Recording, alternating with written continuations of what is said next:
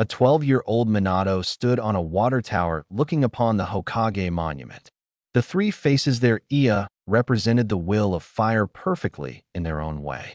The Shodaime Hokage, Hashirama Senju. He was the co-founder of the entire hidden village system along with his best friend, yet worst enemy, Madara Uchiha. The Nidaime Hokage Tobarama Senju, Hashirama's younger brother. Tobarama was the one who made the rules and founded the Chunin exams, while Hashirama founded the village. Tobarama is the one who ensured that the village could run day-to-day operations. Then there was Hiruzen Sarutobi, Sandaime-sama, the current Hokage. He was the one who had the hat the longest, serving since the middle of the Second Shinobi World War and keeping it to this day. Minato smiled. One day his face would be up there with the greatest shinobi his village had ever known. 12 years later, Minato Namikaze stood above his wife, a gleaming claw the size of a man touching the woman's back. Under her was a small child with cerulean blue eyes, though there was a strange 6-ring pattern in them. The baby looked at his mother and smiled a toothless grin. His whisker marks -3 on each cheek looked like extra smiles. The woman smiled as she felt the claw slowly embed itself in her back. Tears fell onto the baby's blanket as she smiled at him. "Naruto, my son, I love you," she said as the claw finally tore through her body. There was a flash of white just as the claw tore into the ground. A young man with spiky white hair wearing a black uniform and mask that covered his entire body and half his face was holding Naruto a few feet away.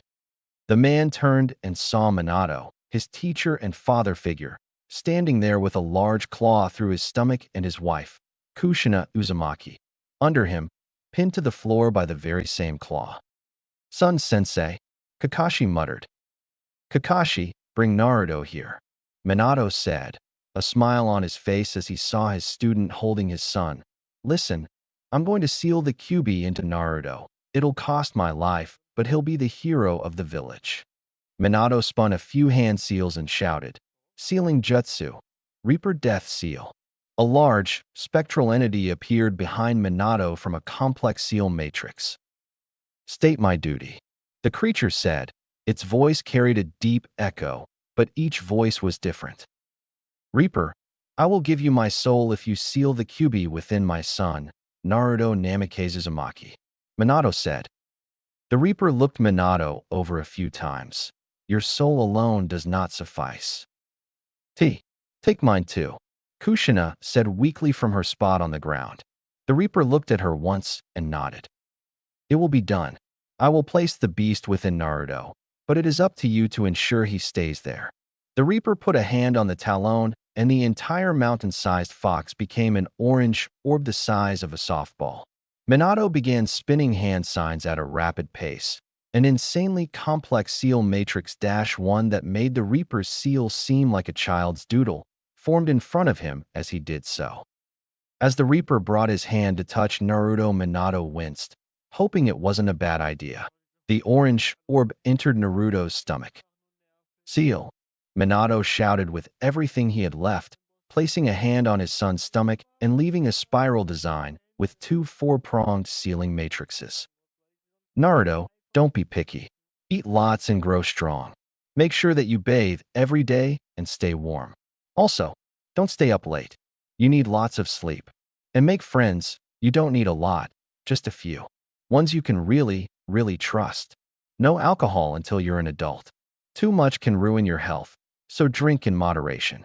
Remember that everyone has strengths and weaknesses, so don't get too depressed if you can't do something well. I'm a woman, so I don't know too much about this, but just don't get hooked on bad women. Find someone just like me. Be true to yourself.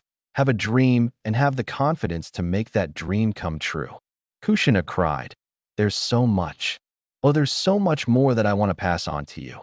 I wish I could stay longer. I love you," the woman said as the Reaper began to take her soul away. "Naruto, I believe in you. You'll be a great man someday." Minato smiled sadly as he felt the Reaper suck at his soul as well. "Remember, son, I love you." Minato then reached over and ruffled Kakashi's hair. "You too, Kakashi. I'm proud of you." Minato smiled as the Reaper took the last bit of his soul. Naruto, I promise you. Kakashi looked at the baby he held in his arms, tears forming in his one visible eye as the little guy reached towards his face and giggled. I'll make sure you become the best man possible. 12 years later, Naruto Namikaze Uzumaki had just graduated from the Shinobi Academy of Konoha. He was standing on the very same water tower that Minato had stood on 24 years ago. He looked at the Hokage monument's four faces. Hashirama Senju, the man who made the villages a thing. Tobarama Senju, the man who created a near innumerable amount of jutsu and ensured that the village could run. Then there was Hiruzen Sarutobi, the current Hokage and one of Naruto's precious people. Finally, there was Minato Namikaze, his father and the man who sealed the Kyuubi inside of him. While Naruto held no ill will towards his father, it was for the sake of the village. He had no familial feelings towards the man. How could you? No, in Naruto's eyes his father was Kakashi Hatake, the man who had raised him to be the person he was today. Hey Naruto. He turned and saw his best friend, Ino Yamanaka, standing at the base of the tower. You coming? We're going to barbecue to celebrate. Naruto smirked and jumped down. Let's go. He smiled as he remembered meeting Ino for the first time. Flashback start. A 6-year-old Naruto fidgeted nervously as Kakashi walked him to the academy for his first day. He wanted to make a good impression. What if he messed up Kakashi's image as the Leaf's strongest? What if he sullied the Namikaze name? What if he made everyone laugh at him? Naruto, don't worry so much, Kakashi said as he walked his charge ever closer towards the looming blue sign that signified the entrance to the academy. Hey bro, can I just learn to be a ninja from you? Naruto asked with the best puppy dog face he could manage. Kakashi waved him off with a laugh. Mama, don't worry so much. No one's gonna be mean to you, and you won't have to fight anybody until next year. Naruto pouted. I'm not afraid of fighting. I could beat up everybody all at once. The blonde huffed. I just don't want to be stuck with a bunch of wimps. Overconfidence isn't a good thing, Naruto. Having friends is always a good thing. Remember your mom's letter? Kakashi said. Truthfully, Kushina hadn't written the letter. It had been Kakashi using his Sharingan to memorize her speech and copy her handwriting. Yeah, I don't need a lot of friends, only a few. But I've got to trust them lots and lots, Naruto said. His mother's letter always made him smile. It was like he could feel her love around him whenever he heard its words. So go make some friends. I'll see you tonight. Kakashi patted him on the back and he ran forwards. Yahoo! Watch out, here comes Naruto Namikaze Uzumaki, Databeo, he shouted as he ran onto the yard. Kakashi looked at the sky. Minato-sensei, you'd be proud. Naruto ran into the play yard and saw his new class. There was a black-haired boy in blue sitting alone in the corner, reading a book. There was a pink-haired girl in red playing in the flowers with a blonde girl wearing purple. Then there was a dirty-looking kid in a jacket who was playing on the obstacle course they had. There was a girl with short lavender hair, standing by herself and fiddling her fingers. Finally, he saw a bored-looking kid with a pineapple-style haircut staring at the sky, with a chubby kid sitting next to him eating a bag of chips. Naruto walked up to the duo of boys first. Hi, I'm Naruto Namikaze Uzumaki, he said, holding out his hand. Shikamaru Nara. The pineapple-headed boy waved lazily with 2 fingers. Choji Akimichi. Choji shook Naruto's hand. You're the 4th son, right? Naruto scowled a little. Yeah, but I'm not the same as him. He was my dad, and I'm me, Naruto declared, his thumb jutting into his chest. Well, pleased to meet you, Naruto. Choji smiled. He angled his chip bag towards the blonde. Chip? Naruto took one. Thanks. He smiled. Naruto sat with the two for a while. He liked Choji a little more than Shikamaru, but that was just because he got to know the Akimichi heir. Shikamaru was more quiet and reserved. At lunch, Naruto decided to try and talk to the shy girl. She looked kind of familiar, but he couldn't place her. Hi, I'm Naruto Namikaze Uzumaki, Naruto said, holding out his hand.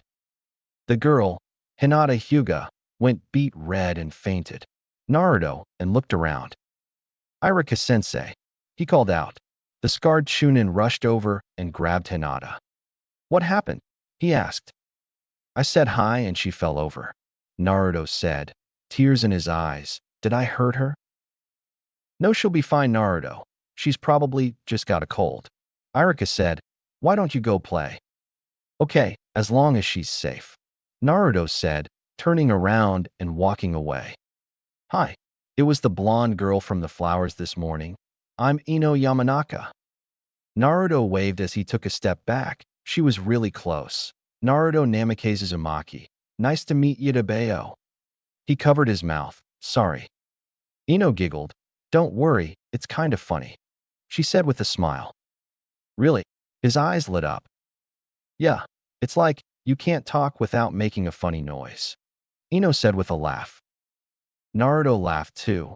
You know my brother Kakashi? Well, he's not my actual brother, but he's like my brother, but he always tells me to keep it in check because I'd make for a bad ninja.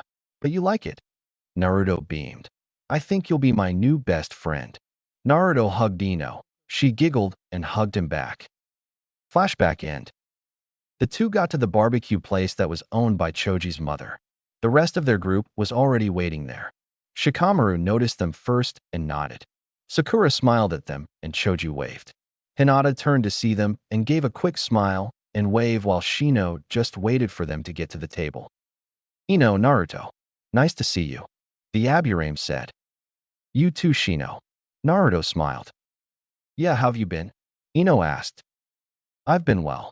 He replied. The group ate and laughed while they could. Starting tomorrow, they would be Genin and would have little to no time to see each other, unless they ended up on the same team, and even then it would be for work. I'm gonna miss this, Sakura said. I mean, I'm probably gonna be with Kiba since he's dead last, but maybe I'll have Naruto on my team too. Nope, team's beating me hard in academics, and we're tied for physical score, so you'll be with him to bail. Naruto said as he ate a piece of meat. I'll end up being with Ino and probably Shino, or maybe one of the other kids. Don't know any of their names. Well, at least I'll have the handsome prodigy on my team. Sakura stuck her tongue out at Naruto. Shino's gonna be on my team, Naruto said, causing the shy Aburame to blush a little and move away slightly. Hey Naruto, are you sure that Ino isn't going to be with Choji and I? Shikamaru asked. I mean reforming the Ino Shikacho and all. Kakashi said that Gigi is skipping you guys this time. Something about strategy being too well known, not good for war. Naruto said. Being raised by an elite jonin and being close to the leader of the village, he got a lot of inside information. Not that he was supposed to know, that is. Kakashi had taught him to be stealthy a little too well. Why would we be planning for a war? Hinata asked. It's not like there's been an unusual amount of border scouts from other countries lately. How do you know that? Shikamaru asked. Hinata fidgeted a little. My clan is used as border guards quite often because of the Byakugan, and I overheard two Chunin talking about how there was no action with that job. Even so, it's better to be prepared, Shino said. Even if we aren't at war currently, there is no doubt in my mind that it could happen any day. Shino's right, Naruto and Shikamaru said at the same time. Naruto motioned for the Nara to go first, and he nodded. I mean, think of our peace treaties with the other villages as a game of shogi. It'll keep going until someone makes a wrong move. Exactly, Naruto said. For all we know, we could be at war tomorrow. IWA and Kyumo recently signed an alliance too, so it may be closer than ever. The fact that you of all people knows this much about other villages is kinda scary, Ino said. What's that supposed to mean? Naruto asked. Just that you're the kind of guy who can't pass a simple math quiz, but can somehow sneak into the Hokage's office and read classified reports like it's the easiest thing in the world, Ino said. Nothing's more dangerous than an idiot with knowledge, Shikamaru added lazily. Hey, Naruto shouted, the rest of the group laughing. Databeo. Naruto ran the academy obstacle course. There was currently 2 hours until his final class where he would learn who his teacher and teammates were going to be, and he was a little nervous. I swear if I've got to be with the damn team, I'll snap. he said as he rolled under a volley of shuriken. They were dulled, but they still hurt like hell when you got hit. He jumped onto a log that swayed side to side and ran across, applying chakra to his feet to keep his grip. When he got to the end, he leapt over a large hole in the ground. The fall wasn't deadly, but you could easily break something if you hit the bottom. Naruto landed with a roll before running full speed towards the end of the course. Dulled spikes broke through the ground and nearly impaled Naruto, who landed on the other end of the field of spikes with a roll. That's new, he panted. No, that jutsu's been around forever, Kakashi said, reading his book. Hey, Naruto shouted. You tried to kill me. He threw a kunai at his brother figure, who merely flicked the weapon away. Mama, Naruto, you shouldn't play with sharp toys. You could hurt yourself, Kakashi said. And besides, if I wanted to kill you, I'd just forbid ramen for the rest of your life. Naruto's eyes widened. Don't. You dare, he growled. Ma, don't worry. Kakashi waved him off. His tone then got more serious as he said, run it again. Naruto groaned, but went to the beginning and began to run the course again, this time with Kakashi using a few jutsu to try and trip him up. Naruto made it past the first volley of shuriken, even though Kakashi doubled the amount. The second volley was laced with fire. The third volley came as Naruto ran over a log. Kakashi used a wind jutsu to increase the speed of the stars, and they nearly knocked Naruto off course. The blonde continued with a renewed burst of speed, dodging the rest of the shuriken and nearing the final obstacle, the swaying log.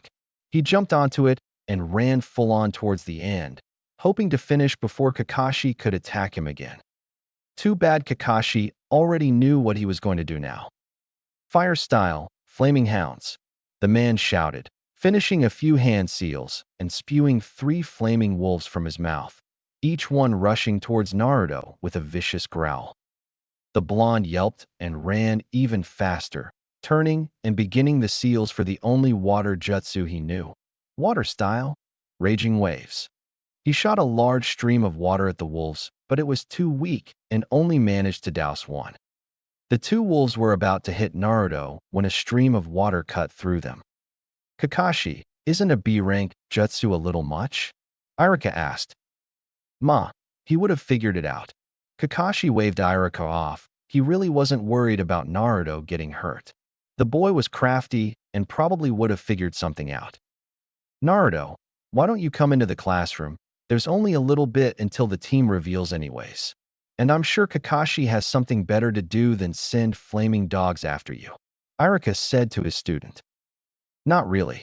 Kakashi smirked with his eye. I've got nothing to do for about 3 hours. Iruka was about to say something, but a glare from Kakashi shut him up. We don't want to spoil anything, Kakashi whispered as he took off in a shunshin. Why didn't I learn that in school, Iruka-sensei? Naruto asked. Seems like a kick-ass jutsu. No swearing. Iruka scolded as the 2 walked into the class. Databeo. Naruto sat at the back. Ino was beside him and Sakura beside her. Their class, 30 hopeful genin, were seated in the room. Iruka stood in front of the class. His teacher's aide Mizuki stood beside him. The blue-haired Chunin sent a spike of killing intent towards Naruto, who retaliated with a glare. I just want to say that I'll be proud to serve with you all, Iruka said. Most of you have done amazingly well these past 7 years. Others, well, I hope that you pick up your socks because the shinobi world isn't as grand as it is in the fairy tales. It's kill or be killed. Iruka turned to his partner. Mizuki, do you have anything you'd like to say? Mizuki stepped forwards with a smile. As Iruka said, the shinobi world isn't pretty. You'll eventually be forced to kill, and for those of you who make jonin, some of the kills will be innocent people who made a mistake. The kills will hurt, and if they don't, I ask that you go and see a therapist, maybe even pay to have a Yamanaka do it. Mizuki said, but that's a long ways away. For now, I wish you all the best. Iruka smiled and held up 2 cases. Here I have the rewards for both Male Rookie of the Year and Female Rookie of the Year. He said, each box contains 20 top-quality shuriken and 6 top-quality kunai. Mizuki stepped forwards, holding a list of the male students in the class. Our male rookie of the year was a close call between two students, Sasuke Uchiha and Naruto Namikaze Uzumaki. Mizuki said, but ultimately one stood victor. Congratulations Sasuke Uchiha, Rookie of the Year. Mizuki brought the box to Sasuke, who didn't even look at it. The dope can have it. The ones I have are better. Sasuke said. I don't want your stinking gifts, team. Naruto shouted. Naruto shush. Ino whispered angrily. Naruto sat down with a huff. Mizuki walked back down and grabbed a list of the girls in the class. For our female rookie of the year, also known as Top Kunoichi, it was a close call as well, between Ino Yamanaka, who displayed excellently in Jinjutsu, Shurikenjutsu, and academics, and Sakura Haruno, whose academic scores are some of the highest since Minato Namikaze himself, and whose Jinjutsu was top of the class. The award goes to. Mizuki held off on revealing the winner. I'm gonna win, Ino. Sakura stuck her tongue out, only for Ino to pinch it. Sakura Haruno, Mizuki said. The pinkette jumped up and ran to get the box. Thank you, Mizuki-sensei, she said as she ran up to Sasuke. Hey Sasuke-kun, I got Top Kunoichi. That means that we'll be on a team together. How exciting is that? Sasuke glared at her. Can you leave? Oh yeah, sure. Sakura suddenly became interested in her feet as she walked back to her seat. Hey Tmi, Naruto shouted. That wasn't called for. Sasuke turned around and glared daggers at Naruto. Listen, Dobe, I don't care about anyone here, least of all someone whose only reason for doing well is impressing me. I have one goal and one goal only, and if you can't help me achieve it, then stay out of my way. Sasuke said. Naruto growled and was about to leap at Sasuke when a kunai hit his desk. Mizuki glared, sit down. Fine, this is an over team, Naruto said to Sasuke. Iruka waited a few moments before stepping up. I have the list for the teams here. Unlike previous years, the teams are not going to be about academy scores, but how well the Hokage feels the team could work. Iruka then began listing off names, mostly civilian students whose names Naruto hadn't learnt. Team 6, Shino Aburame, Sakura Haruno, Kiba Inuzuka under Jonin Kurenai Yui. Iruka said, Really, I'm with Kiba? At least Shino is easy to get along with. And I heard that Kurenai is really good at Jinjutsu. Sakura said. Team 7, Sasuke Uchiha, Ino Yamanaka, Naruto Uzumaki, under Jonin Kakashi Hitaki. Iruka said with a smirk. Isn't that team a little too strong? Shino asked. I understand that they would work well together, but the reason that we are placed together by our scores is to even out the teams, is it not? Very observant, Shino. Iruka said. That is indeed why we made teams like that in the past. However, Hokage-sama feels like this new way to make teams will create stronger teams and a stronger Konoha as a whole. Wait, Naruto shouted. Why would Team and I work well together to Bayo? Naruto, I don't know. You can go ask Hokage-sama on your own time. Iruka sighed.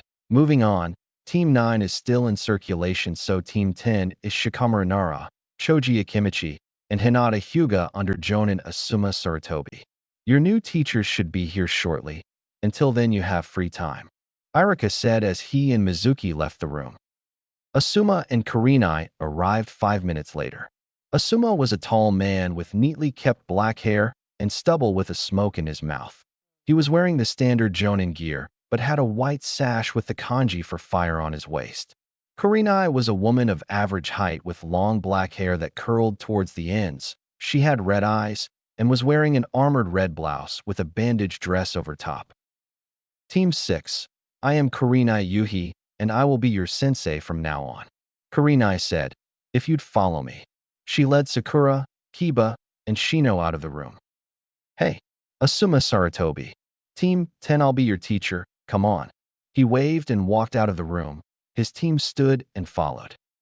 The other Jonin came and grabbed their teams. We're going to be here for a while, Naruto said as he began to practice hand seals. Kakashi is always late. Ino laid her head down. Wake me up when he gets here, she said. Sasuke just sat there, Dope. What? Naruto growled as he paced around the room, going through the same seals over and over again. Do you want these? Sasuke asked. I already told you no. Naruto said. I'm not going to use them. Sasuke said. I still don't want them. Mine are high quality too. Naruto replied. I'm not talking about quality. These are better than mine. Sasuke said. I just refuse to use any other than my father's old weapons. Naruto stopped. Was Sasuke being sentimental? Kai. Naruto put his hands in a seal and tried to break the genjutsu he was sure he was in, but nothing happened. I'll throw them out if you don't want them. Sasuke said. Why don't you give them to Ino? Naruto asked. You're the only person here I respect. Sasuke said. No one else can actually make me try in a fight. Didn't Choji almost beat you that one time? Naruto joked. But really, Sasuke, don't throw them out, keep them. You don't have to use them, but keep them, just in case. Hey, Kakashi opened the door. Am I late? Just on time, Naruto said with a smile. Ma, I'll see you in an hour then. Kakashi turned and walked out of the room, leaving Naruto slack-jawed. Kakashi, get back here, he shouted. Team 7 was sitting on the roof of the academy building. Kakashi watched them sitting there. Sasuke was sitting there stone-faced while Ino and Naruto were waiting for Kakashi to talk. Su, Naruto said, hoping Kakashi would talk. After 30 seconds, Ino stood up, hands on her hips. Wow. Kakashi, you gonna talk? Kakashi ignored her. Kakashi, she shouted, stomping her foot. She walked towards him but froze when his eye met hers. A spike of killing intent hit her like a truck. HN, Sasuke grunted, standing up. If you're finished, I'll be leaving. Finally, Kakashi let loose a breath. Sasuke has the most patience. Ino, you have the least. But Naruto talked first. Ino shouted. Naruto pointed at Ino and said, But you do that. Ino slapped his hand away. I do not. Sasuke grunted and sat down. Kakashi just shook his head. See, patience is one of the traits I'll be instilling in you three. The other two being diligence and humility. You three will also begin working as a team starting tomorrow. Kakashi said, I expect you all at training ground 12 by 8 a.m. If you're late, then there will be a punishment. Kakashi said, but before that we'll all have to get to know each other. I already know you and Ino though. Naruto said. As friends, not as teammates. You may know Ino's strengths and weaknesses from class, but does she know yours? Kakashi asked. You know me, but do you know what my weakness is? Do you know what to watch for if you're fighting with me? Your weakness is that orange book in your kunai pouch. Naruto said. In a real fight, that book is nothing. Kakashi said, appearing behind Naruto faster than any of the newly minted genin could see. I'm an S-rank shinobi, former AMBU captain, and I once served as Hokage-sama's right hand. Do you really think a book is my weakness? Kakashi whispered, lowering his voice so only Naruto could hear him. Probably, Naruto said. I mean, it's never not in your hands. Even in some spars you have with Gai-sensei and Asuma-sensei, it's there. It's a handicap, dope, Sasuke said. Kakashi is known as Kakashi of the Sharingan, and everyone knows that it's near impossible to beat my clan's dojutsu. Impressive, Sasuke. I didn't think any genin had read the bingo book. Kakashi said, few things though. First off, it's Kakashi-sensei to you. Secondly, it's not a handicap, it's because I don't want to ruin my nice yard. And thirdly, the Sharingan is far from invincible. HN, Sasuke grunted. Maybe if you knew how to use it. Sasuke crossed his arms. Kakashi shook his head. Well then, we'll go in a circle, pretending we don't know each other, and we'll say our dreams, strengths, weaknesses, likes, dislikes, and hobbies. I'll go first. Kakashi stood to his full height. My dream for the future, don't really know. You're too young to know about my likes and dislikes, and as for hobbies, well, I've got a lot. You're up, Ino. Let's see. My dream is to become a strong kunoichi, at least for now it is. I like a few things, like fashion and flowers. I don't like people who are mean for no reason, and my hobbies are hanging out with my friends and gardening.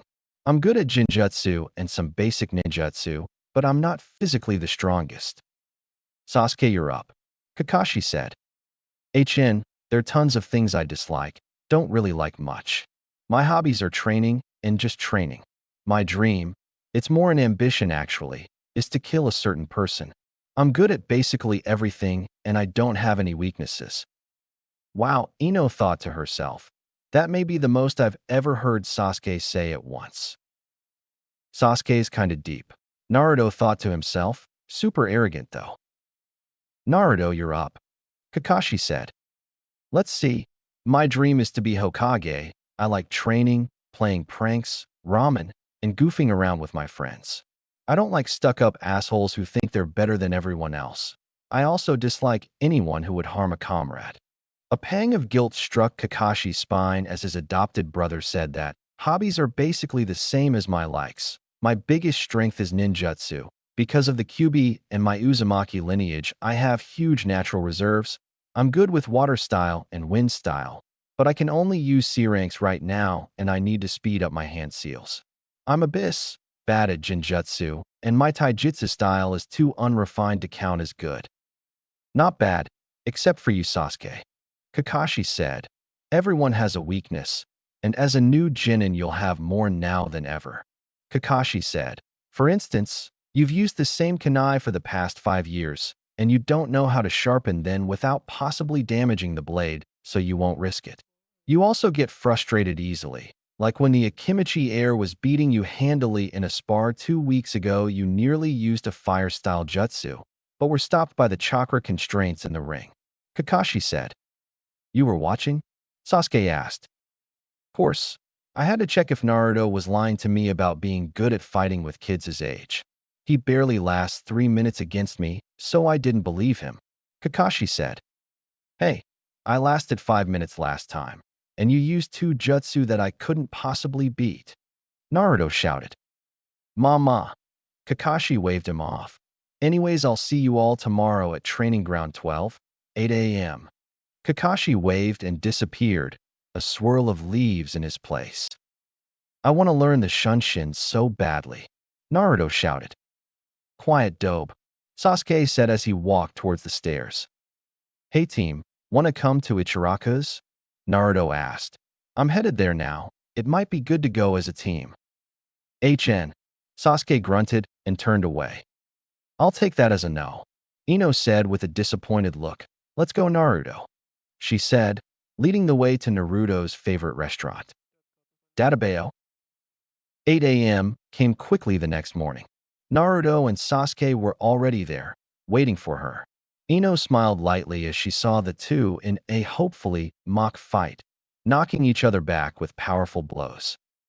Guys, Ino called out. You might want to calm down. It's almost 8. She called out.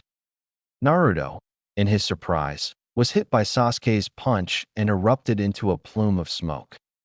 Got you now, TME, Naruto shouted. He was at the tree line, going through hand seals, wind style, devastation. Naruto shouted, releasing a large stream of wind from his mouth that sent Sasuke flying to the ground. Naruto then appeared in front of Sasuke, helping him up. You've gotten better, Sasuke said begrudgingly. I trained all night. Naruto smiled and rubbed the nape of his neck. Guys, Kakashi-sensei will be here soon. Ino said, you shouldn't be wasting your energy. We won't, Kakashi is gonna be late. Naruto said, probably won't be here until 11 or so. He then waved them over. Here, have some food. He pulled out 3 bento boxes filled with steamed rice, grilled fish, and tsukmono, Japanese pickles.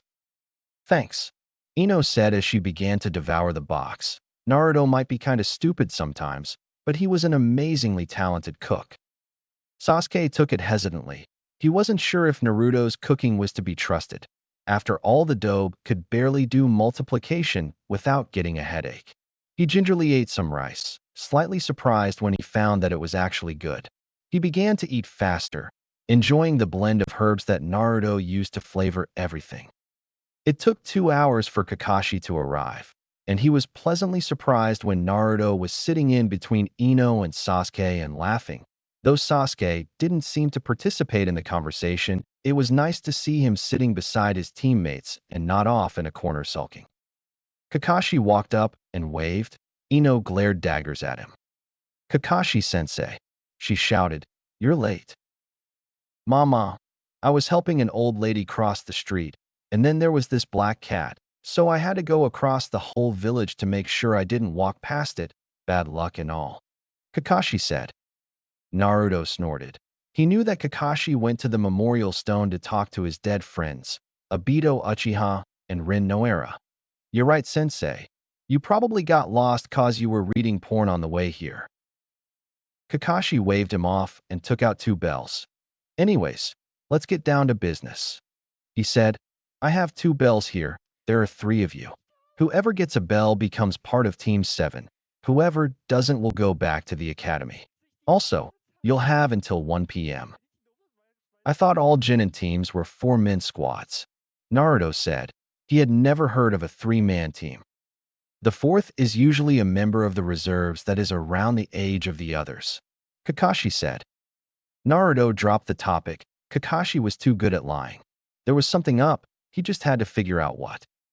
"You guys will have to come at me with the intent to kill, otherwise you'll die," Kakashi said as he disappeared. Sasuke took off into the forest surrounding the training ground. "Ino, we have to stay together. There's no way we'll be able to scratch Kakashi-sensei otherwise," Naruto said, not forgetting what Kakashi told him on the roof yesterday. "We'll need Team 2. Naruto said, running after Sasuke. "Wait up." Ino ran after him. Sasuke was in a tree, watching Kakashi, who was standing in place, reading his orange book. He remembered Naruto saying that the book was his weakness. Sasuke could use that. He palmed 3 shuriken in either hand and jumped over the small clearing Kakashi was in. He moved silently, positioning himself in the perfect spot to strike. Even a seasoned Jonin wouldn't be able to evade this. After all, he was an Uchiha elite. As Sasuke launched the shuriken, Kakashi closed his book and stepped back, his free hand weaving hand seals at an incredible rate. "Fire style, searing heat," Kakashi called out, lazily waving his free hand towards Sasuke, sending an intense wave of heat that made the Uchiha lightheaded. Sasuke fell to the ground from his spot in the tree, but was caught by one of Naruto's shadow clones. "Water style, raging waves," Naruto called out, spewing a stream of water towards Kakashi, who sidestepped easily. "Now I know."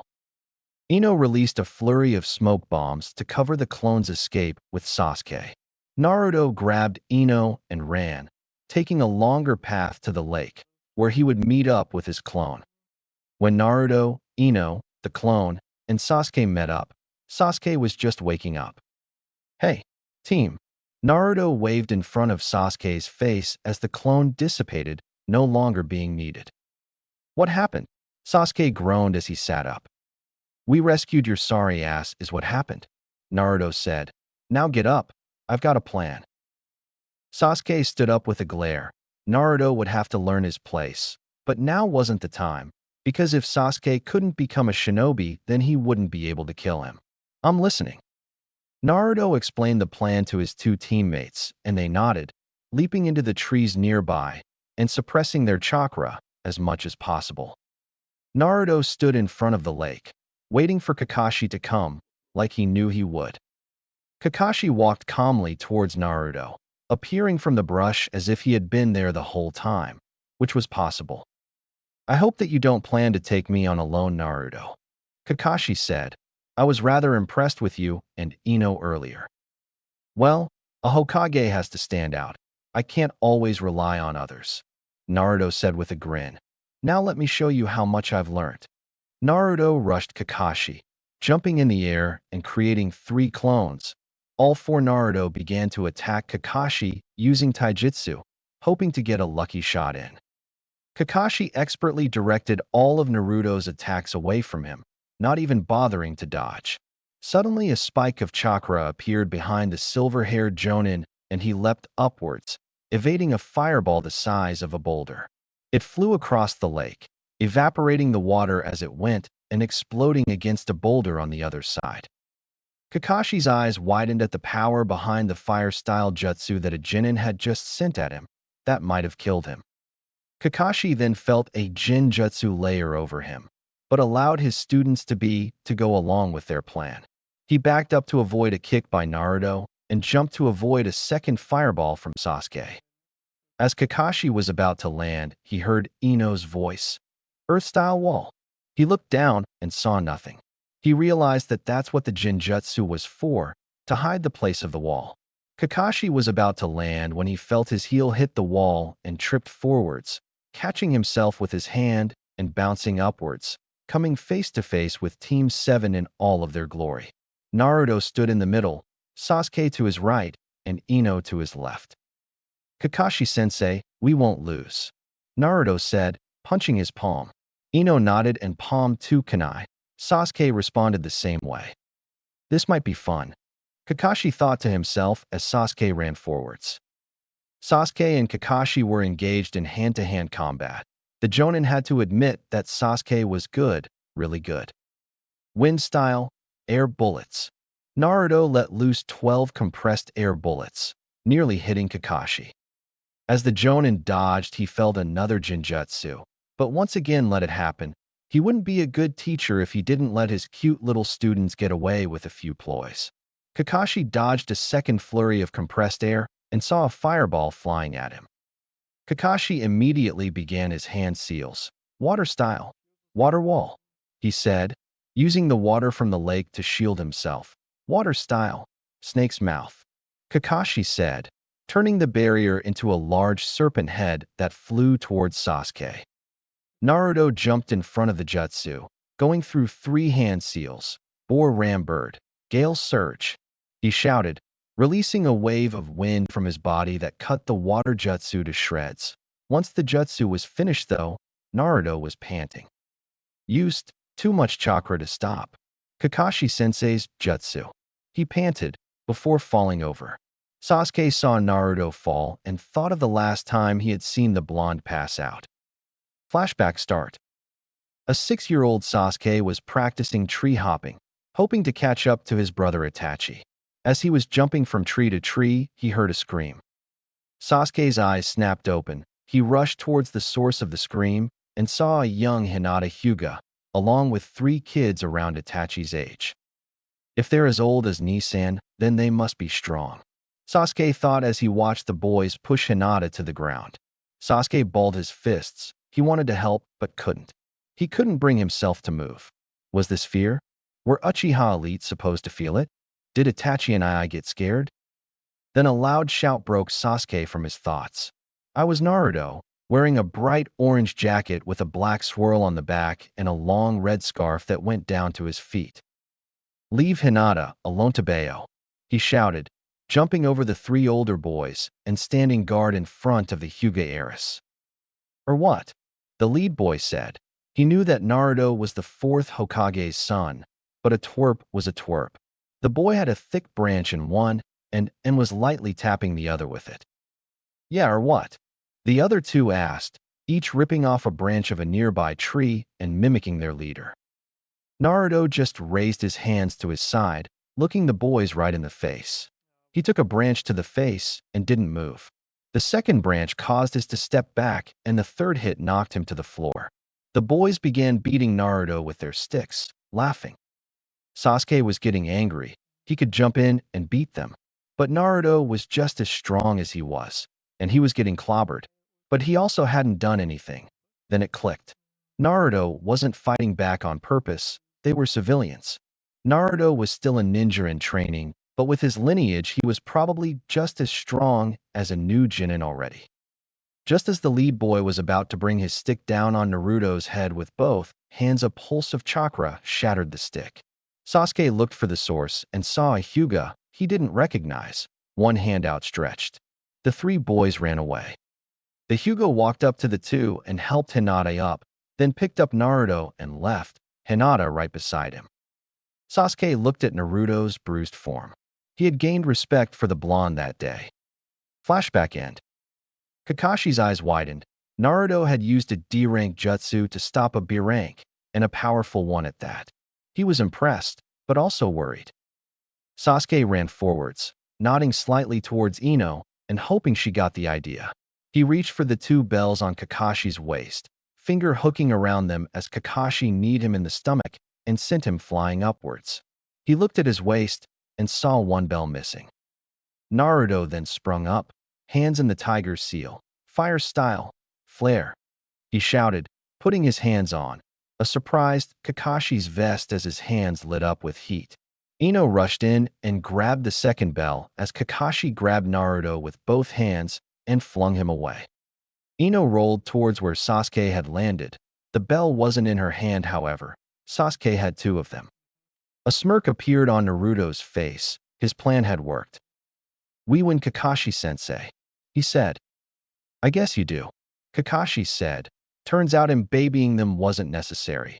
Let's go register you as official Chunin of the Hidden Leaf then," he said, leading them towards the village. Naruto was walking about the village. He had the day off from Kakashi-sensei's training because of yesterday's bell test. Ino was apparently starting on clan jutsu with her dad, and all of his other friends had done their tests the first day, meaning that their rest day was yesterday.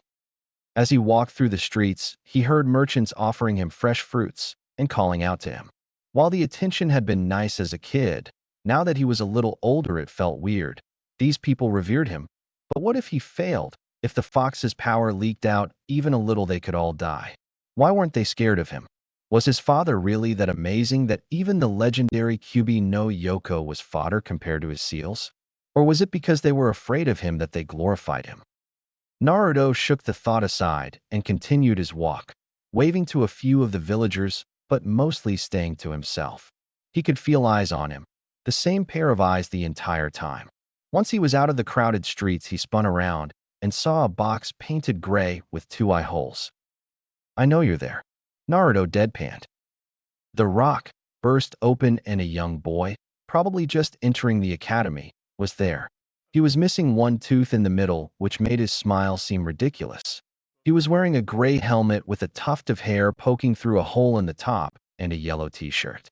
He also had blue shorts and a teal scarf that trailed by his feet. "Naruto," the boy shouted, "you have been chosen to be my rival." "Who are you, kid?" Naruto asked. "I'm Konohamaru Sarutobi," the boy said, sticking his chest out and poking it with his thumb. "Oh, Gigi's grandson, right?" The Hokage had told Naruto stories about how his grandson always tried to assassinate him, though it was probably just to try and get the old man to pay attention to him. Konohamaru scowled. "Yeah, that's me," he said, his enthusiasm lost. "What's wrong? You were so hyper a second ago." "You only know me because of my gramps," the boy said. "I want to be recognized as my own ninja." "I know how you feel. The villagers only know me because of my father, the Yondaime. They compare me to him and expect me to be just like him. But I don't want to. I also want to be my own ninja," Naruto said. Konohamaru's eyes seemed to sparkle. "You're pretty cool," he said. Naruto smiled and the two talked for a while about how Konohamaru was only known as honorable grandson and not himself, and how Naruto couldn't go anywhere in the village without people thanking him or telling him how happy they were that he lived there. After a while, Konohamaru decided that Naruto would be his boss, and while Naruto thought it was weird, he wouldn't complain if someone wanted to follow him. "All right, Konohamaru, I've got to go now, but be sure to train hard and listen to Irika-sensei whenever you start the academy. I'll try and make Jonin so that I can be your sensei when you graduate," Naruto said with a smirk.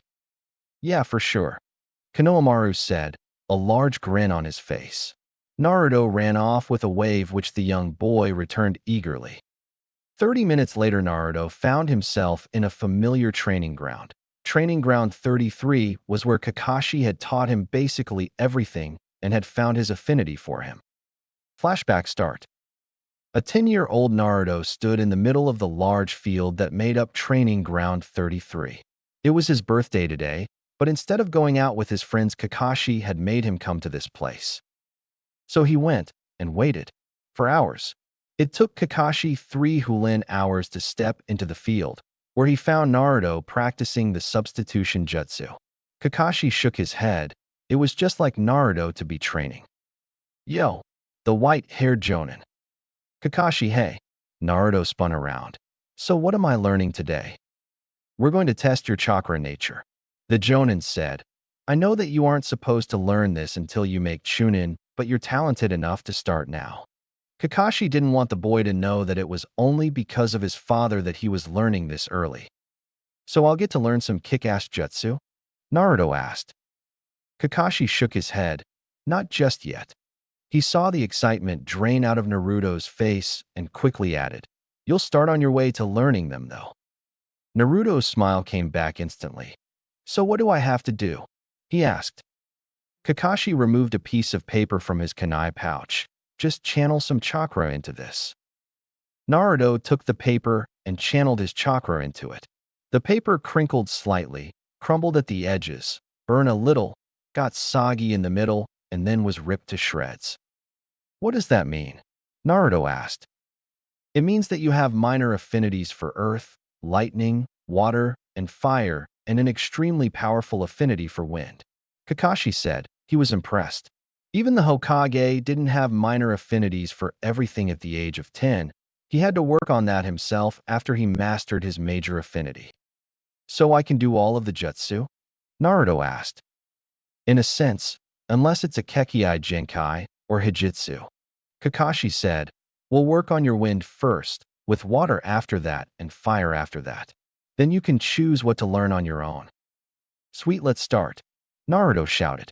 He and Kakashi immediately started training, learning the wind style, blast jutsu, and E-rank wind style jutsu that didn't have much use other than training a person's affinity. Flashback end. Naruto shook his head. He looked down and covered his hand in electricity. He had learnt an E-rank jutsu of each nature but hadn't even begun to master them. He was obviously best at wind style, with water style coming in a close second. Once he was proficient in both, he was going to start on lightning and fire style, saving earth style for last. Naruto looked at the trees surrounding the clearing. The trees in Fire Country were huge, with the tallest being over 400 feet tall and thick enough to fit a house. Dragon, tiger, hare, water style, raging waves. Naruto fired a stream of water into a medium-sized tree, about 70 feet tall, with a 10-foot diameter. The stream pierced the bark and dug into the tree about half a foot. Not good enough. Naruto continued his assault, taking another 14, tried to get through the center. Naruto turned towards another tree and blasted a jet of water from his mouth again. Naruto stood in the center of Training Ground 7, tapping his foot. Would you stop that? Sasuke asked, looking up from a scroll he was reading. Naruto stopped for a second. Would you stop that? The blonde mocked, then started tapping his foot once more. Sasuke rolled up his scroll and stood up, walking further away to a tree on the edge of the clearing. Naruto's eyes lit up as he saw an opportunity to practice his earth manipulation. He focused his chakra into the ground and sent a line towards Sasuke, creating a large circle around the boy about a foot deep. Earth style, pit trap, he whispered, sending the intent to rip open through the ground. And it worked. A little. There had been a small indent right under Sasuke, but not big enough to bother the Uchiha. Too much. Dope. Try again and I'll kick your ass. Sasuke glared at Naruto. Try it, team. You'd last maybe a minute. Naruto responded, holding up a single finger as if to validate his statement. Sasuke stood up, rolling his scroll and placing it in his kunai pouch. He flicked his wrists and a kunai was in either hand instantly. Naruto slipped into his favorite taijutsu stance and eyed his teammate. It wasn't even a week ago that the three of them worked like a well-oiled machine and managed to take Kakashi by surprise, even if the Jonin was holding back. A lot. It still took some semblance of camaraderie to do something like that. A mental head shake got Naruto's thoughts into the present. He could think about the puzzle that was Sasuke Uchiha after he kicked said puzzle to next Tuesday. Naruto. Ino's shriek echoed through the clearing. The blonde angrily stormed in between the boys and looked him dead in the eyes. You'd best stop this nonsense. Now, Kakashi-sensei is going to be here in 15 minutes, and I'm not. I repeat, not going to do punishment laps again, because you two are too prissy to admit that you're friends. We aren't friends. He's annoying, and I'm going to kick his ass. Sasuke said matter-of-factly. You're right, team. We just went through this. I'm stronger. Naruto said, poking his head from around Ino to glare at Sasuke. Ino huffed, threw her arms up and let them flail down, and stomped away while muttering to herself about testosterone and assholes. Naruto made a mental note to apologize later. Right now he had a fight to win. Mama, what do we have here? Kakashi's voice rang out. I thought I told you two no more fighting. Sasuke's eyes widened, and he sighed, moving to the edge of the clearing and started jogging. Best to take the punishment without complaints. I'm not doing the punishment run, Naruto said with crossed arms. He started it. Who's the one who tried to open a pit trap? Kakashi asked with a raised eyebrow. Naruto failed at suppressing his smirk. It wasn't malicious. Wrong word. I didn't try and be mean. I was testing to see if he had situational awareness. Naruto said with a nod, as if proud of his excuse. Double laps. Kakashi said. Naruto's jaw hit the floor. Why? Because you suck at lying. Sensei, Naruto shouted, holding a flailing brown cat 3 sizes too big in his arms. I demand a C rank. We've been doing this for a month now, and I'm sick and tired of catching this damned cat every other day. Kakashi smirked, though none of the 3 gathered Chunin could see. Over the month his team had completed 42 D-rank missions, 2 each weekday. 1 in the morning, followed by teamwork training, which worked wonders for Sasuke, after which came lunch and the second D-rank. After the mission, they'd spent 2 hours working on one of the 3 core shinobi skills. Monday and Wednesday were spent working on taijutsu. Kakashi would create 2 clones and help the Chunin develop a taijutsu style that would match their strengths. Ino began learning the serpent style. Sasuke learned an ANBU style that focused on ending the fight as fast as possible. And Naruto was learning Minato's patented Hiraishin style, though it was quite hard for the blonde to do without knowing the Hiraishin himself. Tuesdays were for ninjutsu, or gaining mastery over the few they had at their disposal at least. Thursday was Jinjutsu Day. Naruto worked on breaking Jinjutsu, as he had nowhere near enough control to use them, while Ino and Sasuke learned new Jinjutsu or worked on mastery of their existing repertoire. Fridays were spent on each Chunin's chosen specialization. Ino had chosen 2, medical ninjutsu and sensory abilities. Naruto had chosen infiltration, and Sasuke had chosen assassination. All right, Naruto. Let's go ask Hokage-sama if we can have a C rank. The Jonin said. Naruto's eyes lit up. Really? Yup. What are we waiting for then? Ino spoke up. We can finally leave the village, she said, bouncing slightly.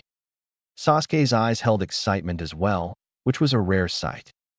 All right, we'll go right after lunch. Kakashi said, last one there is paying. He said, vanishing in a swirl of leaves. Naruto smirked and pulled out 3 bento boxes. I guess he's paying. Let's go to the park by the tower, he said, leading the way to the park. Databeo. Tazuna was a grumpy man. He berated Naruto and Ino for their blonde hair and brashness, though the gray-haired man was no better in the brashness department, especially when drunk, though he seemed to like Sasuke for whatever reason. I thought I hired some super ninja and not a bunch of brats. Tazuna slurred as he took another large drink from his bottle. He then pointed at Naruto. I mean, look at this kid. He's barely at my waist. What could he do against another ninja? Kakashi furrowed his brow at this, but said nothing. His Chunin would catch on. It's a C rank. We don't have to deal with other ninja. Sasuke huffed, unless you're lying to us. His eyes darkened. Tazuna instantly sobered up at this, furthering Kakashi's doubts that this was a simple C rank. Things were never that easy for any of Team 7's incarnations. Oh, of course I didn't lie, but there's always a chance that we meet other ninja, isn't there? The bridge builder stammered. Ino and Naruto locked eyes, and the Yamanaka heiress nodded. Let's just drop it. Who cares? Naruto said. I'm plenty strong enough as is. I don't need to prove myself to a drunk. Ino subtly took a step closer to Tazuna as they walked. Kakashi, who stood at the back, noticed this and sighed. Ino, Kakashi said, voice noticeably stern. Can you tell me why Tazuna hired ninja from the Leaf instead of from Wave? Ino stepped away from Tazuna. Kakashi had noticed her plan, it seemed, because Wave doesn't have a ninja corps and we're the closest to them other than the Hidden Mist. But they're in the middle of a civil war currently. Very good, Kakashi said. After another few minutes, they walked by a puddle, and Ino immediately turned to Kakashi, who nodded subtly. Ino stopped, causing the other two genin to stop as well. A shout of pain erupted from Kakashi, who had been wrapped up in a chain and squeezed, leaving nothing left except for a splash of red liquid. Kakashi-sensei. Naruto fell to his knees. Standing there were two ninja dressed in black. The one on the left had unkempt shoulder-length brown hair, a rebreather on his face, and a large metal gauntlet, presumably poisonous, on his right hand. The other ninja had the same color hair, though his was straight as. He was wearing the same outfit, though his gauntlet was on the left hand. In between the two metal gauntlets was the chain that had killed Kakashi. Naruto. The blonde was brought from his stupor by Ino's shout. He looked towards the two and knew that he had to dodge, but had no time to react as the chain slammed into his stomach less than a second later, knocking the breath out of him. Before the two could wrap Naruto in the chain, Sasuke acted, throwing a kunai into one of the links and digging it into the ground. Though this did cause the blades to be ripped from Naruto's stomach, which was left bleeding from the puncture holes. The two missing nin detached their claws, and the one with shaggy hair ran toward Sasuke, while the one with straight hair turned to Ino. Hey, they think I'm down. Kyuubi should heal this in no time, Naruto thought. As the second ninja reached Ino, Naruto leapt up and threw a kunai into the back of his head, dropping him. Sasuke ducked under a jab from the large claw, sweeping his opponent's legs out from underneath as he did. The Uchiha then leapt upwards and quickly went through the hand seals for his family's signature jutsu. Fire style. Great fireball jutsu, he shouted, exhaling a large ball of flames that engulfed the man, leaving a charred corpse. Sasuke landed and couldn't move. He could only stare at his fallen opponent. I killed him, Sasuke managed to mutter, not reacting in the slightest when a firm hand squeezed his shoulder. Well done, Sasuke. You've taken one step closer to Itachi, the deep voice said. Sasuke ignored it. The shadow that spoke was nothing new, not since the night of the massacre. It was there always, most of the time silent and observing, but whenever Sasuke reached a new milestone in his shinobi career, the voice spoke of Itachi. Good job, Sasuke. I know how hard a first kill is. Kakashi's voice came, snapping Sasuke from his shock. He's dead, was all the prodigy managed. I'll give you a few minutes, but we'll need to go back to Konoha, Kakashi said. Seems the parameters were wrong. This is at least a B-rank mission now. Please, Tazuna shouted. I need your help. I didn't want to lie, but Wave doesn't have enough money to pay for an A rank. It's policy, I'm afraid. We'll have to turn back and head to Konoha, Kakashi said. Let's hear him out, Naruto said. Thank you, Tazuna said. You see this man, Gato, he's take control of Wave Country, completely stopping outgoing and incoming business by stopping us from fishing. This bridge I'm working on is our last chance. The country is living in a state of poverty. The dead pile up each day. Please, I have a family. My daughter and grandson need this bridge. My country needs this bridge. I'm going to help, Naruto said. Kakashi-sensei, you can bring the other two back if you want, but I won't go with you. Kakashi sighed and summoned a small white dog, quickly scribbling a note and sending it off towards the leaf. Let's get going then. Hopefully reinforcements arrive before it's too late. The silver-haired Jonin hoped for the first time that guy wasn't on a mission. Databeo. The next few days were uneventful. They were in water country now, and only 2 days from Wave. Kakashi hadn't received a response to his message yet, but they continued on. So we're going to see the ocean, huh? Ino mused as they walked. There was a large lake to their left, with a sprawling forest on their left. Ino was on the left side of Tazuna, with Naruto on the right. Sasuke walked ahead of them, eyes peeled for any enemies. Duck! Ino shouted, jumping and taking down both Tazuna and Naruto before rolling into a crouch with a kunai in either hand. A large blade was halfway into the tree with a large man on top of it. The man, obviously a ninja, was tall and muscular. His light gray skin and black hair stood out against the pristine white bandages he wore around his face like a scarf, hiding up to his nose. He wore a black one-piece suit with a pair of cobalt leg warmers. On his head was a tilted forehead protector. Zabuza Momochi, demon of the hidden mist. Kakashi said, locking eyes with the ninja, a rank missing mean from Kirigakure. Ah, Kakashi Hitaki, the copy ninja. Zabuza said, stepping down from his sword and pulling it from the tree, causing the massive log to fall over with a crash. You three guard Tazuna, I'll handle him. Kakashi said, lifting his forehead protector and revealing a red eye with 3 black asterisks. The beginning of the battle was faster than the Chunin could keep up with. Trees shook and clangs of metal on metal rang out through the clearing. Bursts of wind buffeted the Chunin, and suddenly the lake exploded, a large pillar of water erupting from the center. Then Zabuza was in front of the Chunin, blade flying through the air towards them. Shadow Clone Jutsu, Naruto shouted, creating a dozen clones that jumped at the blade with kunai drawn, slowing it just enough for the blonde to push Tazuna to the ground before the blade passed through every clone and ripped into his arm, slashing the bone in half. Naruto screamed in pain, holding his left arm which hung on by tendrils of muscle. Sasuke jumped at Zabuza, fire style, phoenix flower. A dozen fireballs slammed into the Chunin and caused him to melt into a puddle of water. It was a water clone. Ino shouted, kneeling over Naruto and healing his wound though progress was slow. She looked around and saw the real Zabuza holding Kakashi in a ball of water in the middle of the lake. Ino, stop. Defend Tazuna, Naruto said, his eyes full of determination.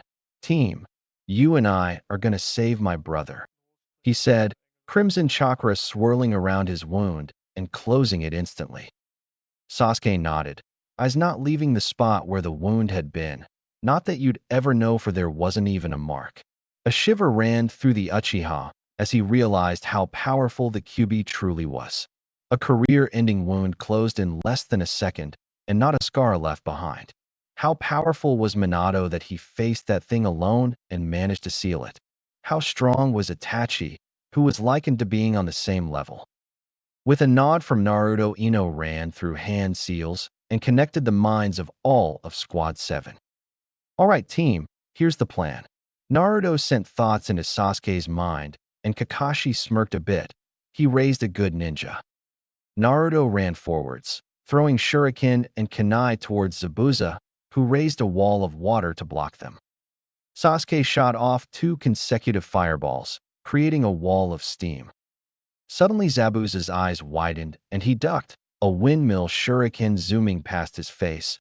Out the corner of his eye he saw a second shuriken and jumped over it.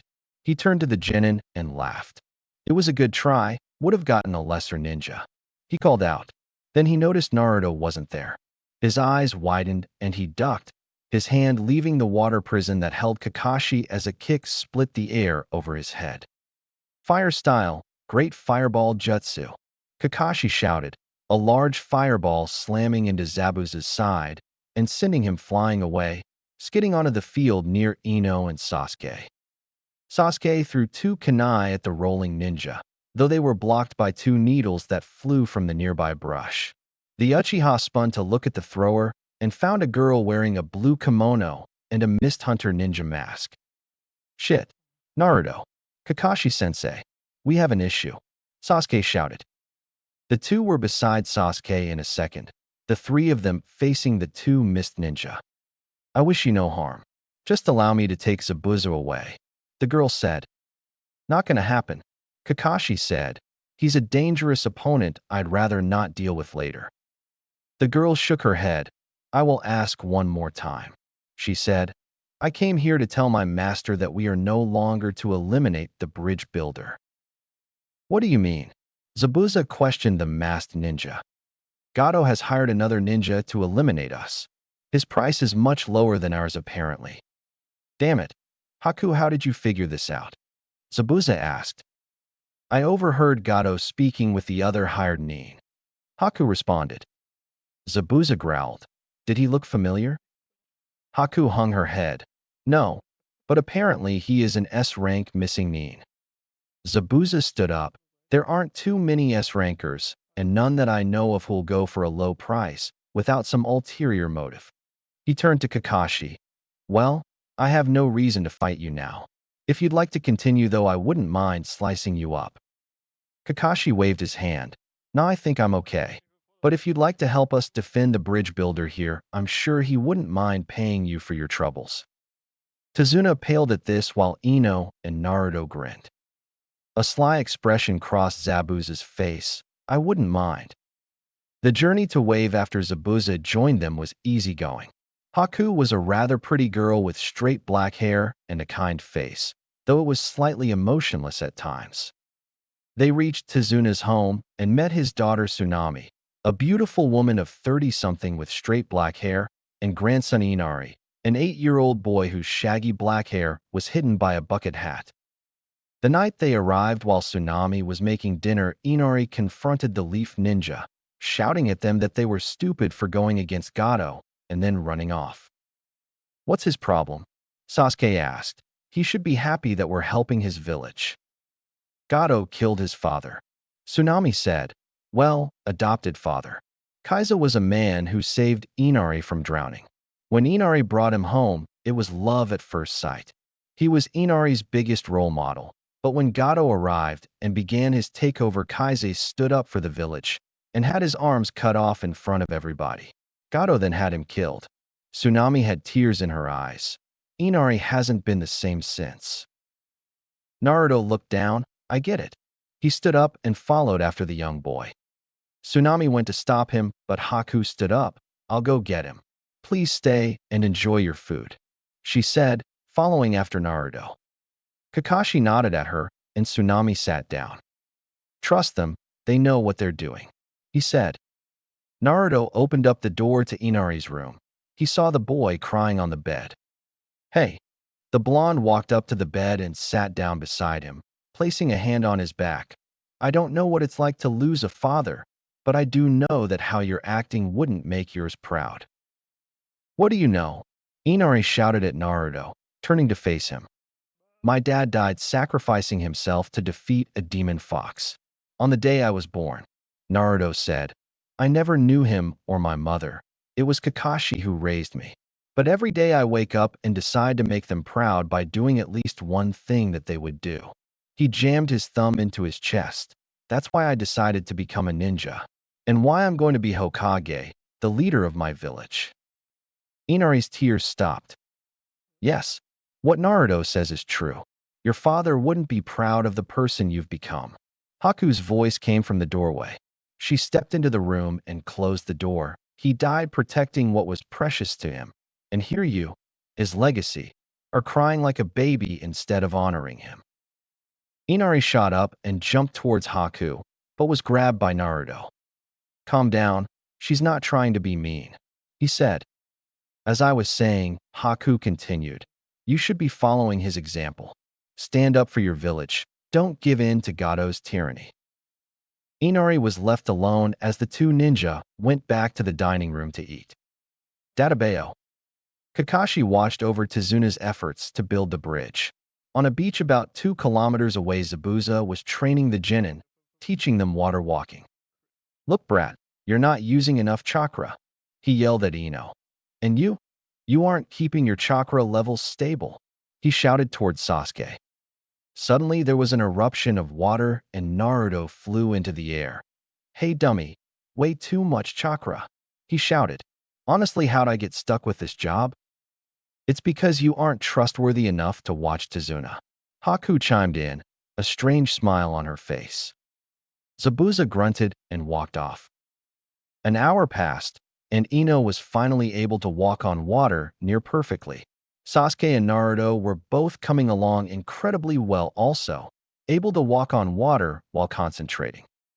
The brats aren't too bad, Zabuza mused to himself. Haku tilted her head slightly and smiled. Damn team, I'm gonna get this before him. Naruto thought to himself, glaring at Sasuke, who was doing better than he was. Sasuke in turn glared at Naruto. He's doing well. It's strange that a non-Uchiha can keep up with me. He is the son of a Hokage though, so I guess it's not impossible, but he won't get it before I do. Ino has much less chakra, so it's understandable, but I can't lose to Naruto.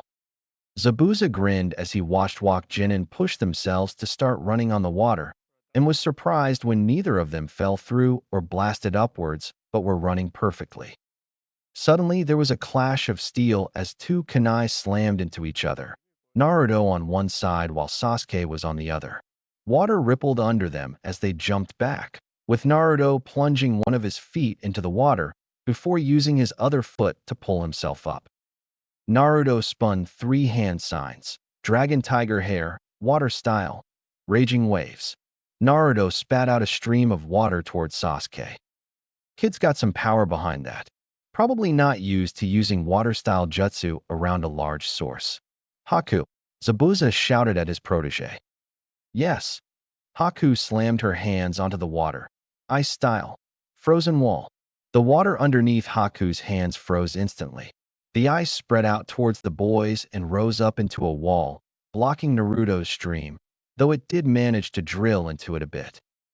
Impressive, managing to break Haku's ice, even a little bit, is impressive. I've met Chunin who couldn't even chip it. That's enough. Zabuza shouted. I didn't agree to train some brats. I'm training ninja weapons. You are here to be sharpened, not tested. He spun around his large sword, slamming it down onto the ground, creating a large crater a foot away. Subtle use of earth style to scare us. Not gonna work, unfortunately, Sasuke thought to himself. Naruto walked back to the beach. I don't get the point of this. We should be learning how to fight more, not walk on water. Zabuza slapped Naruto away, sending the blonde flying back onto the water. Sasuke moved to catch him, but with a growl Naruto blasted chakra from his hand to flip himself, landing on the water with both feet and sliding back another 10 feet. Naruto's pupils slit, and he growled, Sasuke, Ino, how's about we show Zabuza just how much we've been sharpened? He asked, voice slightly deeper than usual. A subtle darkness wrapped around him like a shadowy cloak. The water underneath him turned from a beautiful clear to an eerie dark blue. I'm not sure about this, Naruto. Why don't you calm down a bit? Ino asked, moving towards her longtime friend hesitantly. She had only seen him like this once before, when Kakashi hadn't returned from a mission on time. Flashback start. A 9-year-old Ino ran from the academy doors as soon as the last bell rang. Naruto hadn't shown up in 3 days now, and she was worried. Ino ran all the way to the other side of Konoha, towards Kakashi's apartment. It took her exactly 15 minutes to reach her friend's house.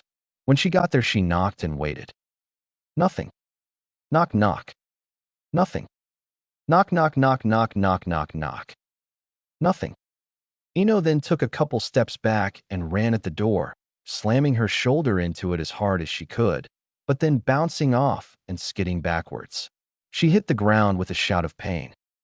Ino, Choji was walking by with Shikamaru.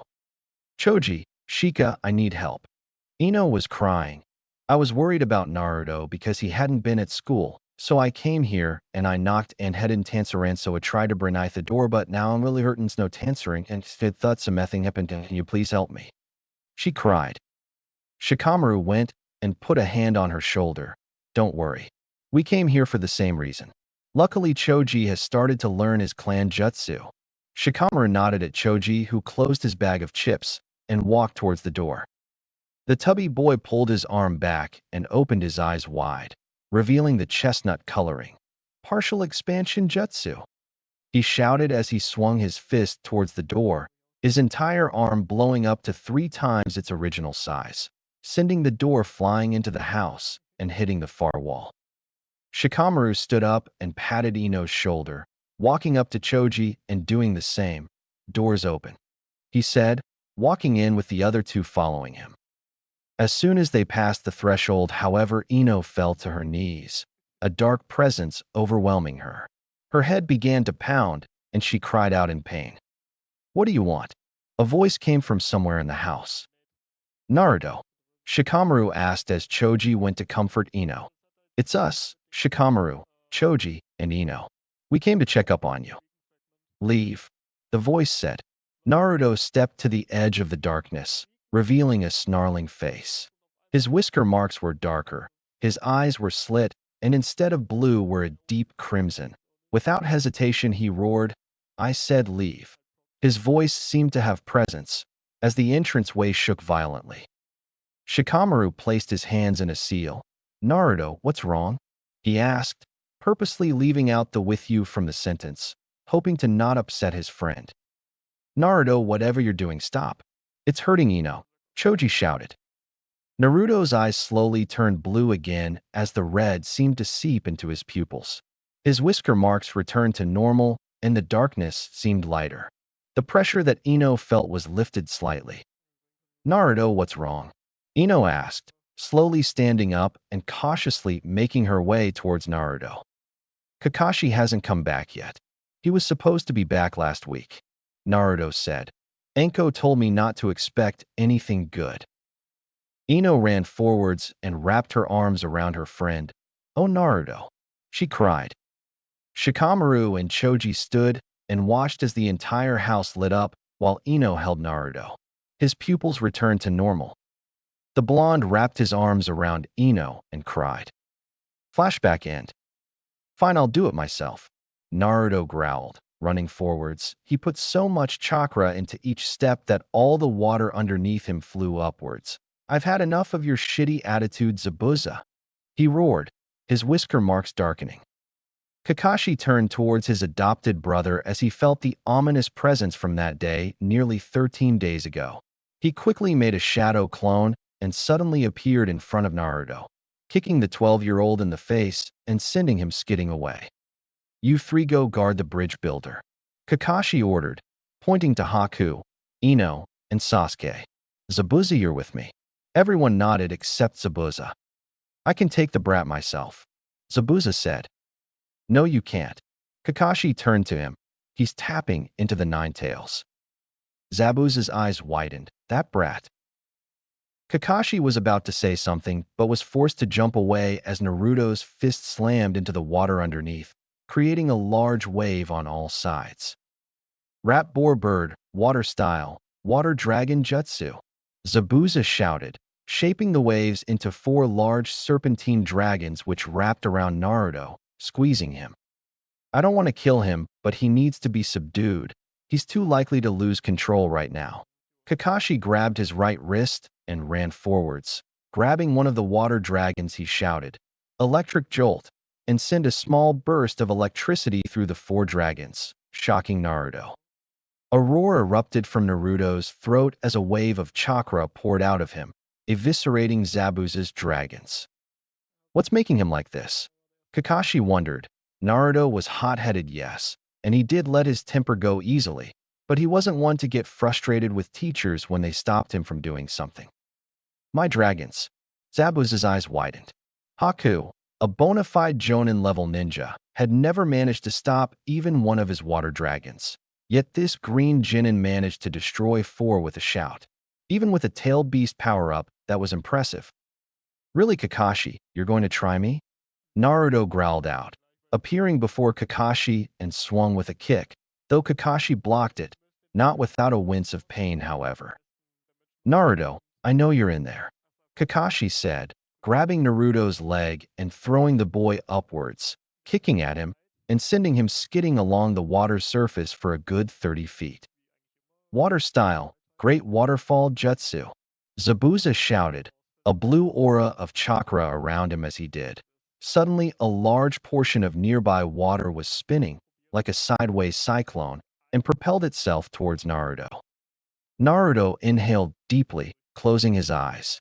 The water underneath him was getting choppy, and he was liable to lose his balance. Wind style. Vulpine shout. Naruto exhaled a large quantity of wind.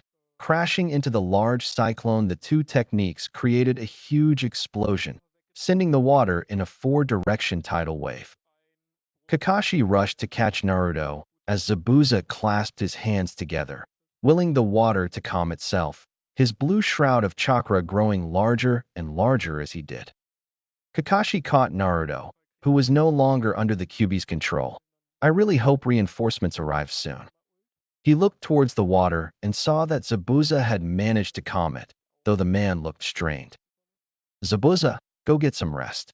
I'll send Sasuke to help you guard Tsunami and Inari now that Naruto's shadow clones are dispelled, Kakashi said. Zabuza didn't have the energy to argue, so he just flipped Kakashi off.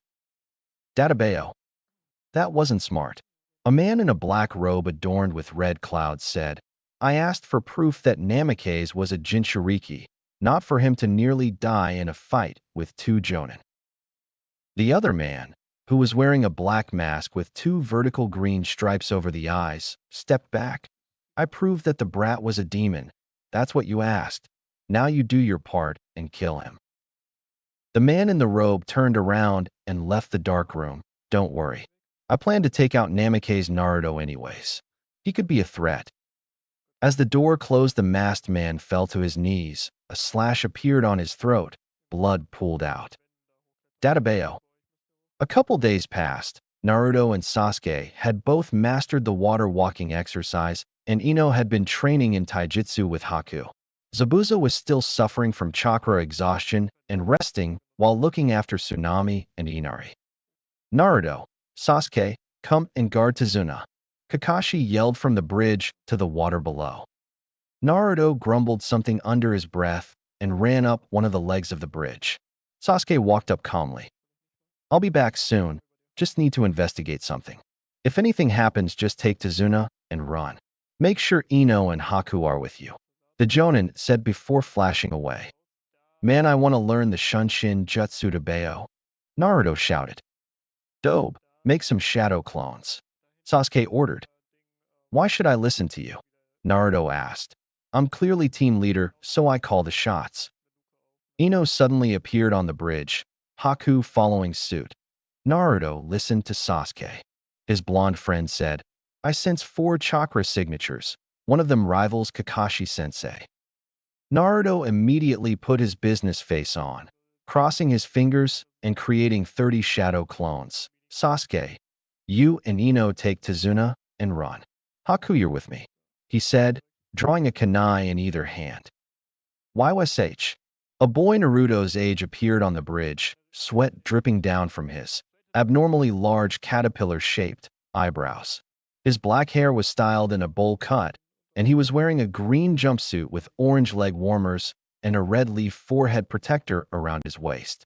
I beat Gai-sensei to the bridge. Gai-sensei?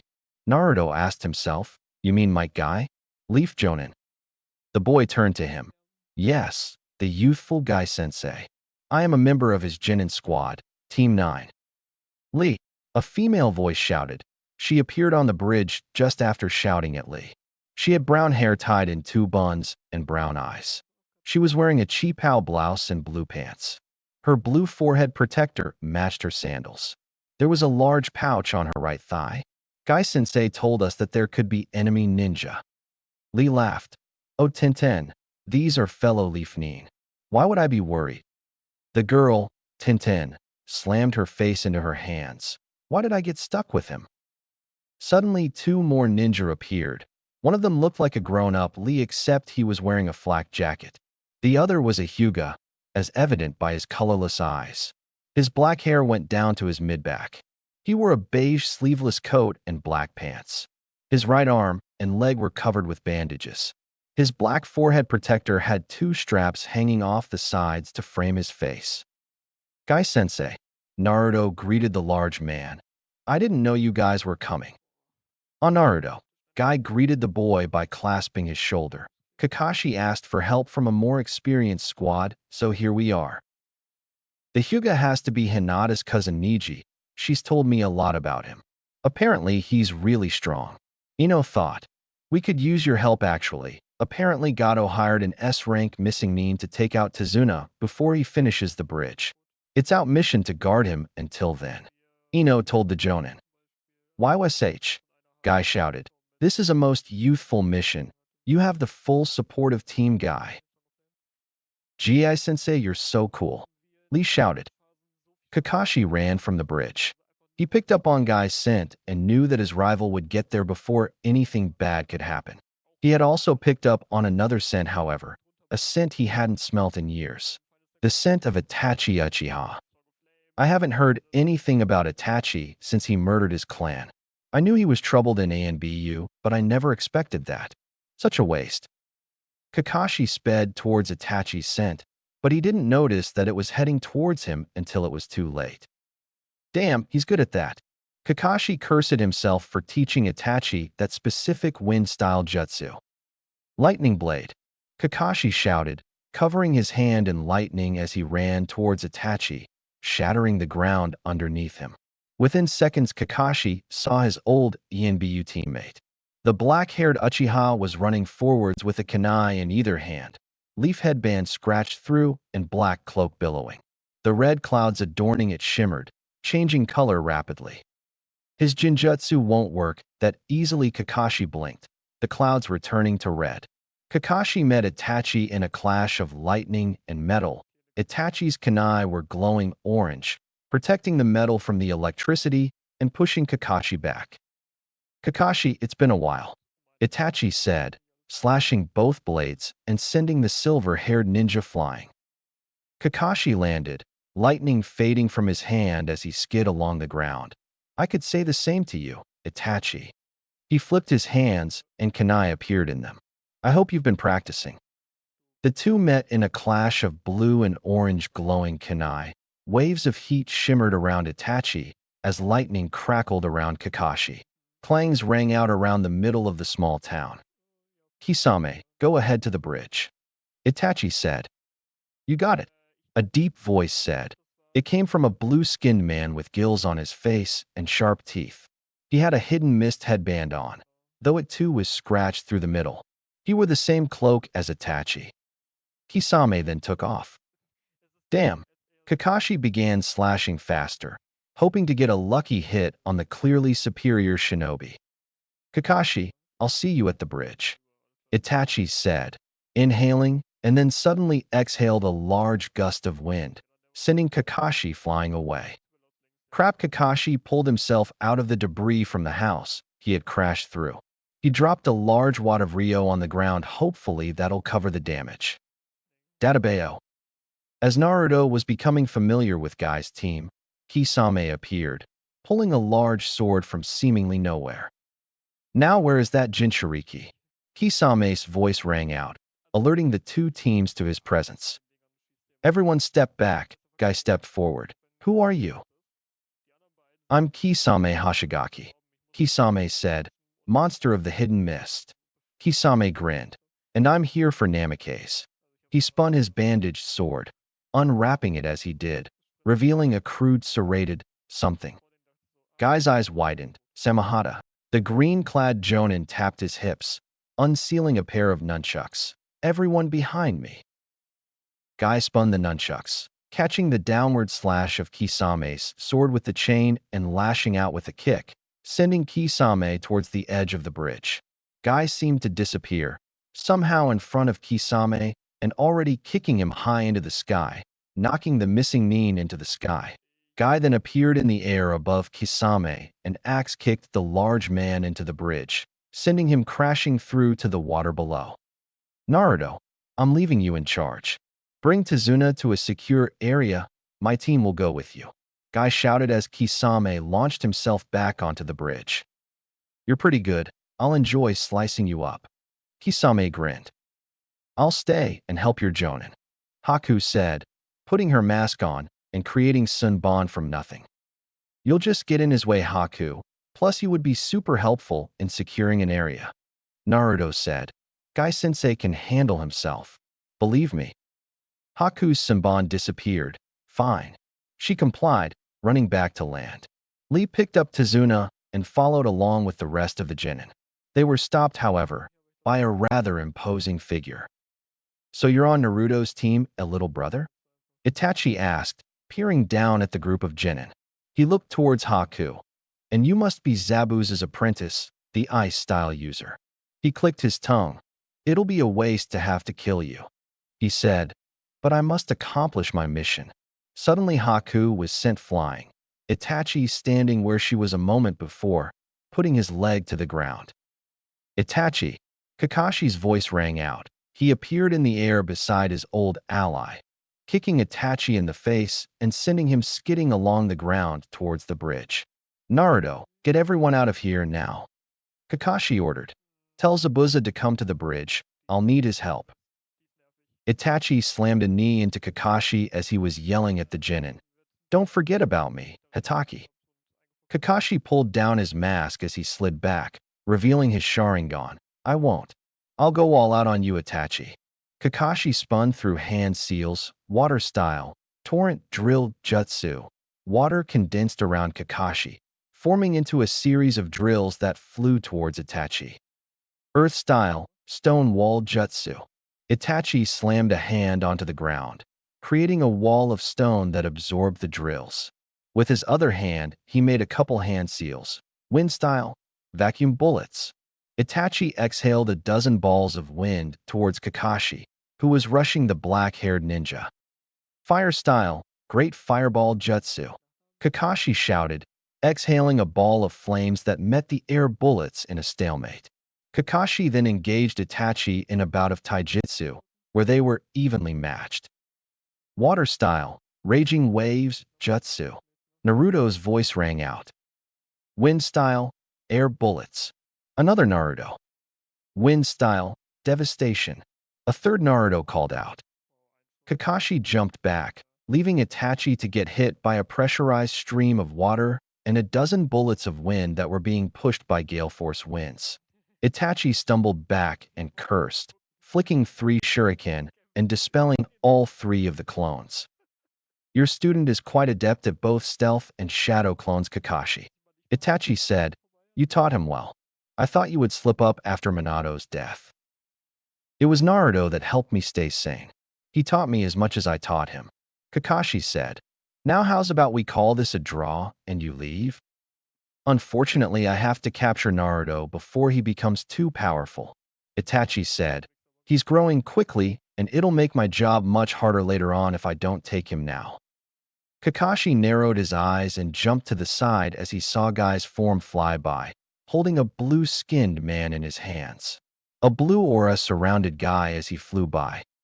"Your partner is as good as dead." Guys opened the gate of wonder. Kakashi said. "You called?" Zabuza asked, appearing beside Kakashi in a blur of mist. "Itachi Uchiha. That's considerate of you, Kakashi. I've wanted to cut him for a while." Itachi readied himself as Zabuza slashed downwards toward his face, blocking the massive blade with a single kunai. Fire style. Great fireball jutsu. Itachi bellowed out an enormous fireball that engulfed Zabuza, leaving deep scorch marks along the man's torso. A kunai was tossed towards Zabuza's chest, however it was stopped by a wall of ice. Haku stood with Team 7 behind her. She held a sword made from ice in either hand. "I won't forgive you for hurting my precious person," Haku said, tears along her eyes. "Kakashi-sensei, I'm sorry. Guy's team is protecting Tizuna and his family. We'll help you here," Ino said. "Itachi," Sasuke shouted, filled with rage. He ran at his older brother. "I'll avenge my clan." Suddenly Sasuke's fists and feet erupted in electricity. Lightning style, lightning fist jutsu. He shouted. He jumped and kicked at Itachi's face, missing by a hair. Itachi punched Sasuke in the chest, sending him flying away. Wind style, air bullets. Naruto shouted. Thorn bed jutsu. Ino shouted, creating a circle of thorns around Itachi, Sasuke, and Haku. Naruto's air bullets slammed into the distracted Itachi and pushed him back, a spike stabbing into his foot. "Ino, once he's got a second foot stuck, use part 2, Naruto said through their mental link. Ino nodded. Ice style, dancing swallows. Haku shouted, creating 5 birds from ice and sending them towards Itachi, who palmed 2 kunai and cut through them easily. He pulled his foot from the spike and rushed Haku, though Kakashi appeared before him and kicked upwards, knocking Itachi into the air. Lightning Tiger's kick. Sasuke shouted from above Itachi. He kicked with his lightning-infused feet, leaving deep cuts in Itachi. Sasuke landed outside the ring of spikes, panting for air as his jutsu deactivated. Itachi landed on his feet, blocking Haku's ice blades with invisible blades of wind he created. Itachi kicked Haku away, blitzing behind her and slashing her, leaving a deep gash in her back as she fell unconscious. Haku, Naruto shouted. Lightning style, lightning beast tracking fawn. Kakashi shot 2 wolves made of lightning towards Itachi. Wind style, devastation. Itachi waved a hand, casually dispersing Kakashi's wolves and sending the Jonin flying. Kakashi-sensei. Naruto ran to help his brother figure. Ino stage 2 now. He sent through their link. Ino nodded and made another hand seal. Thorn launching jutsu. She shouted. Chakra enveloped the thorns she had made prior as they launched themselves towards Itachi, who used his invisible blades to block as many as he could, though some still got through his guard and stabbed into him. Naruto reached Kakashi, who was unconscious but still alive. Itachi appeared in front of Naruto and booted him in the face. I'm going to take you with me now. I'm not putting up with this anymore. He grabbed the unconscious Naruto and slung him over his shoulder, strolling away. As he walked, he bit his thumb and pressed the blood to a ring he wore on his right ring finger. A crow appeared. Go and tell Kisame that I'm leaving now. Put him down. Sasuke screamed, his eyes flashing red as a stage 2 Sharingan appeared in either eye. He appeared in front of Itachi, slamming a foot into his brother's gut and grabbing Naruto before he jumped back. Naruto, wake up, he growled, palming 2 kunai and running towards Itachi. Sasuke slashed like a madman, but Itachi weaved through each slash like it was nothing. Ino ran to Haku's side, her hands glowing green as she tried her hardest to close her fellow kunoichi's wounds. Come on, Haku, pull through. She grunted. Naruto stirred as he saw Itachi slam a knee into Sasuke's face and break the boy's wrist in one fluid movement. He then threw his brother to the side, hitting Ino with the living projectile and interrupting her healing jutsu. Sasuke. Naruto growled as red chakra began to seep out from his pores. His nails grew and his eyes became red. Itachi quickly rushed the boy, appearing behind him and knocking him out with an elbow to the head. Just as the elder Uchiha went to grab Naruto, once again the boy rose. His eyes were now black and his hair a blood-red color. He looked at himself. So this is a human body. He squeezed his fists and looked at Itachi. I'll practice on you. The demon controlling Naruto rushed forwards, easily blitzing Itachi and kneeing the man in the chest, causing him to cough up blood. I guess I can't hold back any longer, Itachi told himself as he released his chakra. Amaterasu, he shouted. Black flames shrouded Naruto's form. I hope this doesn't kill him. Dark style, aura, the demon shouted. The Amaterasu flames seemed to coalesce into a black aura around the boy. You think I, the great Kyubi no Yoko, Kurama, king of foxes, will be hurt by your weak black flames? The demon, his name revealed to be Kurama, asked mockingly. I will show you what a true demonic flame is. Dark fire style, hellfire bullets. Kurama shouted, creating 7 green balls of flames around his outstretched finger and fired them towards Itachi. Itachi's eyes widened as he dodged the 7 small fireballs. They had burned him even though they didn't touch him. Tsukuyami, he shouted. His strangely shaped Sharingan spun as he made eye contact with Kurama. Naruto's body was hung up on a cross as Itachi stood in front of him. Itachi stabbed Kurama. I control this world, the Uchiha said. Kurama just laughed as 9 blood-red tails grew from his back and slapped Itachi away. I control everything. Kurama laughed as the Jinjutsu shattered. Well, that was interesting.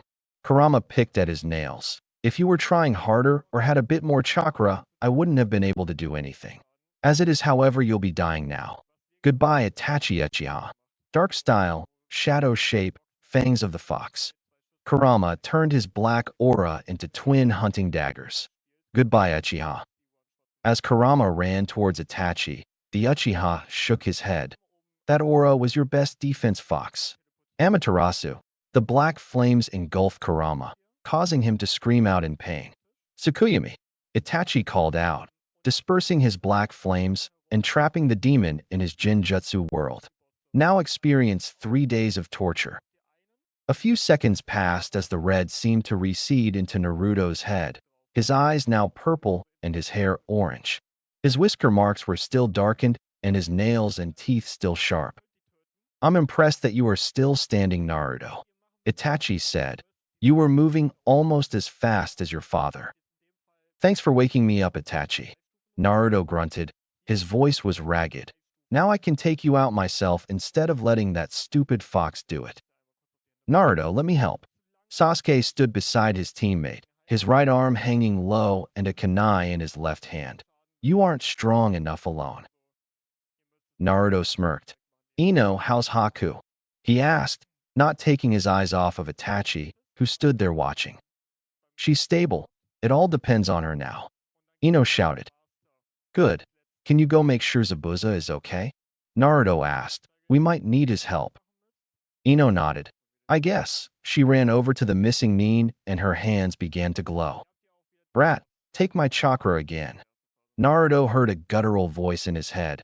I want to eat this Uchiha so badly, I'll lend you as much power as you want. I'm okay, thanks. I'll take him myself. Naruto thought, shaking the QB out of his head. Ready, Sasa team? He asked Sasuke. Sasuke grunted. Let's do it, dope. They bumped knuckles and rushed the weakened Itachi. Sasuke activated his shocking hands jutsu, and Naruto made 3 shadow clones. Naruto landed while his 3 clones and the 4 of them all lashed out at Itachi, each of them performing a different combination. One kicked high, another low, one punched at his solar plexus, and the real Naruto stabbed a kunai towards his spine. Sasuke was above him, coming down with an axe kick and holding a ball of lightning in his good hand. Itachi's Sharingan spun, the strange shape glowing as an orange shell of chakra pushed Naruto away and nearly broke Sasuke's leg as the genin bounced off. This is Susanoo, Itachi said, the Sharingan's most powerful ability. The large construct raised an arm, a large blade sprouted in its hand, and this is my Totsuka blade, a blade which will seal anything it hits. The sword swung towards Naruto. Kamui, Kakashi's voice rang out. His Sharingan appeared similar to Itachi's with a different shape, but just as strange. A ripple appeared in the space around Itachi's Susanoo, destroying the arm that held the sword. A Mangekyo Sharingan Kakashi? Amazing, Itachi said. To think that the eye of another could evolve in a Nanuchiha's hands. But how good are you with it? I would think I'm better than you'd think, considering my eyes aren't bleeding, Kakashi said, his eyes showing the smirk that his mask hid. Itachi cursed under his breath. I will retreat for now, I suppose, Itachi said, his body turning to crows, leaving no trace behind. Well, that was fortunate, Kakashi said as he collapsed. Kakashi-sensei. Naruto ran over to him, but fell halfway, smashing his face into the concrete. Kakashi-sensei.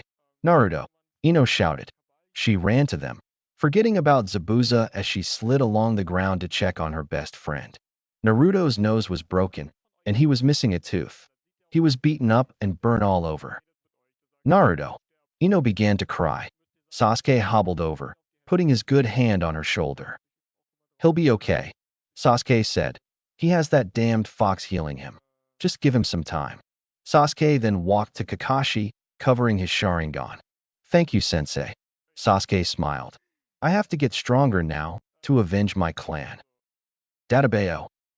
A few weeks passed, and everything was peaceful as the bridge was being rebuilt. Zabuza and Haku took their leave, thanking the group for everything and waiving Tezuna's fee. Naruto helped rebuild the bridge. Using his clones, he moved things along greatly. Sasuke and Ino trained with Guy's squad, while Kakashi recovered from using the Mangekyo Sharingan. Yes, Sasuke again, Guy shouted as Sasuke sparred with Lee. Show your youth. You too, Lee. Lee was currently slamming into Sasuke from every side, throwing the junior genin around almost effortlessly. Sasuke, you are good, a true genius. But I too am a genius of hard work. Lee shouted as he kneed Sasuke in the gut, knocking him high into the air. Lee jumped, axe kicking Sasuke into the ground. Lee is the winner, Guy shouted. Great job, my student, Guy shouted, tapping Lee on the shoulder. You did great as well, Sasuke. Not many fresh genin can keep up with Lee for that long in a taijutsu spar. Yash, you did wonderfully, Sasuke. I hope to spar with you again soon. Lee said. Yeah, me too, Sasuke said with a pant as he stood up. Next time it'll be different though. I'll be faster than you. Lee nodded. I look forward to it. Ino was sparring with Tintin, trying out a new clan technique known as the Astral Clone Jutsu. A jutsu which creates clones that only the enemy can see, effectively creating the perfect diversion for Ino to sneak up and assassinate her opponent. So far, Ino had not managed to erase her presence from the jutsu, so Tintin kept tagging her with shuriken. Damn, when will I get it? Ino shouted in frustration. Hey, don't worry too much about it. You've only been practicing for a week now. It's not like you're expected to master it. Tintin reassured her. Why don't we try its other uses, like using them to collect and transfer information? Ino nodded. Okay, I could do that, I guess. Ino said, Astral Clone Jutsu. She shouted. It appeared as if nothing happened, but in reality, there were 3 intangible and invisible clones of Ino. Naruto's 7th birthday. Both teams left the Land of Waves 2 days after the bridge was completed. Tazuna had decided to name the bridge after Naruto, stating that the boy was a shining beacon, and as he grew in fame, so would the bridge. Inari had decided to follow in Tazuna's footsteps and become a bridge builder. Naruto, you truly are youthful, Guy said as the blonde told the story of his fight against Itachi again. He didn't share everything, leaving out the part where he was possessed by the QB. He wanted to keep that as private as possible for now. Ino groaned. Naruto, you've told that story like 12 times today. Think of a better one, please. Sasuke was sharpening his father's kunai, using the method Kakashi had taught him. Kakashi, is there anyone in the village who knows how to use a sword? The extra reach of the blade would be useful, he asked the white-haired Jonin. The man looked up from his orange book, his one eye glancing over Sasuke quickly before flitting back towards the page. I could teach you sometime, I suppose. And it's Kakashi-sensei to you. I also need to work on my Jinjutsu. Itachi is too good at it. Sasuke said. Mama, don't worry so much about Itachi. You'll get to his level soon enough. Kakashi said with a wave. Besides, he has the Mangekyo Sharingan. Unless you awaken those eyes yourself, you won't match his Jinjutsu. What is the Mangekyo Sharingan, sensei? Ino asked, slowing down to run beside the two of them. It is the ultimate form of the Sharingan, a Sharingan that has seen the death of its wielder's best friend, Kakashi said, then sped up, heading to the front of the group. I wonder what happened to his friend. Is that how he got his Sharingan in the first place? Sasuke asked himself. Maybe I should ask Naruto. He should know. That's so sad. He lost his best friend, and he watched it happen. Ino muttered to herself. The two genin were quiet for the rest of the trip, as was Kakashi. The only sounds for the next few hours were from Naruto, Guy, and Lee, making jokes and telling stories. When they arrived at the village, the two teams went right up to the Hokage's tower and told him what happened. I see. You will each be paid as if it is an A-rank mission. You have done well, dismissed. The old man said, a worried look on his face. Actually, Gigi, I have something else that I want to talk to you about, Naruto said. Very well, the rest of you are dismissed. Have your written reports on my desk by tomorrow evening, then take a week off, Sarutobi said. The group left, and he turned to Naruto. activating the privacy seals in his office and telling his A and BU to leave with a single hand seal. What is it, Naruto? I think the QB seal is breaking, the blonde said. I got mad on the bridge and I felt its power. It took over my body. It. No, he called himself Kurama as he fought against Itachi. He was fast. I couldn't see what was going on sometimes because of the speed.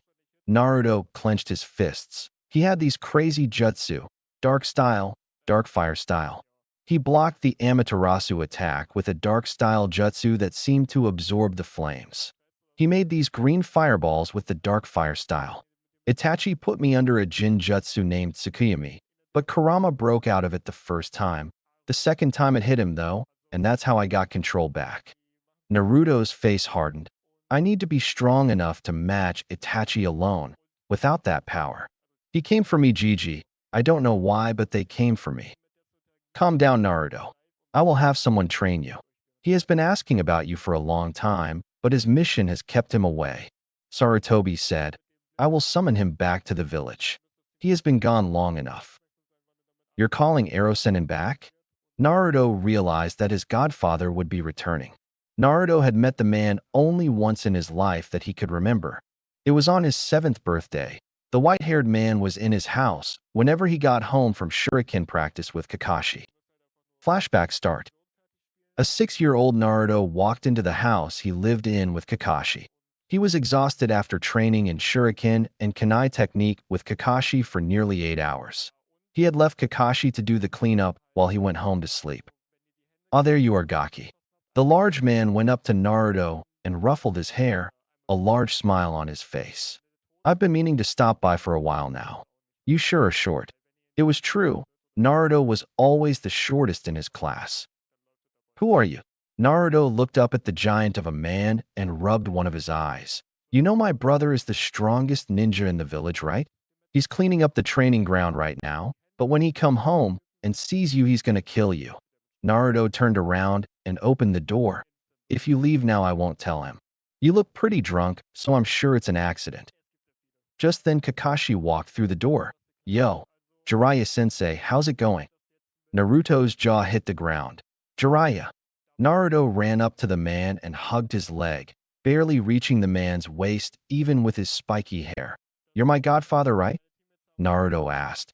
Can you tell me about my daddy when he was little? Jiraiya laughed. So you're being all nice now, eh? He ruffled Naruto's hair again. How's about this?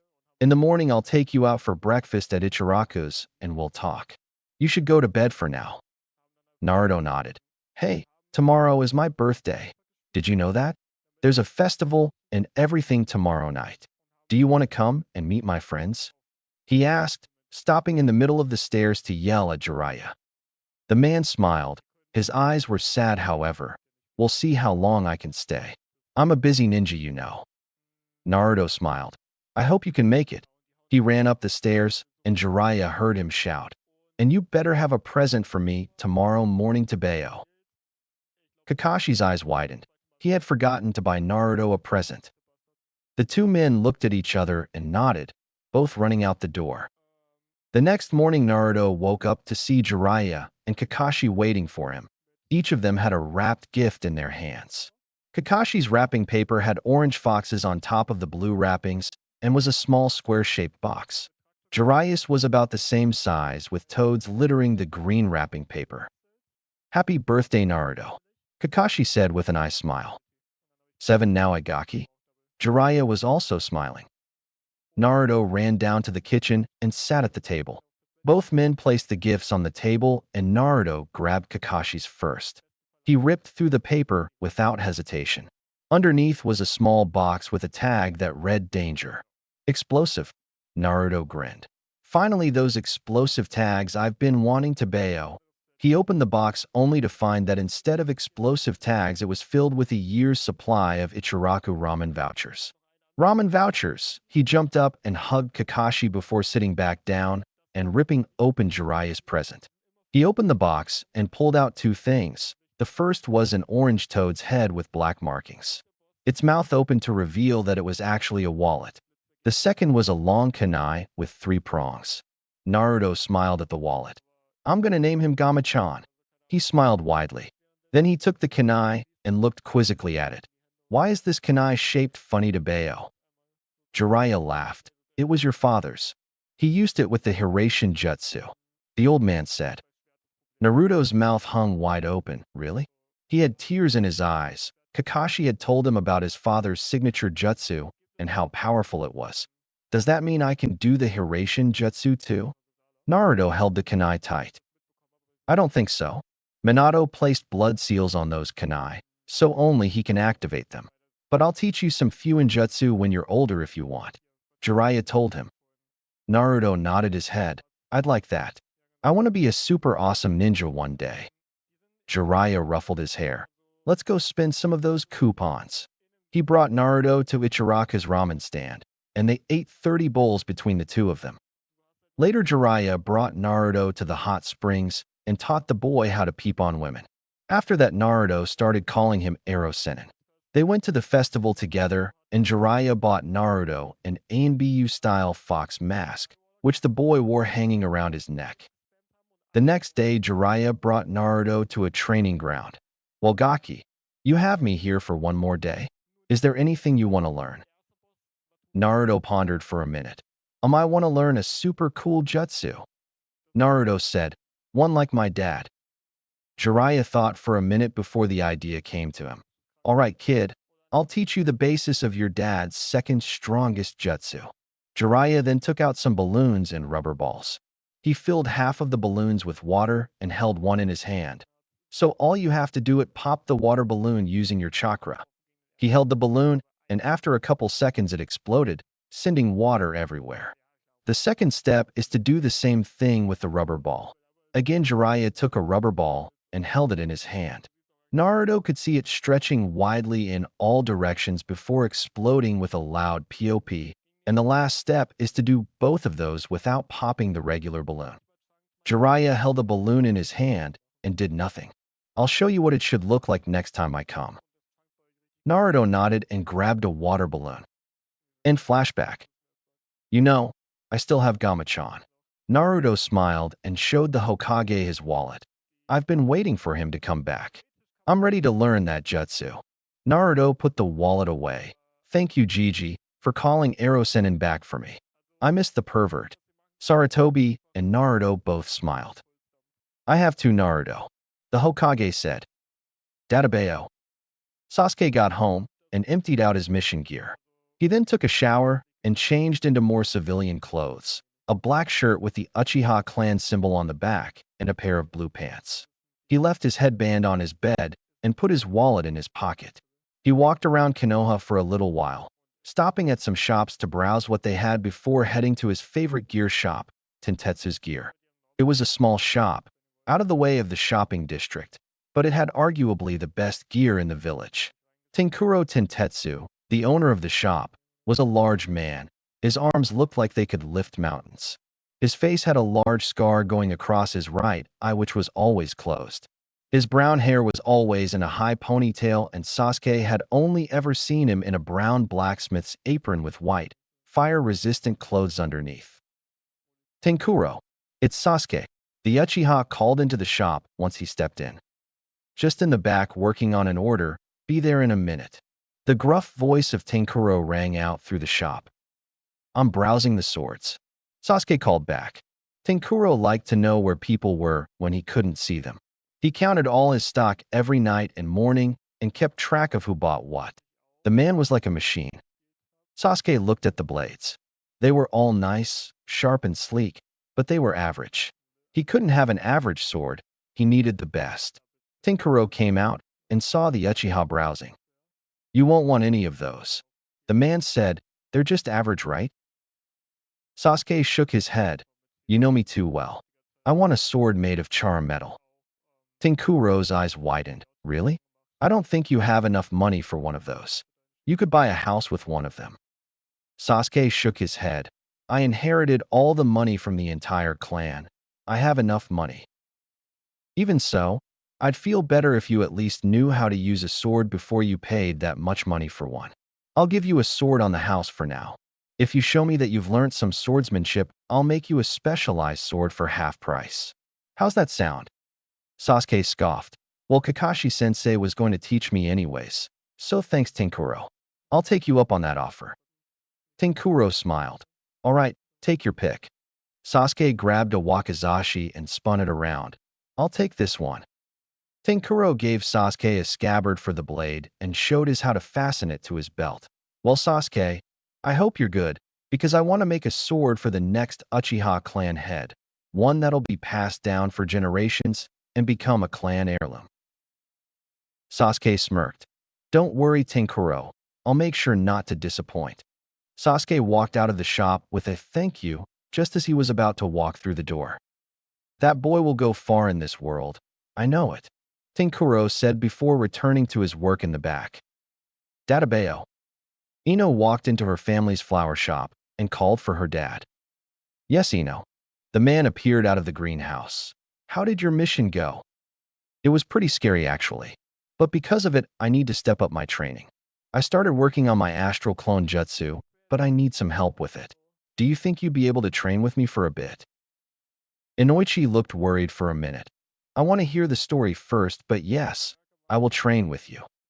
Ino told her father the story about how Naruto and Sasuke fought against Itachi and she could barely help, and how Haku and Zabuza nearly died. Inoichi was angry that his daughter was put in that position on her very first mission outside the village, but didn't interrupt. We'll step your training up a couple notches. I'll help you with as many jutsu as I can.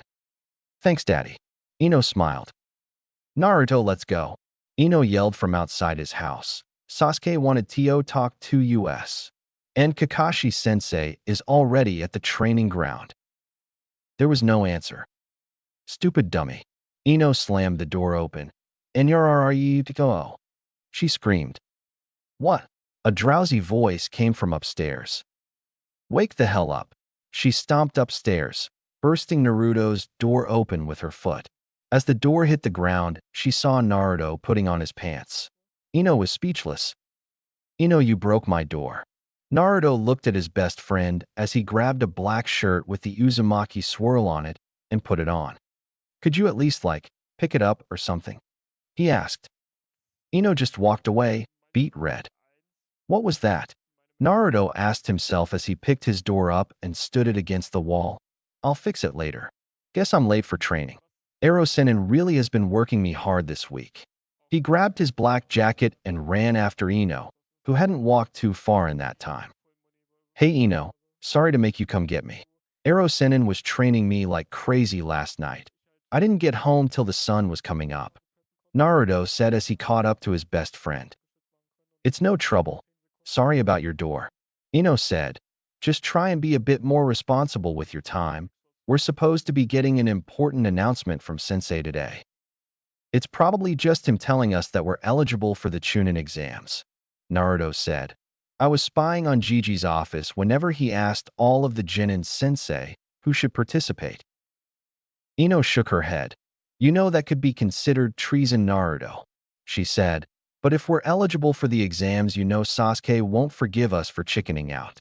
He wants to fight you most of all, more than Itachi, I think. Naruto laughed. Well, he wouldn't be able to scratch me after my new training. He thumbed his chest. 'Cause I'm the best, believe it. He laughed. Naruto, Ino said calmly. If you start that stupid believe it crap again, I'll murder you. The two just laughed. When they got to the training ground, Kakashi was there with Sasuke, correcting him on his sword stances. Oh, the sleeper has awoken, Kakashi said, not looking up to the pair as he kicked Sasuke's wrist into the proper position. So I guess you already know why I'm here early since you were spying on the office yesterday? The Jonin asked. Chunin exams, Naruto said, and I had to make sure you actually recommended us. I mean, I'm easily Chunin material. So is Ino. Team over there, not too sure yet. He laughed as Sasuke threw a shuriken that landed right in front of his toes. Mama, Sasuke, you've got to work on your temper. Kakashi scolded. You can't threaten every idiot into getting what you want. Sasuke scoffed. Not every idiot, just the really dumb ones. He flashed a smirk at Naruto. What did you say? Naruto walked toward Sasuke, cracking his knuckles until Ino smacked him upside the head. Anyways, Kakashi interrupted with a small smile of reminiscence. Since you all know what the secret is, I guess you want to participate. He asked rhetorically. Head to the academy and register once training is done then. The group nodded. Now Naruto, I know you were working on Fuinjutsu all night, so I want you to take a break and start working on your taijutsu, Hiraishin style, not Dragon Ball style. But those Dragon Ball movies are awesome, sensei. I want to be able to use the Kamehameha one day. Naruto shouted. Naruto, it's a movie, people can't do things like fly and yell to get more power. Ino said. Then how did Son Goku do it? He retorted. Ever heard of special effects dope? Sasuke asked. How is it that my rival is such an idiot? Anyways, Ino, you work on ninjutsu or taijutsu, your choice. Your jinjutsu is at an acceptable level right now, so try and work on your other skills. You have an affinity for earth and water jutsu, so try working on water for a while. I'm sure one of Naruto's clones can help you out. Sasuke, I'll keep working with you on your kinjutsu. Naruto made 3 clones to go help Ino with her water ninjutsu. He knew quite a few now due to his week of training with Jiraiya. He then made 20 clones of his own. Alright guys, time to work on taijutsu. I want half of you trying to copy the moves from Dragon Ball. The other half, and me, will work on the Hiraishin style. Sound good? All of his clones nodded and paired off before beginning to spar. Databeo. Naruto, Ino, and Sasuke were all walking into the academy. It was time for the Chunin exams. They saw a group of genin talking to 2 other genin in front of room 303, where they were supposed to meet. Guys, this is the 2nd floor. They've hidden the stairs with a jinjutsu. Ino whispered to her team. HN, obviously a pretest to weed out the worthless genin. Sasuke scoffed. Those must be Kotetsu and Izumo then. The gate guards. Naruto remembered his pranks on those 2. They were always good-hearted about it. Let's just go around them. Use the far flight of stairs. Good idea, Ino said, especially since the main stairs are blocked by jinjutsu. What? Really? Naruto looked at the group amassed and saw that the stairs were indeed missing. Dope. Sasuke shook his head as he walked towards the backup stairs. Naruto. Ino. Sakura's voice rang out. Behind her were Shino and Kiba, along with Akamaru, the white pup who never left Kiba's side. Sakura. Naruto turned around and smiled. How's genin life been? He asked. It's been great.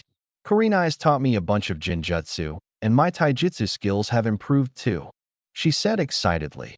She says that I'm probably the best among our generation at jinjutsu. Excuse me, Sakura, but I'm the best at jinjutsu among our generation, Ino said, getting up into Sakura's face. We'll just have to see when we get to the tournament portion of the exam then, eh?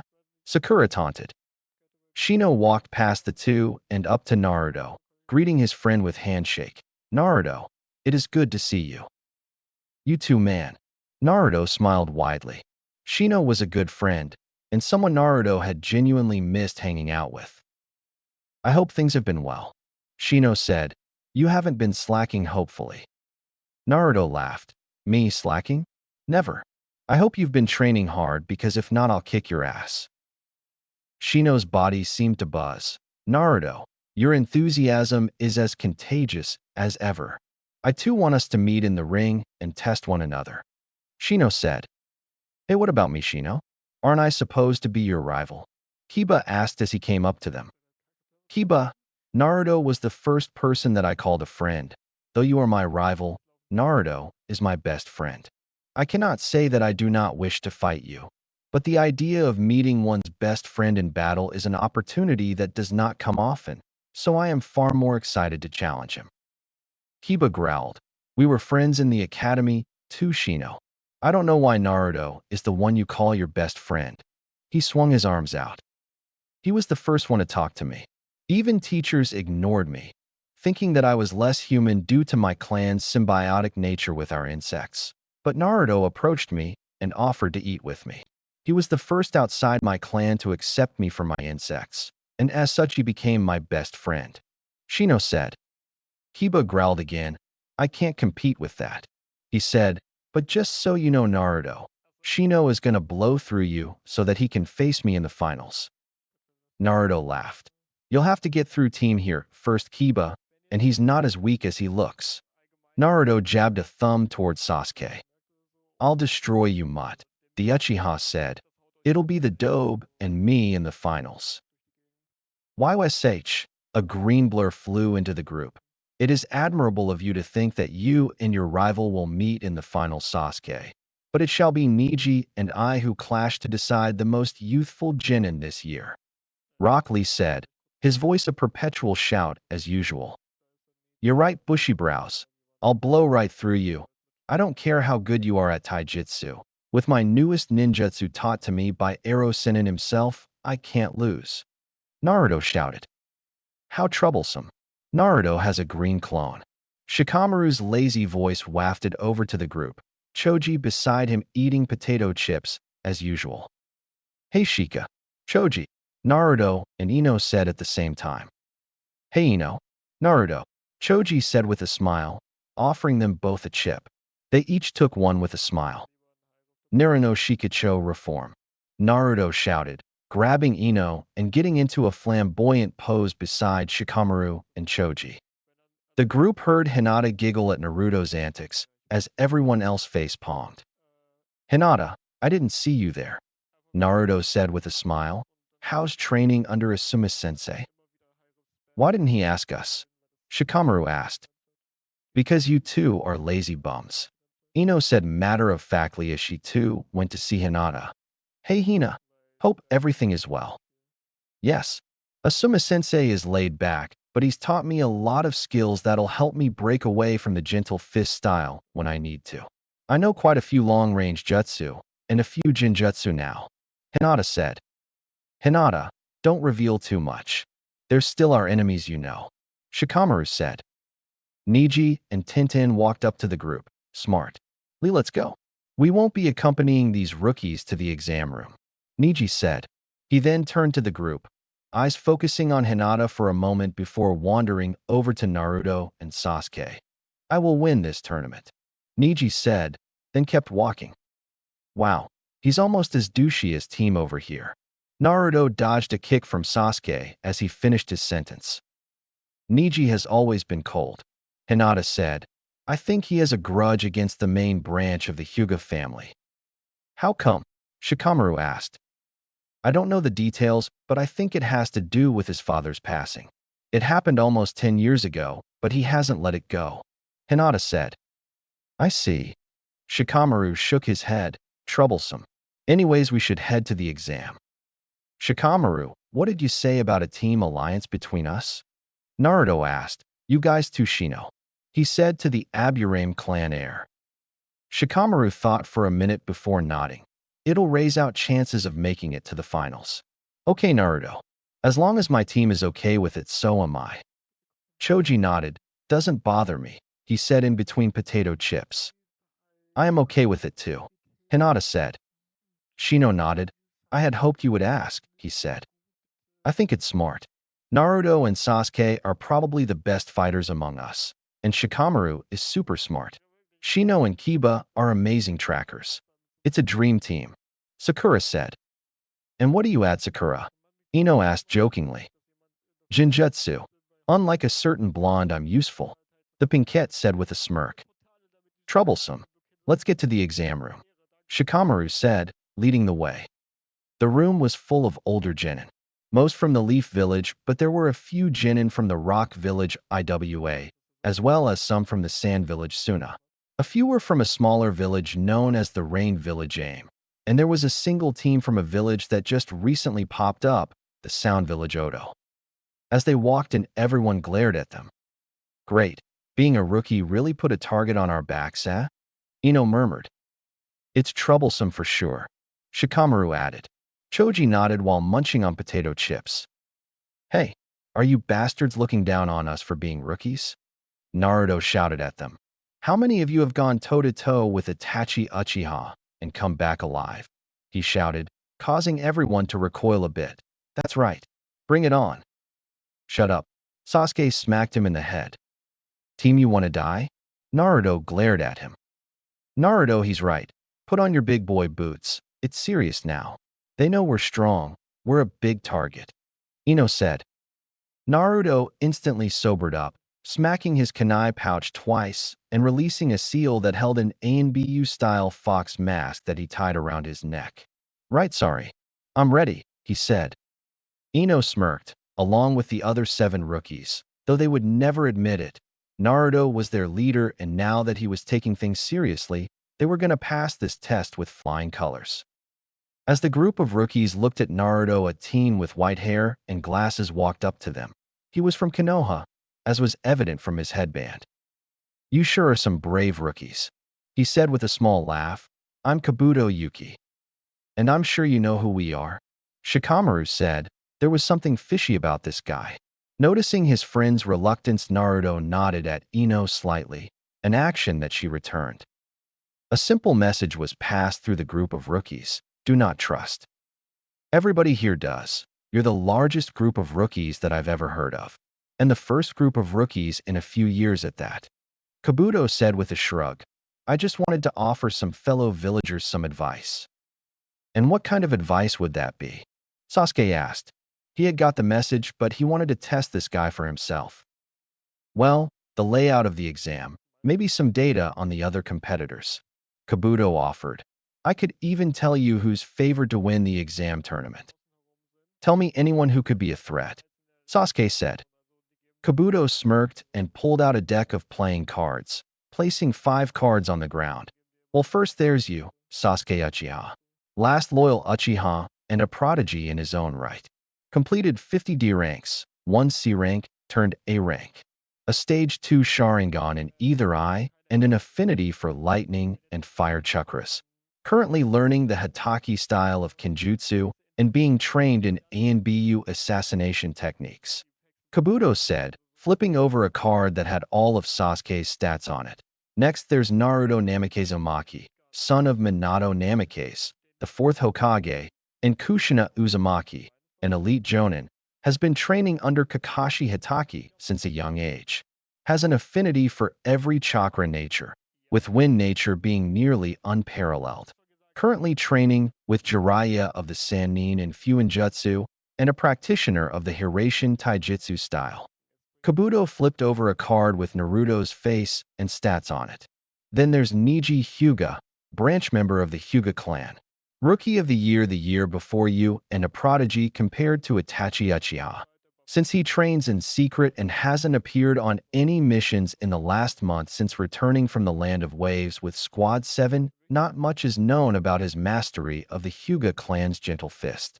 His mission completing rate is 100%, having completed 75 D ranks and 9 C ranks, though one of them became an A rank.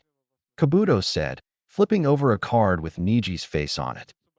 There are 2 more, Sasuke said. I want to know about them. Kabuto shrugged. First, there's Kuratsuchi, from IWA. She is here with her squad, Akatsuchi, her best friend and the son of one of Iwa's strongest Jonin, and Byakuchi, her cousin. Both her and Byakuchi are grandchildren of the 3rd Tsuchikage Oanoki. Kuratsuchi has completed 75 D-rank missions, 15 C-rank missions, and 2 B-rank missions. She is known to possess the lava release, Kekkai Genkai. Kabuto said. The card had a picture of a pretty teen girl with short black hair and black eyes. Lava release? Sakura asked. Isn't it said that lava release is on par with the first Hokage's would release? Indeed it is. What's more is her cousin Bitsuchi is said to have it as well, though there is no data of him using it, so I can't say for sure. If he does though, he'll be on this list too. Kabuto said. And finally there is Gaara of the Sand, from Suna obviously. He's the son of the 4th Kazekage and his teammates are his older siblings, Kankuro of the Sand and Temari of the Sand. Gaara has completed 0 D-rank missions, 22 C-rank missions, 11 B-rank missions, and 3 A-rank missions. It also says that he's never been hurt on a mission before. The card that Kabuto flipped had a picture of a pale boy with red hair and dark rings all around his green eyes. He had a red tattoo that read love on his forehead. 3 A ranks and no damage. Ino exclaimed, impossible. Kabuto laughed. It does seem rather daunting. Perhaps I'll drop out this year as well. How many times have you done this test? Shikamaru asked. Kabuto looked at him. It's held once every 6 months. This is my 7th try. 7, huh? You should give up before you get killed. A large man with scars across his face said. His head was covered with a Leaf Village bandana, and he wore a black trench coat. Well, what are you all sitting around for? His voice boomed. Get to your seats. Every genin scrambled to their seats. Good, the man said. I am Ibiki Marino, the proctor of the first exam, he said as 4 Chunin walked into the room. These are my aides. They will pass out the tests. It's a written exam, you see, and we'll be watching, so don't let us catch you cheating. He glared at every person in the room. If you're caught 3 times, you're out. And because this is a team-based competition, if you're out, so is your entire team. What? That's not fair. A genin from AIM yelled. We're ninja. We don't do fair, so shut up or get out. One of the Chunins said. The AIM nin sat down with a worried look on his face. Please pass out the tests. As soon as everyone has one, we'll begin. You will have 1 hour. Ibiki said. Once all the tests were passed out, he shouted, Begin. Naruto immediately flipped over his paper and his face paled. How am I supposed to answer these questions? He mentally cursed at himself for being so bad at schoolwork. But why did a ninja need? That makes sense. I just need to get Ino to connect us all to Sakura. The point is to not get caught. Naruto realized.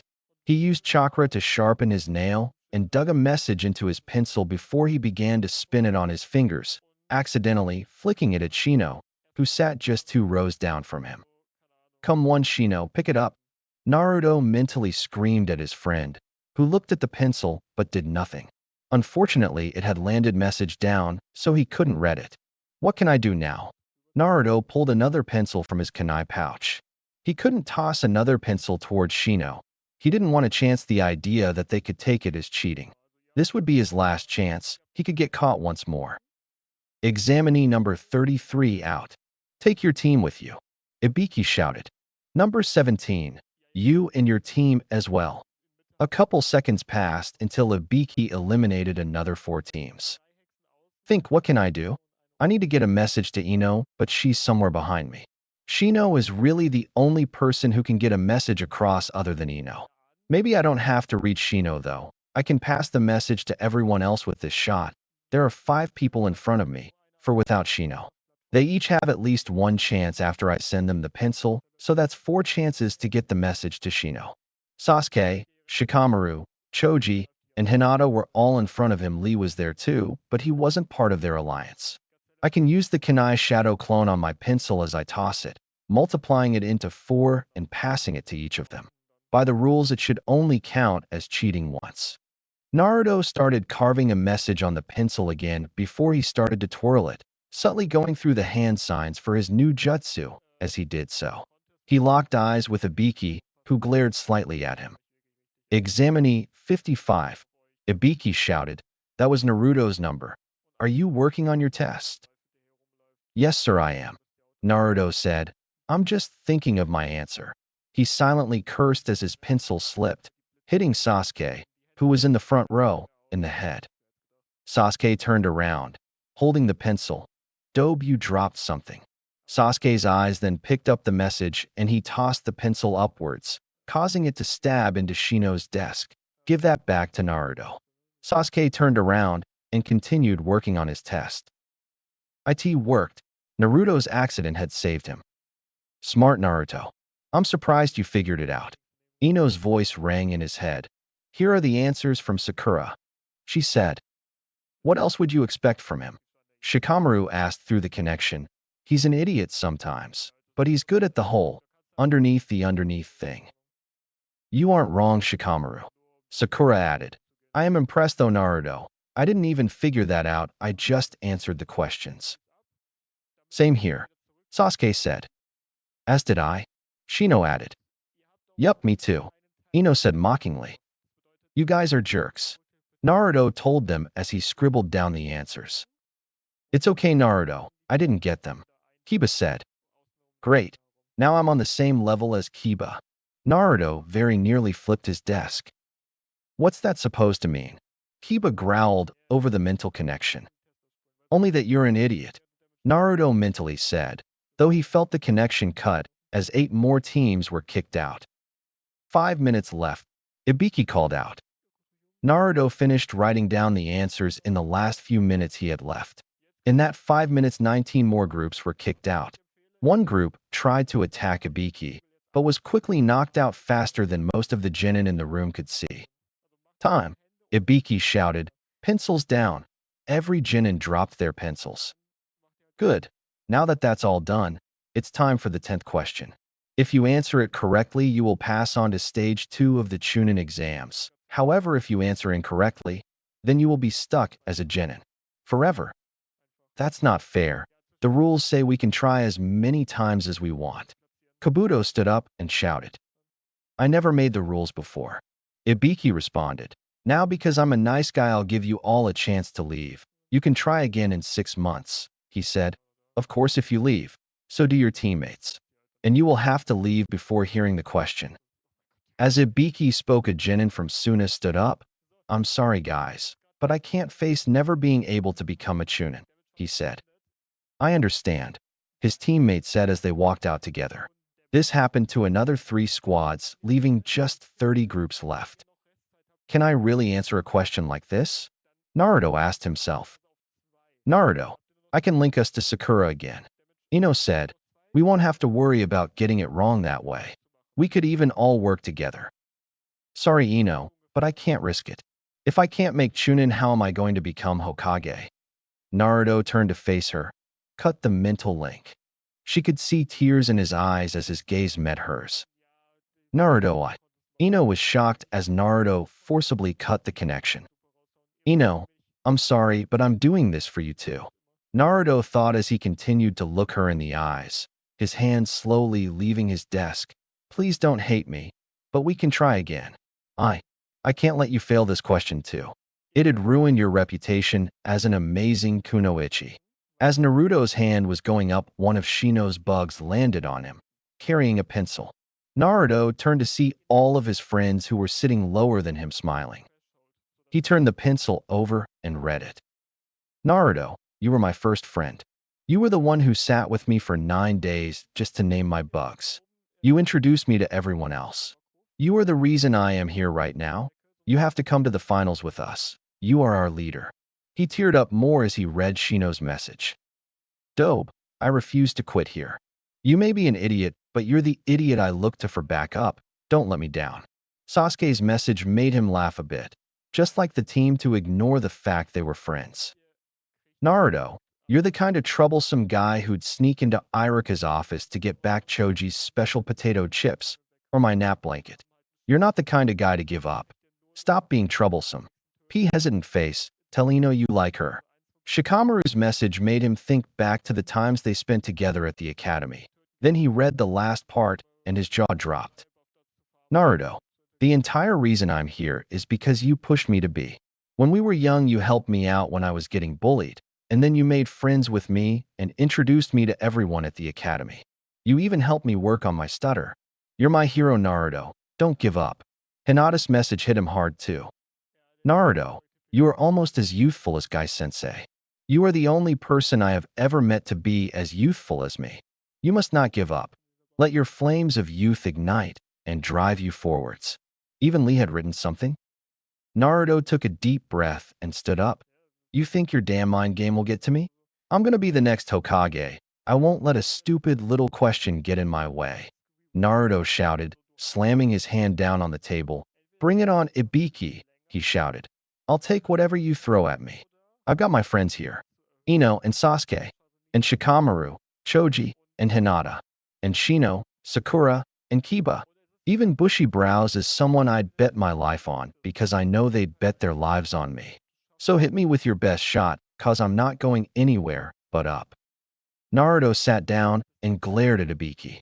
When no one else stood up, he sighed. Very well, you've all passed the first test. What? Naruto screamed. Where's the 10th question? You just answered it. Ibiki said. The 10th question was, will you face the unknown? Everyone here passed by answering yes. It takes not just a smart or strong, but a brave person to become a Chunin. Suddenly the window exploded open. A woman with purple hair and a tan trench coat that left almost nothing to the imagination crashed through. She also had a gray miniskirt on with thigh-high boots and fishnet covering her torso. The sexy and seductive Anko Mitarashi, she said as she landed. She looked up. Ibiki, am I early? Or do you suck? There's like 30 teams here. It's a good stock here this year, Anko. Ibiki said, his gaze lingering on Naruto a bit longer. Bah, you're just a softie. Anko waved him off. Anyway, I'll get rid of at least half of them. She grinned. The remaining Genin followed Anko to the gates of the 44th training ground, aptly dubbed the Forest of Death by many due to the many poisonous plants and insects, as well as the gigantic beast that lived in the forest. The entire forest was about 20 kilometers in diameter in a perfect circle. It was fenced in with high, nearly 60-foot fences. It had 44 gates around the perimeter.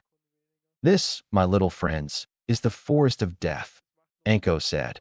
And it's where you'll spend the next 5 days. She smiled cheerily. Of course, those of you from other villages will have to sign waivers, so we aren't held responsible for your deaths.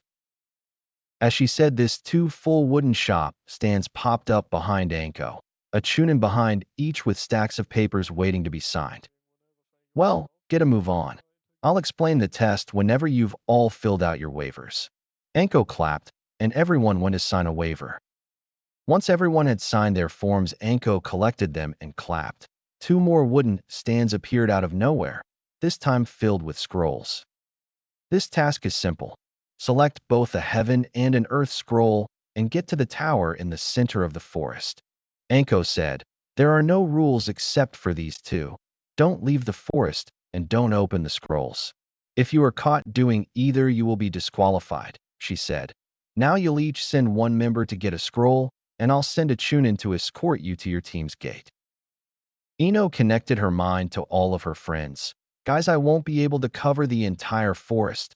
If we're separated, we won't be able to work together, she said to them. Worry not, Ino. I have placed tracker bugs on all of you. Naruto knows how to follow them, so he can lead you. Shino said, we will attempt to meet up as early as possible. If something happens, my bugs can communicate over large distances, and we will hurry to your location. Thanks, Shino, Naruto said aloud. We'll make sure to find you all as quick as possible. Shino nodded and went with Sasuke and Choji to get a scroll. Well, I hope that we get put close to each other, Choji said, leading Hinata away as Shikamaru waved them over to the gate they were entering. We've got to go to Sakura, Kiva said, pointing at Shino, who was walking behind a Chunin. Good luck, Sakura said to Ino and Naruto. You too, they waved as she left. Naruto and Ino went to meet with Sasuke. They were led to a gate with the number 7 on it. That's ironic, Naruto said as he saw the sign. Begin. Everyone could hear Anko's voice start the exam. As she shouted, all the gates fell open and the teams rushed forwards. All right, Shino's bug it telling us to go this way. Naruto led the way, going left around the wall instead of going further into the forest. As they traveled, Ino stopped. Guys, don't move forward, she whispered loudly.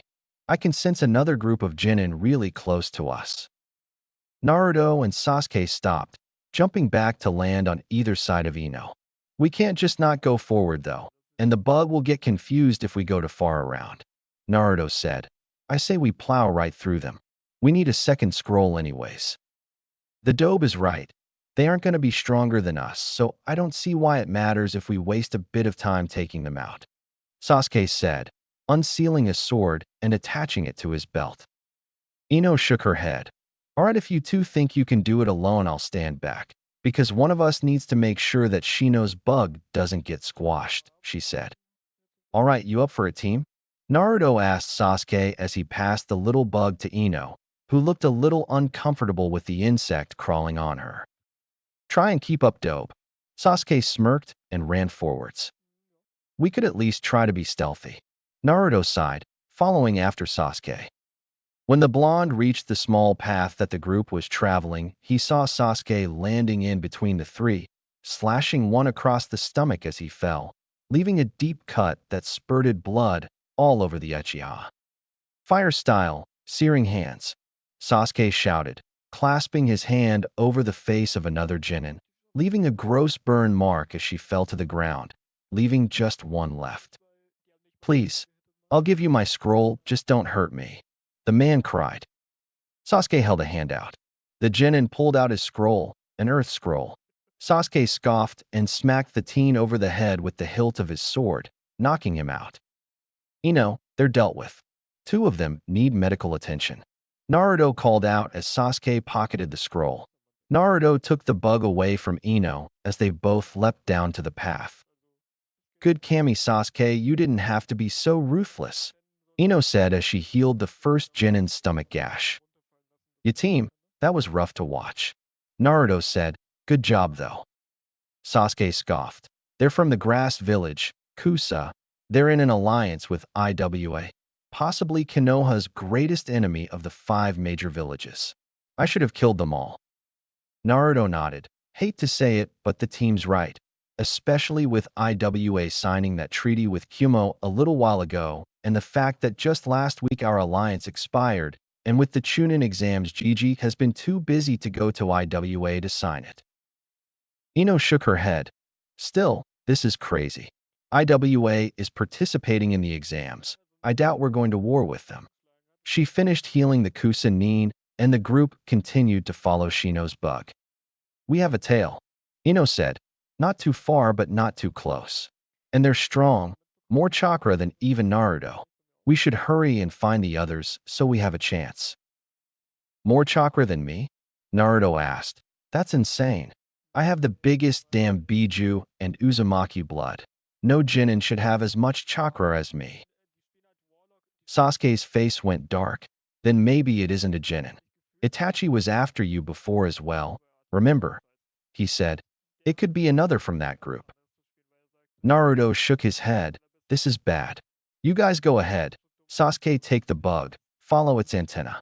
Naruto stopped and turned around. Dobe, I'm not leaving you here, Sasuke said, stopping along with Ino.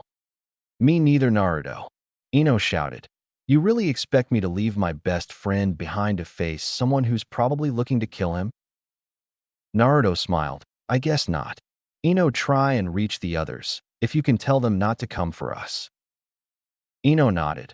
I'll need a few minutes, so if this guy catches up, I'm not going to be able to warn you or help until I get the message sent. That's fine. I'll help the dope. Sasuke drew his sword and stood beside Naruto, who was cracking his neck. Ready, team? Naruto asked. Sasuke just scoffed.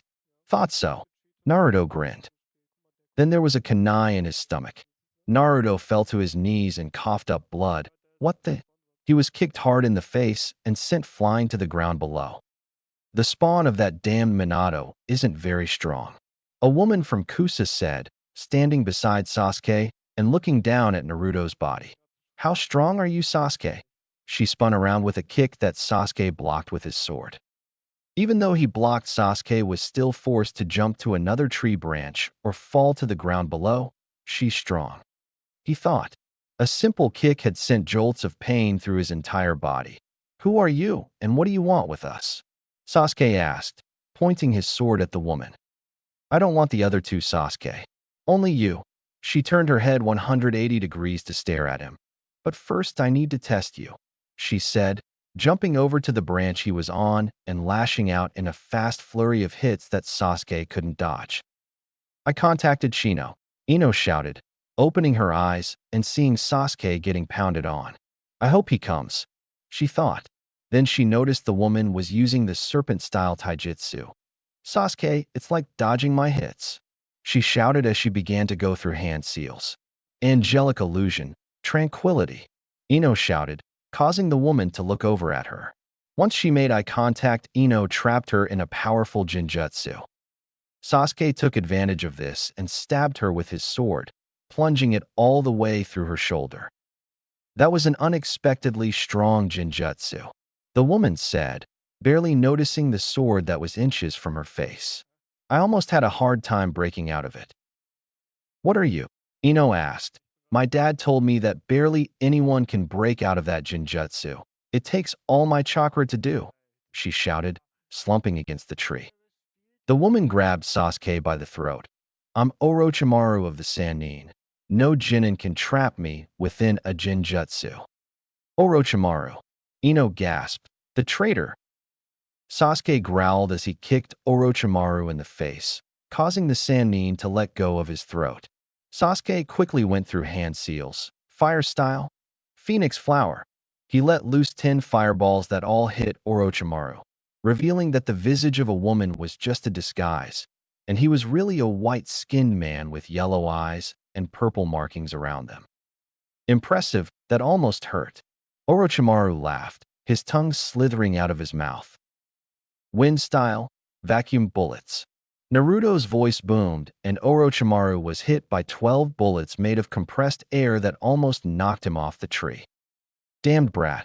Orochimaru snarled, ducking under a punch from Sasuke and leaping towards Naruto, who had landed beside Ino. Five-pronged seal. Orochimaru shouted, his right hand glowing red as he slammed it into Naruto's stomach and twisted.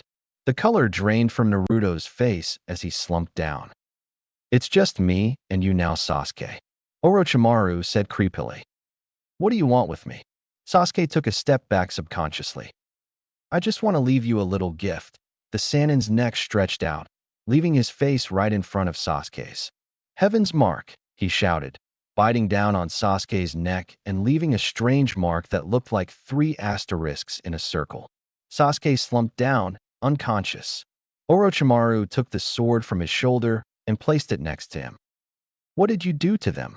Ino shouted, standing up and drawing a kunai. I gave Sasuke a gift, Orochimaru said, and I put that runt in his place. He turned around. Now I take my leave. Good luck, young Yamanaka. And just like that, he was gone. Ino stumbled forwards, but was caught. Whoa there, Ino, I gotcha. It was Sakura. Shino was checking on Naruto while Kiba and Akamaru were picking Sasuke up and bringing him over. What happened here? Shino asked. Orochimaru attacked us. He bit Sasuke and left that strange mark, and he hit Naruto with a strange seal that knocked him out. Ino said, I was trying to contact you guys, and once I come back to my body, I saw Naruto on the ground and Sasuke getting pummeled.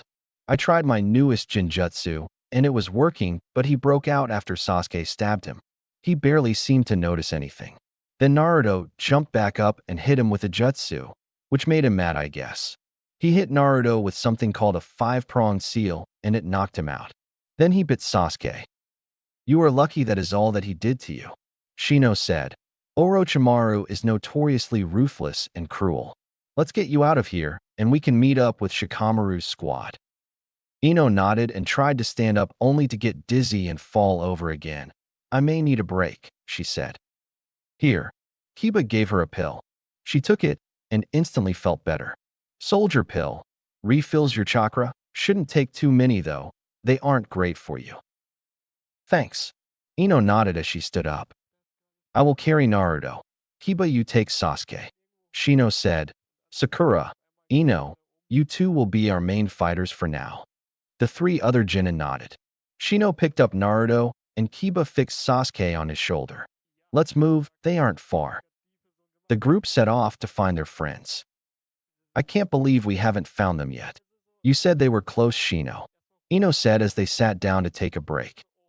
I do not understand it either. My bug says that they are moving away from us. Shino said. I'll take Sakura and follow them. Kiba said. You two stay here. I'll be able to find you again. We'll move faster as a group of 2 anyways.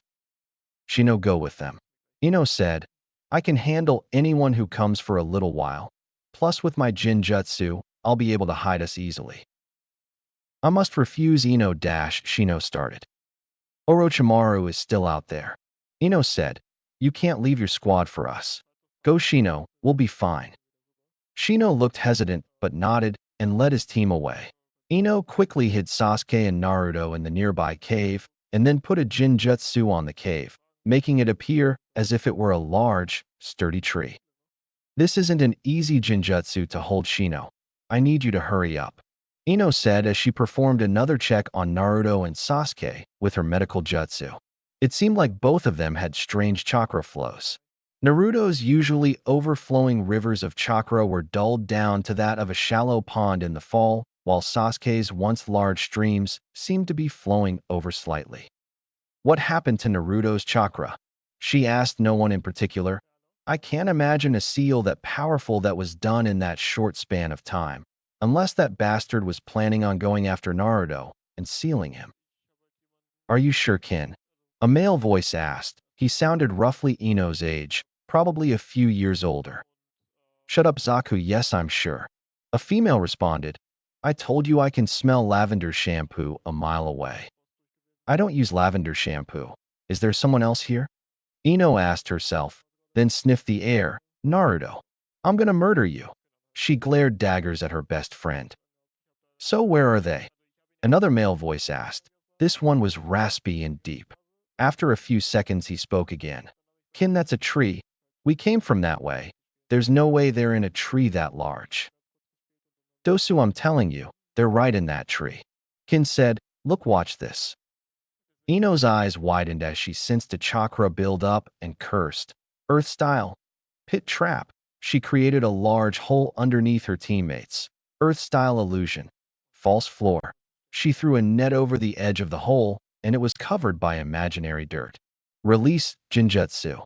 She made a hand seal, and the tree dissipated, leaving the cave visible. Wind style blade. Kin shouted just before the tree Jinjutsu was released. The blade flew right over Ino's head, cutting off a few strands of hair. Looky here, a little kunoichi was hiding underneath a Jinjutsu. Kin snickered.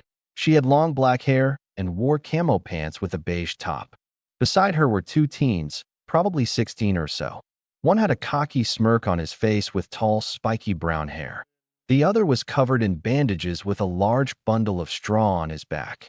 They wore the same outfits as Kin, but the second man had a large metal device on his right arm. Who are you? Ino asked, slowly moving towards the pool of water nearby. The spiky-haired boy stepped forwards. Don't worry about that. The voice belonged to Zaku. He pointed a hand towards the water, and a large burst of air blasted out, nearly emptying the pond. What's that ring on his hand? Ino had noticed a small metal ring in the center of his palm. She smirked, flicking her wrists and sending a kunai flying towards Zaku. It's funny you think that'd work. Zaku pointed his palm at the kunai, and another blast of air pushed the kunai back at Ino, while also sending the blonde a couple feet back. Ino yelped as she felt a tug on her hair. She saw Kin standing behind her, a chunk of hair in her hand. I wish I could take care of my hair like you do. Kin had a strangely sinister snarl on her face as she pulled out a kunai, tracing it on the back of Ino's neck, just hard enough for Ino to feel blood draw once or twice. You know, I hate little prissy little wannabe kunoichi like you the most. Kin pulled the blade away before jabbing it forwards, only to be stopped by an elbow to the stomach. I just love it when people underestimate me. Ino smirked as she kicked Kin in the face, sending her flying. Ino went to follow but was hit by a burst of air, sending her flying into a tree. And I just love it when people forget that they're fighting an entire team. Zaka mocked her, slicing sound blade. He crossed his arms and swung them across each other, sending out a visible cross of wind. Earth-style wall. Ino weakly slapped the ground, raising a wall of earth. It felt like her ribs were shattered. That Zaka guy packed a punch for sure. She watched as her wall shattered, sending debris all over her. You want to hide behind a wall? Zaka snarled. Try and put up a wall strong enough to stop this. Once again he crossed his arms, slicing sound blade, and swung them down.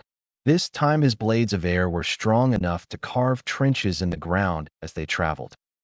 Zaka watched as Ino ran straight through the blades, barely being phased as she literally was cut to ribbons and reformed. He backed up subconsciously, only to trip and smash his head. Demonic illusion. 3,000 echoes. Zaku heard Ino shouted. Worthless. Worthless. Worthless, worthless, worthless. Worthless, worthless, worthless, worthless. Worthless, worthless, worthless, worthless, worthless. Worthless, worthless, worthless, worthless, worthless, worthless, worthless, worthless. The words echoed in Zaku's head. Weak, weak, weak, weak, weak.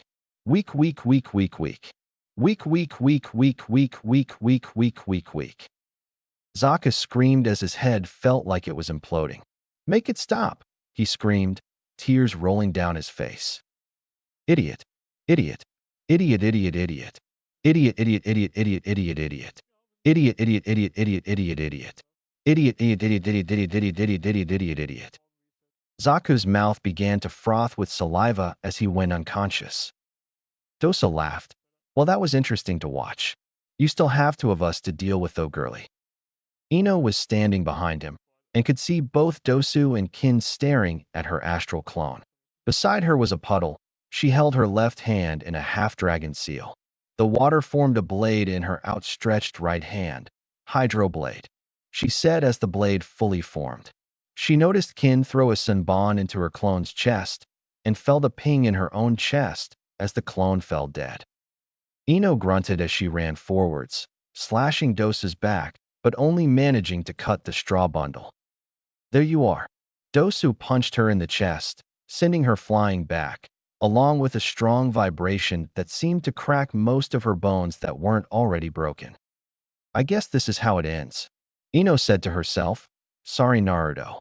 Images of her best friend flooded her memories, causing her to smile and begin tearing up. I'll miss you, you dork. I suggest leaving my teammate alone.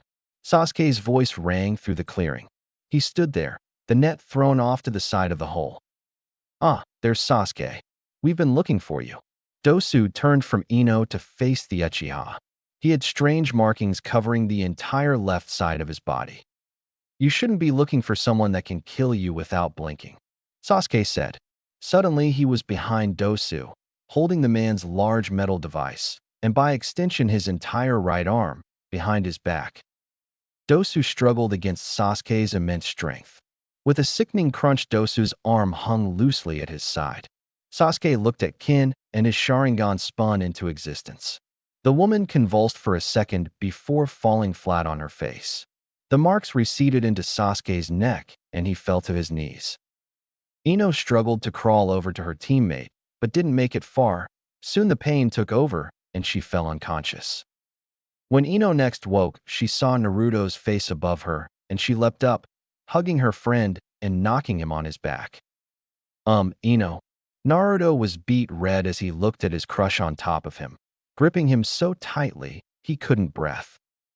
She got off him quickly.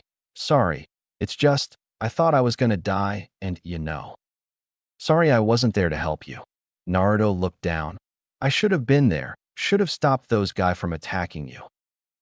Naruto, there was something wrong with your chakra. Don't worry too much about it. Ino shook her head. Anyways, how long was I out for? Long enough for each team to have both scrolls. We're gonna head to the tower now. Naruto grinned. I guess Shika's team didn't need our help cause when Shino found them, they had just beat the crap out of this team with 4 scrolls. So with the scroll that Sasuke got, and the 4 there, each of us has enough scrolls to get in and 2 extras. Nice. Ino pumped her fist. I guess Sakura isn't too bad at Jinjutsu, eh? What was that, Ino? Sakura's voice rang through the cave. After the 2 kunoichis squabbles, the group decided to head out towards the tower. Ino decided to take point with Sasuke. Hey Sasuke, what were those strange markings on you back there? Ino asked. Sasuke shook his head. Not sure. But it felt good. I've never had so much power running through me. Sasuke, we should tell Kakashi-sensei about that. It's obviously coming from Orochimaru. Ino, I won't forgive you if you tell Kakashi. Sasuke said. Keep this secret, please, he said before he sped up. Sasuke. The group got to the tower about an hour later and headed inside. Guess we can open the scrolls now, eh? Naruto said, grabbing them from Sasuke and unraveling both, revealing 2 sealing matrices that he quickly crossed over each other. Suddenly, Iruka was in front of them. Congratulations on passing the 2nd exam. The scarred Chunin smiled at his old students. Please follow me. Irika lead the Genin to a large room. Two groups of Suna Genin were already there. One group consisted of Gaara, along with his siblings Temari and Kankuro. Naruto remembered them from Kabuto's data cards. He made eye contact with Gaara, who glared at him. Naruto glared right back. The other Suna group consisted of a teen with spiky black hair wearing a red long-sleeved shirt with black pants along with a golden scarf that had deep red ember designs. Beside him was a girl with long black hair wearing a green one-piece suit. The last member was a tall boy with sandy brown hair and bandages across his torso. He wore a pair of pants that matched his hair. You'll have to wait here until the exams are over. There are rooms down the hall for anyone who needs to sleep, Irika said before walking off. The group didn't do much until the second phase of the exams were over. Sasuke and Ino made full recoveries as did the others, but Naruto still had a majority of his chakra sealed. All participants, please make your way to the stadium. An announcement boomed throughout the tower. The Genin gathered in front of Sarutobi and two Jonin. One was sickly and pale, while the other had a sunbon in his mouth and a cocky grin. Congratulations are in order. All of you have passed the second exam. Sarutobi started. However, not all of you will proceed to the final exam. At least half of you will fail here. What, how come? Naruto shouted. We all tried our hardest to get here, Gigi. The final exam is a one-on-one tournament in front of the entire village. The rules limit the final tournament to at most 20 competitors, and with 33 of you here, we have to cut the numbers down by nearly half. Starting now, we will randomly generate matches until each of you has fought once. If you would like to withdraw, do it now. Kabuto raised his hand. I will withdraw. Noted, the Hokage said, waiting a few more seconds before nodding to the sickly-looking Jonin. Hey, Gecko will be your proctor. The Jonin nodded, stepping forwards. I'll ask all of you to step out of the battleground except those who I call, he said. He clapped his hands, and a box appeared. He reached a hand in and pulled out two slips of paper. First match, Neji Hyuga versus Hinata Hyuga. Everyone else left the field to stand on a balcony above the battleground. Hinata, you got this. Naruto shouted. You go, Hina. Ino shouted. Yeah, Hinata. Choji shouted, holding his free hand up. Hinata smiled as her friends cheered for her. She looked towards her cousin and readied herself. Lady Hinata, you are destined to lose here, Neji said. Begin. Neji dashed at Hinata, jabbing at her with incredible speed. Hinata smacked away or dodged every blow. You've improved, Neji said with distaste as he batted away a jab from Hinata. Be a Kugen, he shouted. Veins popped around his eyes as the color shifted from dull lavender to pure white. Bye. Be a Kugen. Hinata's eyes shifted to the same white as Neji's. They charged each other again. The speed of their strikes nearly tripled. The sounds of slaps reverberated throughout the arena. Sweat was visible along Hinata's forehead as she blocked or dodged Neji's hits, occasionally retaliating with one of her own. Hinata, Choji screamed, if you win I'll give you an entire bag of chips. And all the cinnamon buns you want, Naruto chimed in. Hinata's chest felt warm as her friends called for her to win. She steadied herself and ducked under one of Neji's blows, sweeping his legs from under him. As he was falling, she stood up and slammed her palm down on a log, causing splinters to fly everywhere. Impressive, Lady Hinata. I did not expect that from you, Neji said with a cocky smirk. Your destiny is already written, however. 8 trigrams, 32 palms, he shouted, appearing before Hinata so quickly she couldn't see him. 2 palms. Neji lashed out twice. 4 palms. Twice more, 8 palms. 4 more times, 16 palms. 8 more times, 32 palms. Neji slammed 16 more jabs into Hinata, causing blood to spurt from her mouth as she fell to the ground. Pitiful. That's all the main family has to offer. Neji spat as he walked towards the balcony. I'm not done yet. Hinata stood up, her left side drooping and her right not doing much better. I don't know why you hate me so much, Neji, and I don't know why you believe me to be weak. But I have friends who think that I'm strong, and I'm not going to let them down.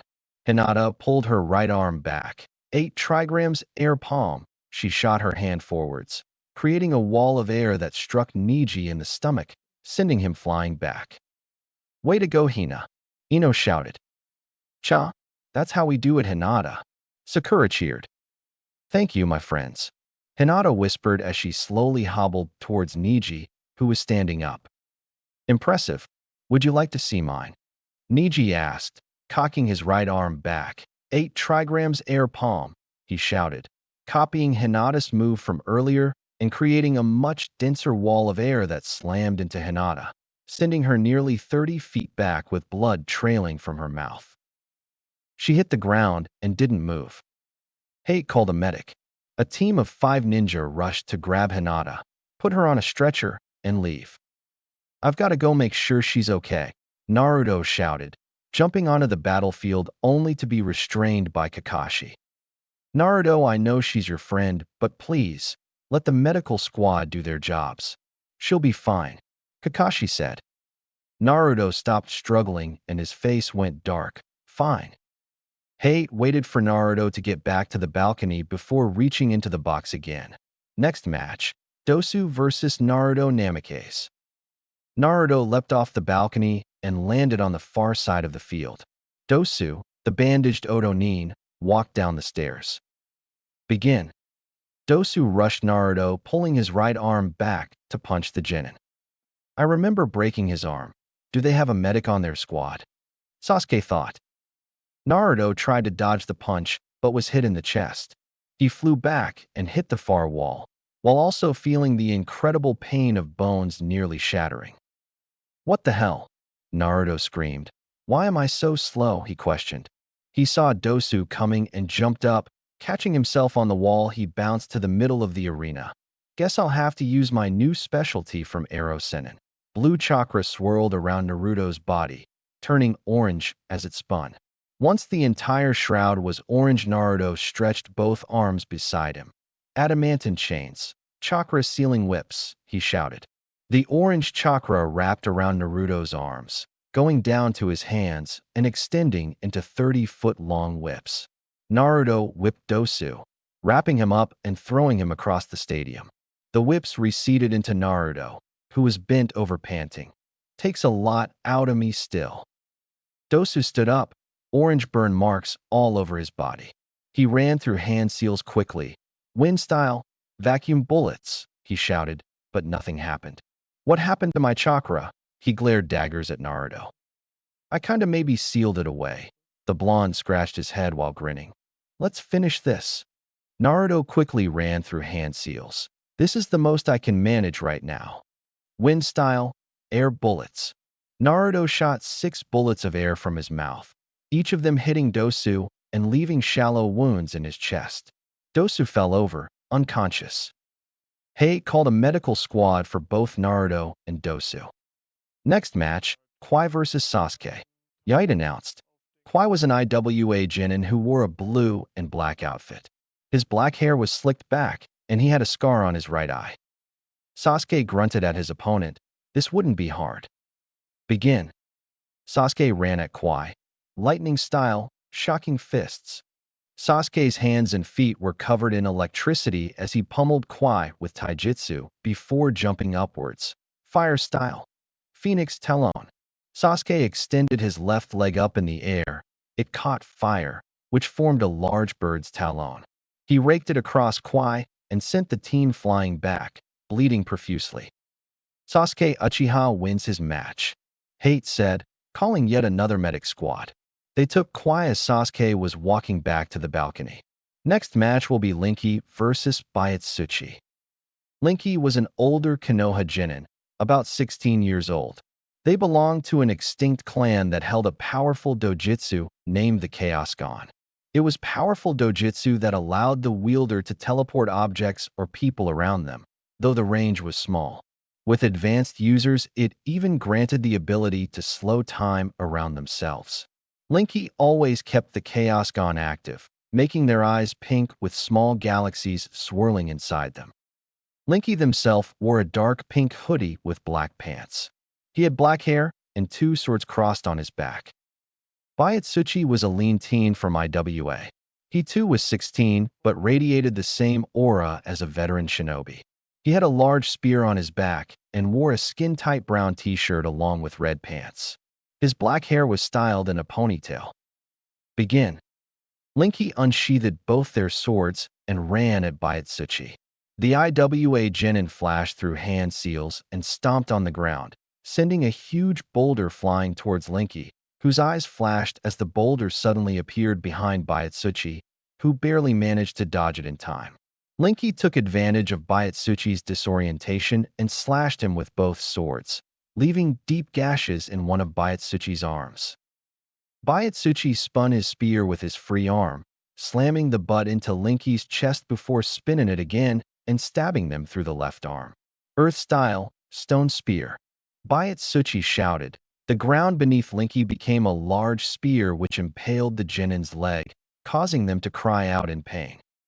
Bayatsuchi followed up by kicking Linky in the face, which would have sent the Genin flying had Bayatsuchi removed his spear, as it was Linky's leg was ripped open even more, causing them to begin tearing up.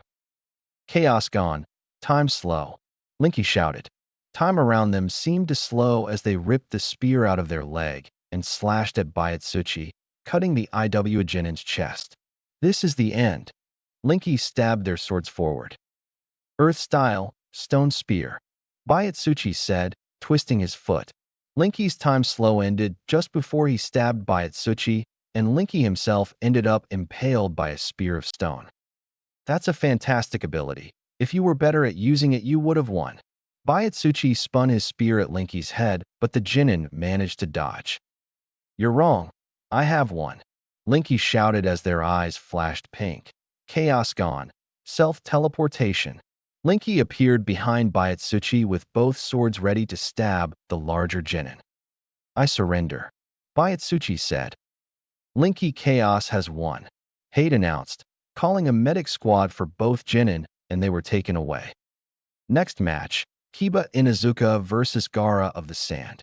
Kiba and Gaara both headed towards the arena, but Gaara stopped beside Sasuke. Sasuke Uchiha, you and Naruto will prove my existence in the finals.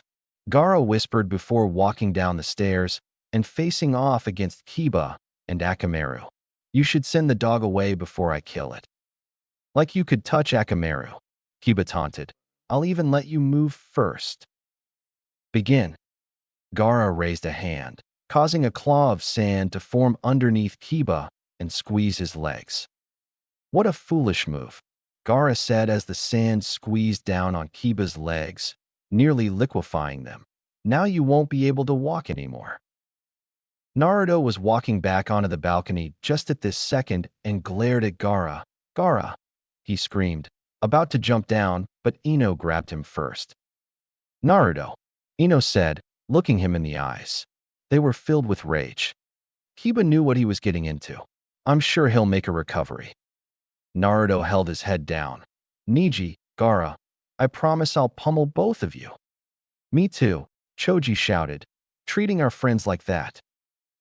Shino was literally vibrating from the buzzing of his insects. He glared at Gaara as the Sunanin as he walked up the stairs. Gaara ignored him and looked to Naruto. Namikaze, the redhead said, I will allow Mother to drink your blood as well. Hate cleared his throat. Next match will be Misumi and Kuratsuchi. One of Kabuto's teammates, the one with glasses, walked down to the arena, as well as the black-haired Idanuanin that was one of the 5 candidates for winning the tournament. Begin. Corrosion style, quicklime jutsu. Kuratsuchi shouted, releasing a glob of grayish liquid from her mouth in the shape of a ball. Misumi tried to dodge it, but wasn't quick enough, and it caught his foot. The liquid quickly hardened into an extremely strong cement-like substance. Misumi just smirked and jumped back as Kuratsuchi charged at him. His legs stretched nearly a meter before he stopped, taking the chance to wrap around Kuratsuchi and draw a kunai to her throat. I caught you, Kuratsuchi shouted from across the arena, where she rose out of the ground. Dispel. The Kuratsuchi in Misumi's grasp turned into the same cement-like substance, trapping Misumi. Kuratsuchi walked up and placed an explosive tag on it. You shouldn't have relied on that skill in the forest if you were going to try and use it as a trump card in the tournament. She shook her head. Anyways, give up or I'll blow you to smithereens. Misumi tapped. I give up, you win. Kuratsuchi has won this round.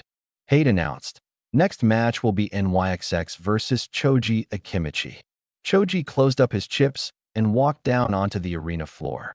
NYXX, Asuna Jinin wearing a golden scarf and red shirt, also walked down. Begin. Choji cocked a fist that grew 3 times larger as NYXX ran at him. Partial expansion jutsu, the Akimichi shouted. Just as NYXX reached him, the Chunin jumped upwards. Fire style, Phoenix Flower Jutsu. NYXX exhaled 12 small fireballs that peppered Choji, who was left with minor burns. The Akimichi swung his large arm upwards, smashing the airborne NYXX with enough force to send him into the far wall. Expansion Jutsu. Choji's entire body grew to 5 times its regular size. Human boulder.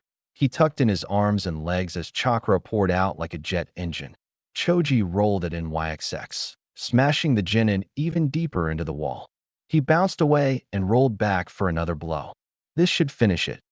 Fire style, Phoenix Talon, NYXX shouted, pushing himself off the wall and igniting his left foot, kicking Choji as hard as he could.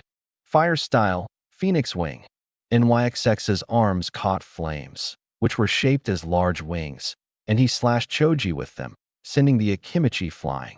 As he hit the ground, Choji shrunk to normal size. Well, fatty, I will say you're pretty strong. NYXX said, can you keep going though? Choji stood up, rage filling his eyes. Of course I can. Chakra exploded off of the Akimichi air as he rushed at NYXX.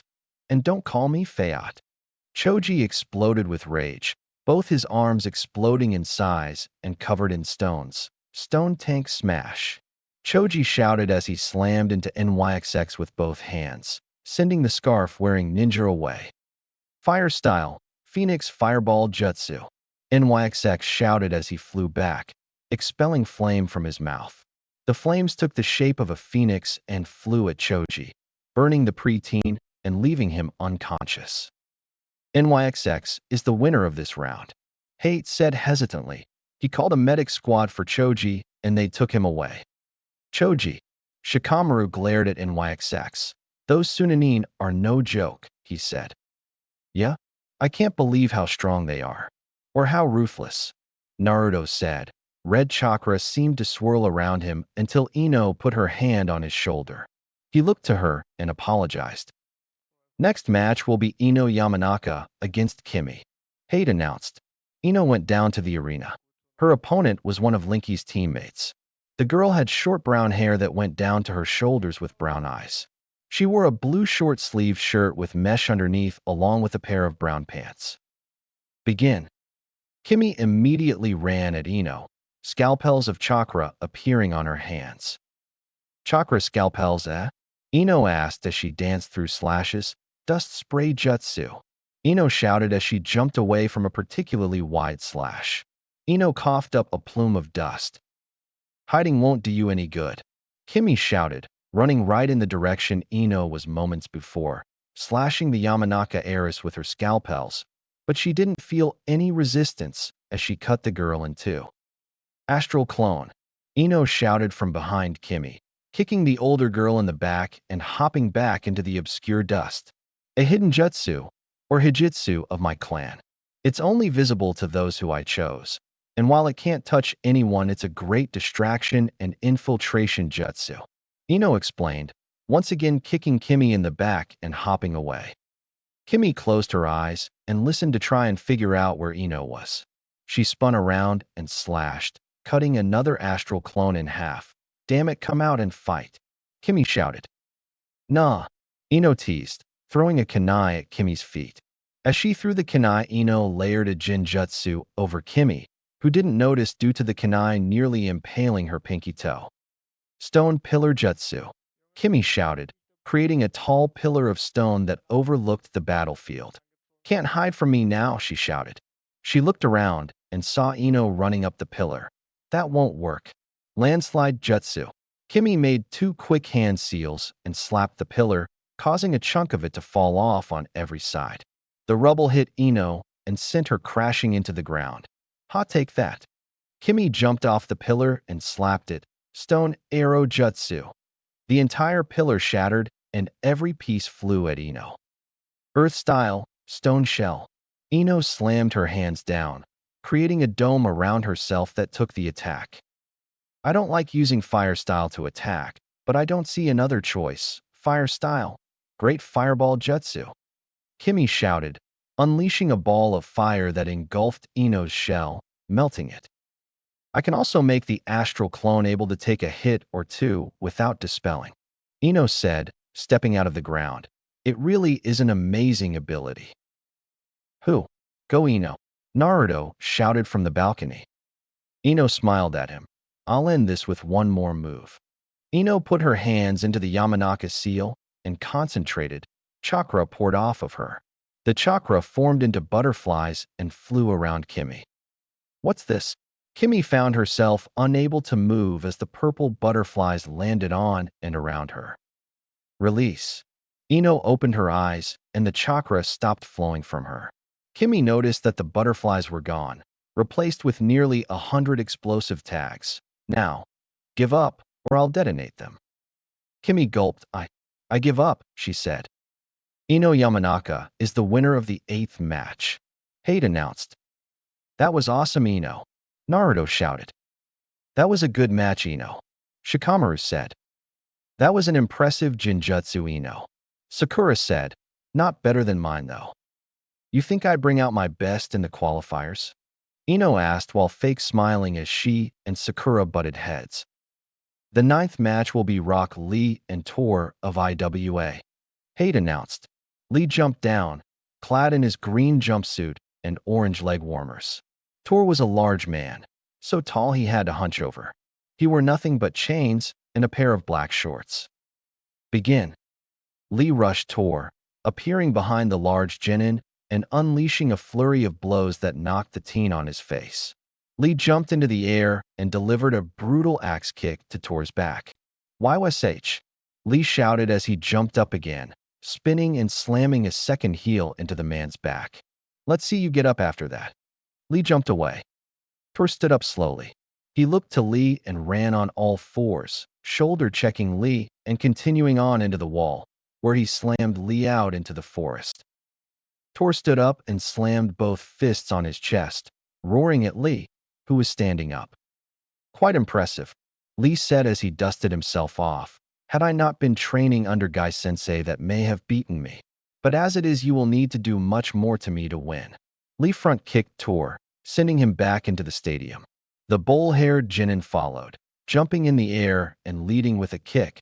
Dynamic entry, he screamed, hitting Tor in the face with bone-crushing force. Lee flipped back and landed as Tor soared through the air, hitting the far wall of the arena and flopping to the ground. The winner is Dash. Hate was cut off as Tor stood up and roared. You're in for it now. Tor has entered his berserk state. A teenage girl on the balcony said. She was short with greasy black hair that went down to her knees. She had long metal attachments on her fingers and was wearing a dirty red IWNE outfit. And who are you? Ino asked. I am Farah, Tor and Kwai's teammate. The girl responded. I've known Tor since childhood. Whenever he starts to get hurt, he enters a berserk rage. It usually takes Tremor-sensei to stop him. Lee's got this, Naruto said, turning to the match. Take this guy down, Lee, the blonde shouted. You got this, Lee, Tintin shouted before turning to Farah. Lee is a lot stronger than the goofy appearance leads people to believe. Don't count him out just yet. Lee was dodging Tor's manic punches while trying to get a hit in, but it seemed like no matter what he did, nothing hurt the behemoth. Tor slammed both hands down like a hammer, and Lee jumped back, throwing shuriken that embedded themselves in the monster. Lee shook his head as he dodged Tor again. I did not want to use this yet. He jumped up as Tor bulldozed towards him. In the air, Lee kicked towards Tor, sending a metal rod flying at the monster, knocking him prone. Lee kicked with his other foot and hit Tor in the head, dazing him. Lee landed and rushed for his sticks, grabbing both and clicking them together, forming a bow staff.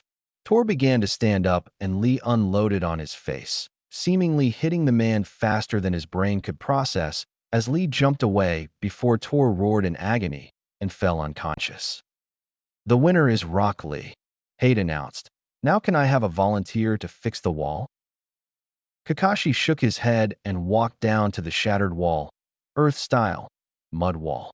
Kakashi lazily spat mud onto the shattered wall. The mud quickly hardened and filled in the gaps. Haidt broke out in a coughing fit while trying to clear his throat. Next match, Kin against Shino Aburame. Shino stood opposite the female Otonin. "You should surrender now." "I am not in a good mood," Shino said. "You're right." Kin spat. "Like I'm afraid of you." "Begin." Kin ran at Shino only to plow through a body of insects, all of which stuck to her. "Drink her dry," Shino said maliciously. He heard the story from Ino on their way to the tower, and he was not happy with the Oto ninja. "Teach her to attack my friends and allies." Kin screamed as the chakra was sucked from her body. After an entire minute, the swarm went back to Shino, traveling through his sleeves. Kin was laying there, unconscious. Shino Aburame is the winner," Haidt said. "Man, that kid was brutal." He called a medical squad for Kin and announced the next match. Next will be Shikamaru Nara against Hawk. What a drag. Shikamaru dragged himself up and walked calmly down to the arena floor. Across from him was NYXX's teammate, the man with a bandaged torso. "Begin." Hawk jumped into the air. Wind chakra seemed to spiral around his arms and legs as he propelled himself towards Shikamaru. "Shikamaru, you've got to win," Naruto shouted. "Do it for Choji and Hinata," Ino shouted. "Troublesome," Shikamaru muttered as he jumped away from Hawk's attack, which left a small drill hole where he landed. Shikamaru inhaled and went through a few hand signs. Fire style, Grand Fireball Jutsu. He exhaled a large fireball that flew at Hawk, who wasn't fast enough to dodge it. A large plume of dust erupted, leaving Hawk standing there, burnt all over. The Chunin punched his hands together, creating the drill-like wind spirals around his fists. He ran towards Shikamaru, who quickly placed his hands into the family seal. Shadow Possession Jutsu. Shikamaru's shadow extended across the ground, making contact with Hawk's. The two stood in exactly the same position until Shikamaru changed their posture and pulled out a kunai. Hawk did the exact same movement, however Shikamaru had his kunai pouch on the opposite leg Hawk did. "Surrender or I'll kill you," Shikamaru said. Hawk did nothing and received a kunai to the chest. Shikamaru drew another kunai, "Surrender." Hawk once again did nothing. Shikamaru prepared to throw the kunai. "Shikamaru Nara is the winner of this match," Haidt announced. Shikamaru released the jutsu and walked up to Hawk. "Sorry about that. Why didn't you give up?"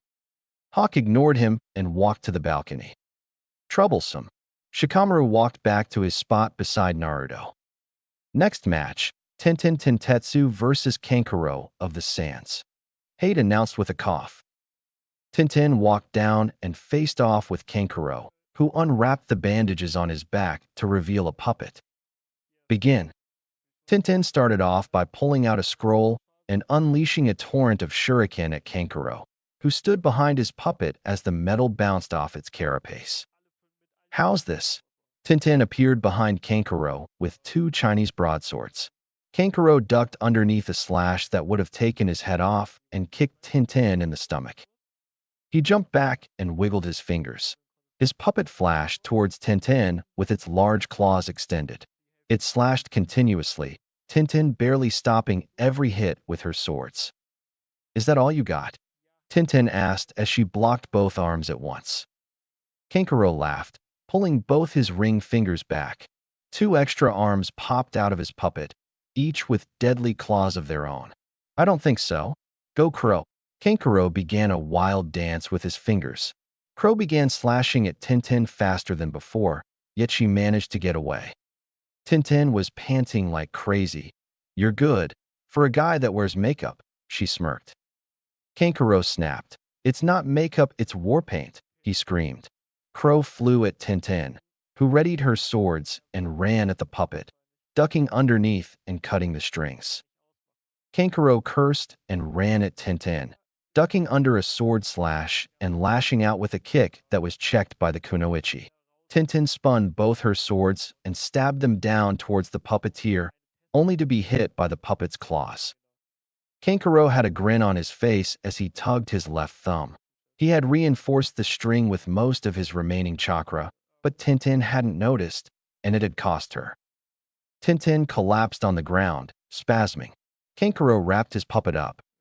A medic squad was called immediately to get the poison out of her system.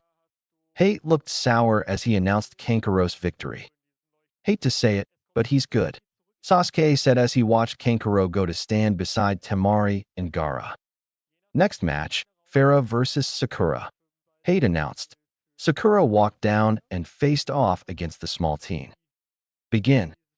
Both kunoichi immediately began rushing through hand seals, laying a jinjutsu on each other. Sakura ran forwards, but once she got close enough, she saw three versions of Farah. Farah couldn't see Sakura anymore. Sakura quickly released the jinjutsu on her and punched Farah in the face, sending the small girl flying. Sakura once again ran through hand seals. Demonic illusion, tree-binding death, she shouted. Farah soon found herself stuck in a dead tree, with Sakura holding a kunai to her throat. Sakura Haruno is the winner, Hate announced.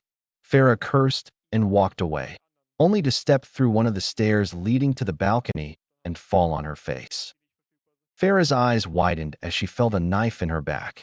The jinjutsu Sakura put on her shattered, and she fell to the floor. Her spine had been severed by the kunai. Whoa, Sakura, that was vicious, Naruto said. She was just trying to get up onto the balcony. Sakura looked up. I learned pretty quickly that you do what needs to be done to win, Sakura said. Shino nodded. It is true. Our first C-rank mission was to eliminate a bandit camp. Kurenai-sensei had us murder everyone. We didn't even manage to rescue the hostages. Whoa, that's rough, Ino said. Sure ain't easy, Sasuke said with a nod. Sakura Haruno is the winner of the 13th match, Hate announced. Next match will be Ayato Hattori against Zaku. Ayato was the final member of Linky's team and the de facto leader. He was tall for his age, which was 14 as opposed to his teammate 16. He had managed to graduate 2 years early. His shaggy black hair was styled similar to the second Hokage, and he wore a black sleeveless hoodie with a long-sleeved red shirt underneath. His black pants had a red streak down the sides. He wore arm guards on both arms. Zaku grunted at him. You ready to die? Ayato did not answer. I know that guy, he's friends with my cousin. Shikamaru said, he's smart. Beaten me at shogi a few times. Whoa, Naruto was impressed. It was no easy feat to beat Shikamaru at shogi. His clan was wiped out during the Nine Tails attack, but they're strong. Your father is actually a distant member, Naruto, Shikamaru said. His adopted father is actually the proctor. If I had noticed him earlier, I would have said hi. Begin. Ayato dodged Zaku's initial bursts of wind, appearing behind the teen and cracking him in the head with a powerful kick before reappearing where he stood before. Whoa, does he know the Shunshin? Naruto asked. Cause if he does, I'ma ask him to teach me. It's called the Swift Style, Shikamaru said. It's his clan's Kekkei Genkai. Ayato ducked under Zaku's second attempt at an attack and delivered 3 quick punches to the boy's face before plowing a knee into his stomach. Zaku fell to his knees. Ayato stood above him. I'll stop if you give up, the boy said. Zaku spat at him. I gave you a chance. Ayato shook his head and grabbed Zaku by the hair, lifting him up and throwing him in the air. Ayato jumped up and delivered a painful flurry of punches to the teen's torso before cocking a leg back and kicking him in the jaw, sending him even further up. Ayato landed and Zaku fell, hitting the ground hard. Ayato Hattori is the winner of this match, Hate announced. Who? Linky shouted. Good job, Ayato. Thanks, Linky. Ayato nodded and went to sit in the back corner, sparing Shikamaru a shy nod. Next match, Yoroi and Frog. Hate said. The girl in a green one-piece suit from NYXX's team and the final member of Kabuto's team, the one without glasses, walked onto the arena. Begin. Frog inhaled immediately. Water style. Raging waves. She shot a jet of water that pierced Yoroi's chest, killing him instantly. Frog tilted her head and hopped over to the body. Wow. Water style is a lot stronger outside of the desert, she said before shrugging and hopping back onto the balcony. Frog is the winner of the match, and can I have a cleanup squad over here? Hate coughed. A group came to dispose of Yoroi's body. Alright, next match is Temari of the Sand against Akatsuchi. Temari opened her fan and used it to float down, while Akatsuchi, a large and tubby teen, walked down slowly. Begin. Temari whipped her fan, sending a burst of wind whipping towards Akatsuchi, who clapped, raising a wall of earth to defend himself. Earth-style, rock golem. Akatsuchi said timidly, his wall becoming a stone humanoid who rushed towards Temari. Wind-style, slicing gale. Temari spun her fan around, creating a blade of wind that cut the golem in half. Akatsuchi concentrated his chakra. Earth-style, army creation, he shouted. The ground around him slowly turned into golems. The large teen fell to his knees due to strain, and sweat started dripping down his face. Soon there were 12 golems charging Temari. She managed to take 2 of them out, but the remaining 10 swarmed her, pummeling her with powerful punches and kicks. Akatsuchi made a hand seal to dispel them as soon as Temari was unconscious. And Akatsuchi has become our last finalist. Hate said, I will now announce the matchups for the actual tournament. It will go by your match number, with the first place match winner facing the third and the second facing the fourth, and so on. A screen popped into view behind Hate. The screen had the matchups on it. Niji Hyuga vs Sasuke Uchiha. Naruto Namikaze Uzumaki vs Linky Chaos. Gaara of the Sand vs NYXX. Kuratsuchi vs Ino Yamenka. Rock Lee vs Shikamaru Nara. Shino Aburame vs Kankuro of the Sand. Sakura Haruno vs Frog. Ayato vs Akatsuchi. Sasuke, you'd better kick Niji's ass, Naruto said. Do you doubt me, Naruto? The Uchiha asked with a smug grin. Sarutobi stepped up beside Hate. Any one of you who compete in the tournament can be selected for Chunin. It will be up to the Tsuchikage, Kazekage, and I to decide, the old man said. That being said, winning will not guarantee you a Chunin promotion. Only those who truly embody the qualities of a Chunin will pass. Your grades in the other portions will, of course, also be taken into consideration. And what are these qualities that make a Chunin? Kuratsuchi asked, her arms crossed. Now if you don't know that you aren't ready to be a Chunin, my dear. Sarutobi smirked. Oanoki's granddaughter was powerful with her corrosion style, but subtlety wouldn't be her strong suit. You will all have a month to train before your matches. I hope you use it well. Good luck. Naruto immediately looked towards Kakashi. Kakashi-sensei, he shouted. Train Sasuke. I'm gonna go see Ero Sennin. Kakashi feigned a hurt look and placed his hand on his chest. Now Naruto, don't you want to train with me? I've learned a lot from you already, but Ero Sennin has been teaching me Fuinjutsu, and I'm getting pretty good, so I'm going to train with him. Kakashi shrugged. Can't argue with that. Ino, would you like to come along? Ino shook her head. I can't, Kakashi-sensei. I'm going to be taking an extra special lesson with my father. Something about the clan's most powerful technique tree or something, she shrugged. But I wouldn't mind getting some taijutsu training if you tell me where you'll be. I'll make some time to pop by. Kakashi nodded and scribbled down a note for Ino. All right, Sasuke, let's move. Sasuke nodded and followed Kakashi, waving goodbye to his teammates. Hinata. Kiba. Choji called over to his friends. Come sit over here. Hinata had made a perfect recovery from her fight. Kiba, unfortunately, was stuck in a wheelchair for the rest of his life. Gaara had completely shattered his legs. They wouldn't heal properly without divine intervention. Hinata wheeled Kiba over to their Choji was sitting and sat in between the two. The stadium was bustling. Not only was Naruto fighting in the Chunin exam finals, but so were the last Uchiha, the fourth Kazekage's son, and the third Tsuchikage's granddaughter. They were in for some good matches. The Hokage, as well as the Kazekage and Tsuchikage, stood on a podium in the middle of the arena. Behind them was Gunma, a Jonin who always had a senbon in his mouth. Welcome all to the Chunin exam finals. We will watch 8 matches today. The Chunin candidates will be randomly selected for their matches. Sarutobi said. What? We already know the matches. Naruto shouted from the platform where the competitors stood. Shikamaru shook his head. No, we don't.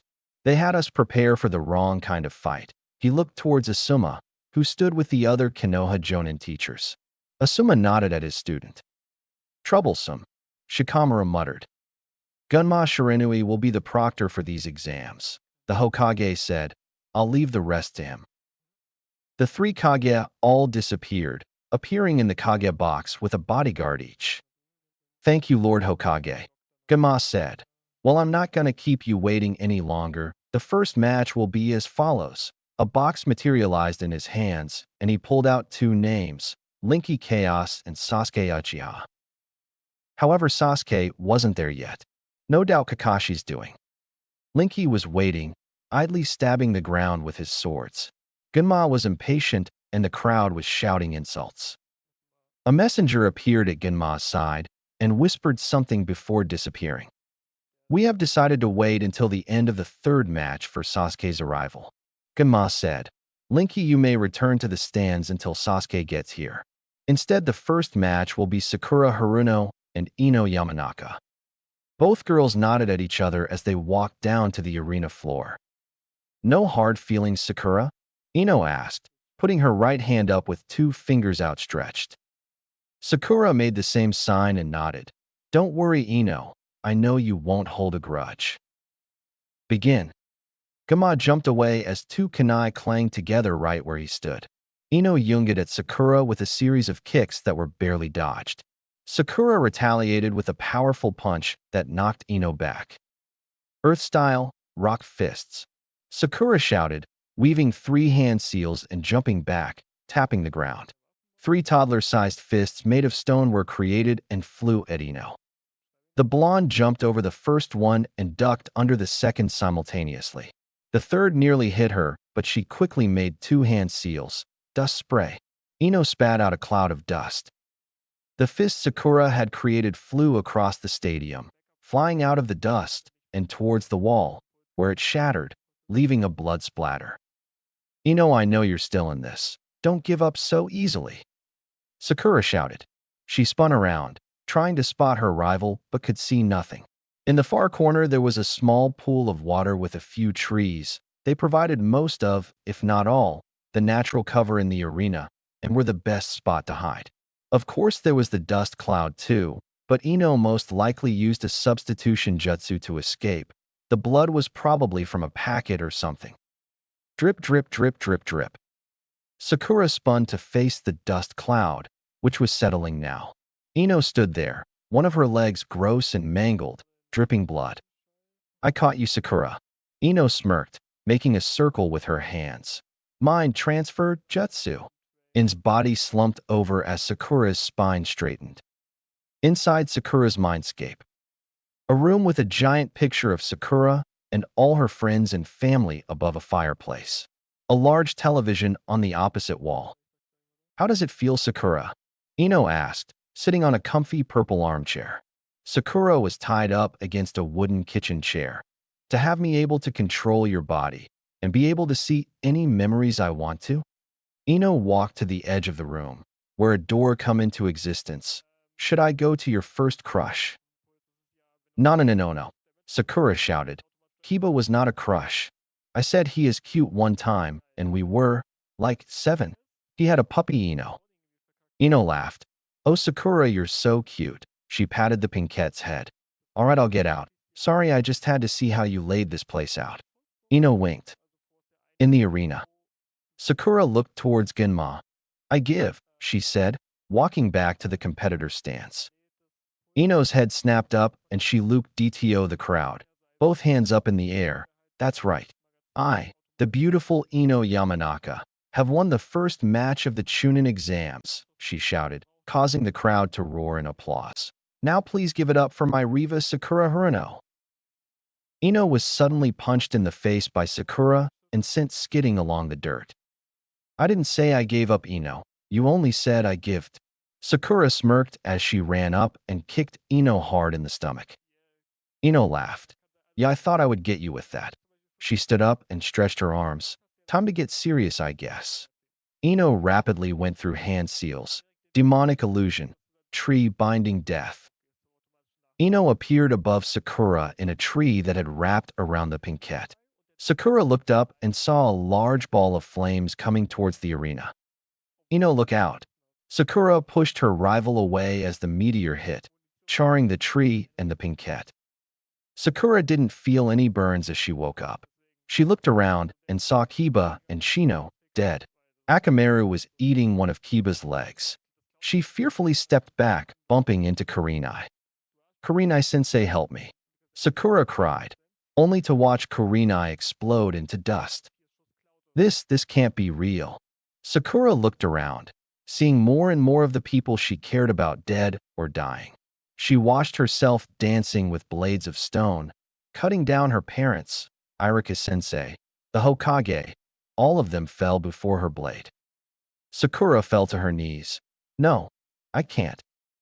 Sakura Haruno has seemingly lost the will to fight. Ino Yamanaka is the dash. Gunma's voice rang out through the world. Release! Sakura shouted, pouring more than half her chakra into breaking the Jinjutsu. Sakura stood up. Nice one, Ino, she smirked. I didn't expect that from you. She outstretched both hands. The stone rose up and formed two swords, but it did give me an idea. Ino smirked. Well, those are rare for you, Sakura. Ino ran at Sakura and jumped over her slash. If you knew how to use those, I'd be in trouble, but as it stands. Ino rolled under another slash and dashed towards the pool of water, making a one-handed dragon seal. Hydro Blade Jutsu. She dipped her hand into the water and pulled out a spear made of water. I have the upper hand in weapons. Sakura and Ino clashed weapons a few times. Sakura's swords craved right through Ino's spear, but died to the long reach of the polearm. Ino was never hit, while Sakura received a few stabs. Ino jumped back from a cross slash, landing in an awkward position.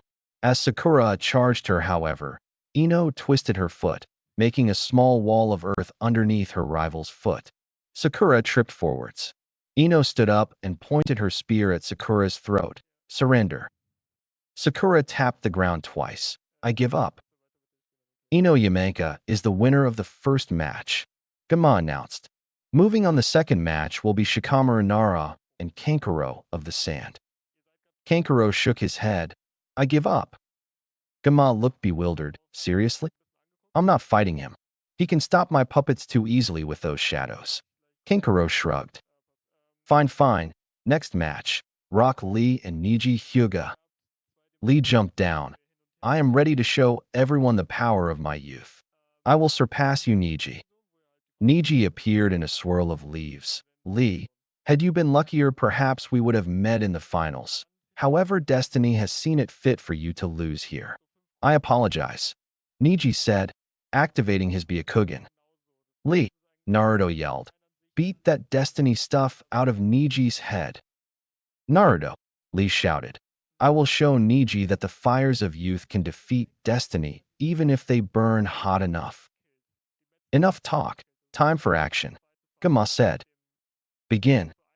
Lee looked at Niji. Niji, please activate your Byakugan. I do not wish to have a handicap in this match. Niji smirked. Very well. Byakugan. The veins around his eyes popped as his eyes lost their color. Thank you. Lee bowed. He unfastened his leg warmers, holding them up to reveal a set of weights. I will not grant you a handicap either. Lee dropped the weights, creating two large craters and a humongous plume of dust. Guy, what the hell? Asuma asked his fellow Jonin. Lee is dedicated to being the best. I will help him achieve his goal.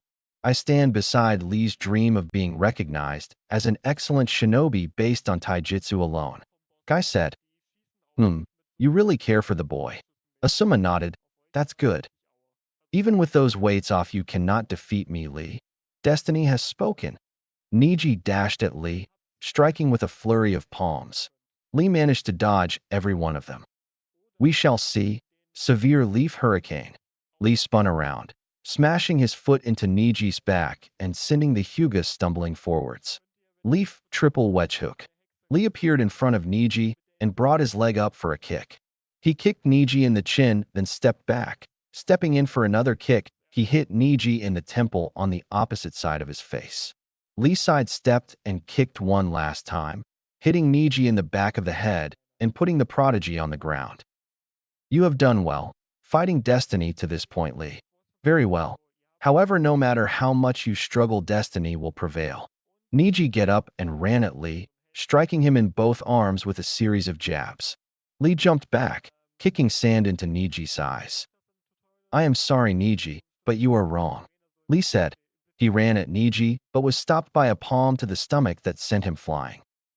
Lee managed to get up, blood trailing from his lips.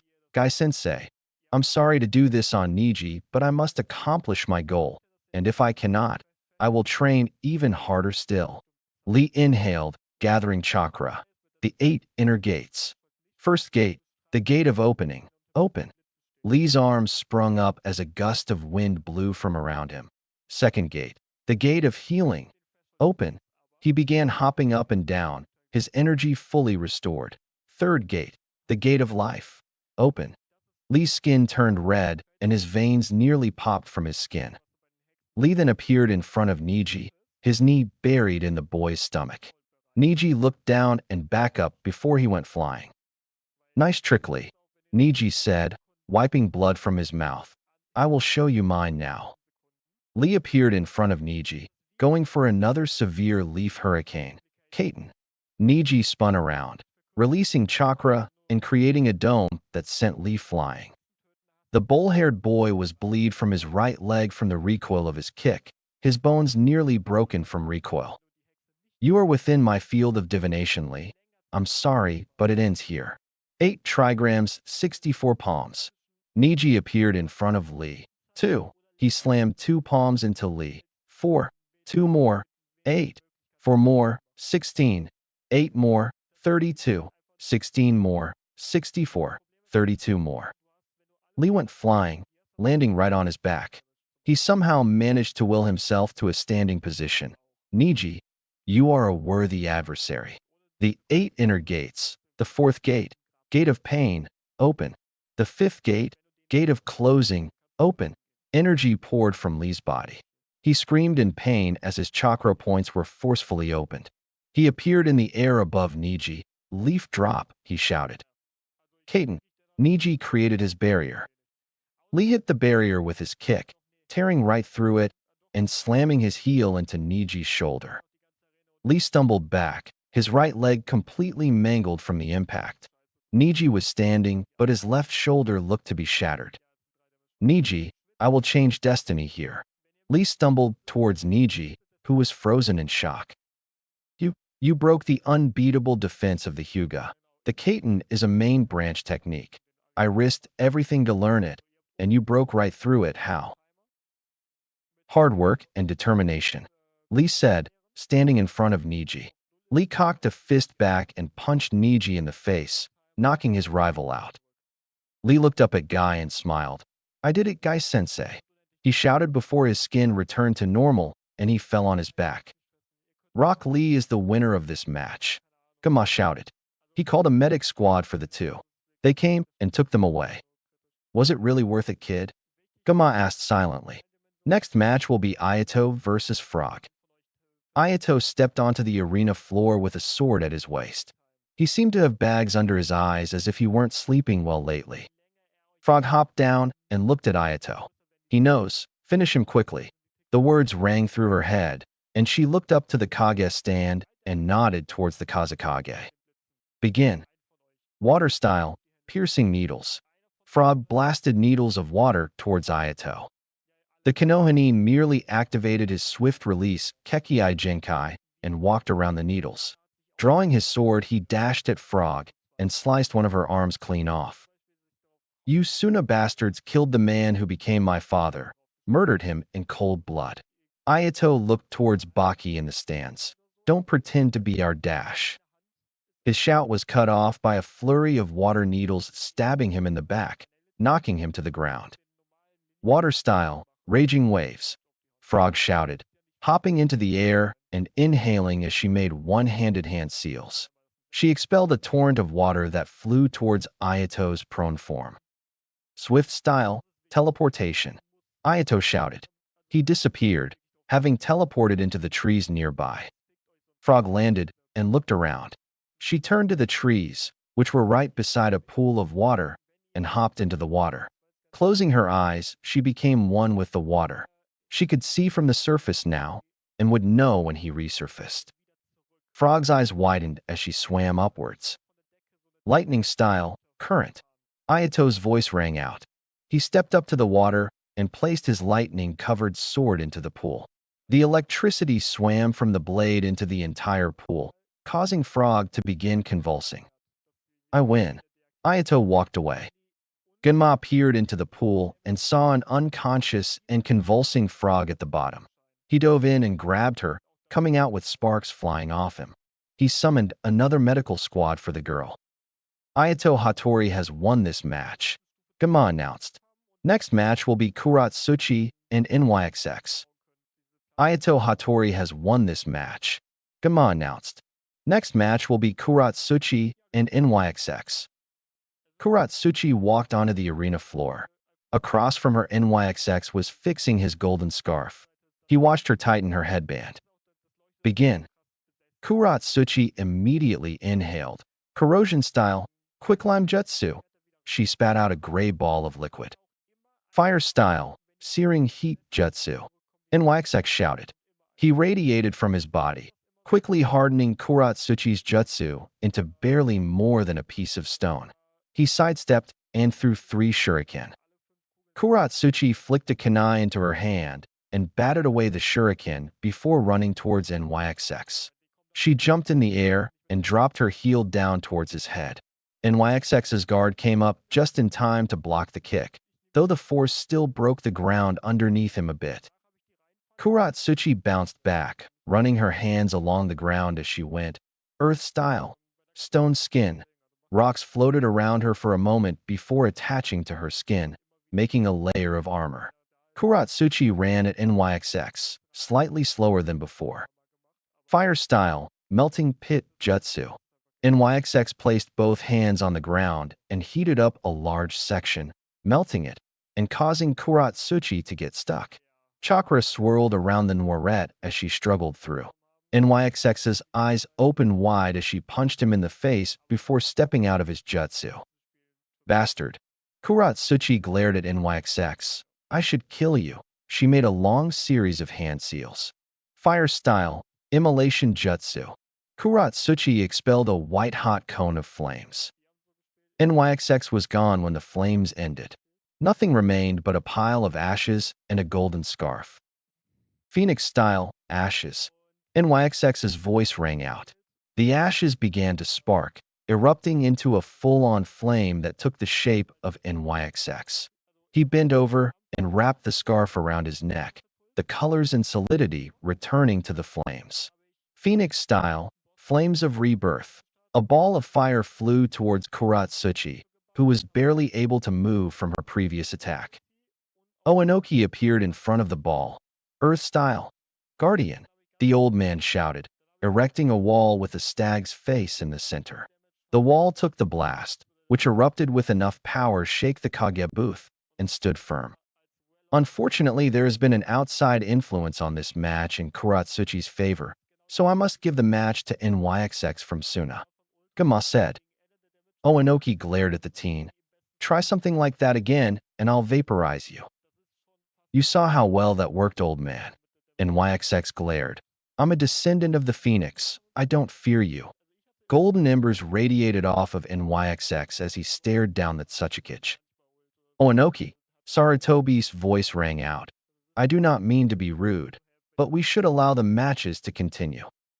Oanoki glared at Sarutobi before floating back up to the Kage booth, granddaughter in his arms, even though she dwarfed the small man in size.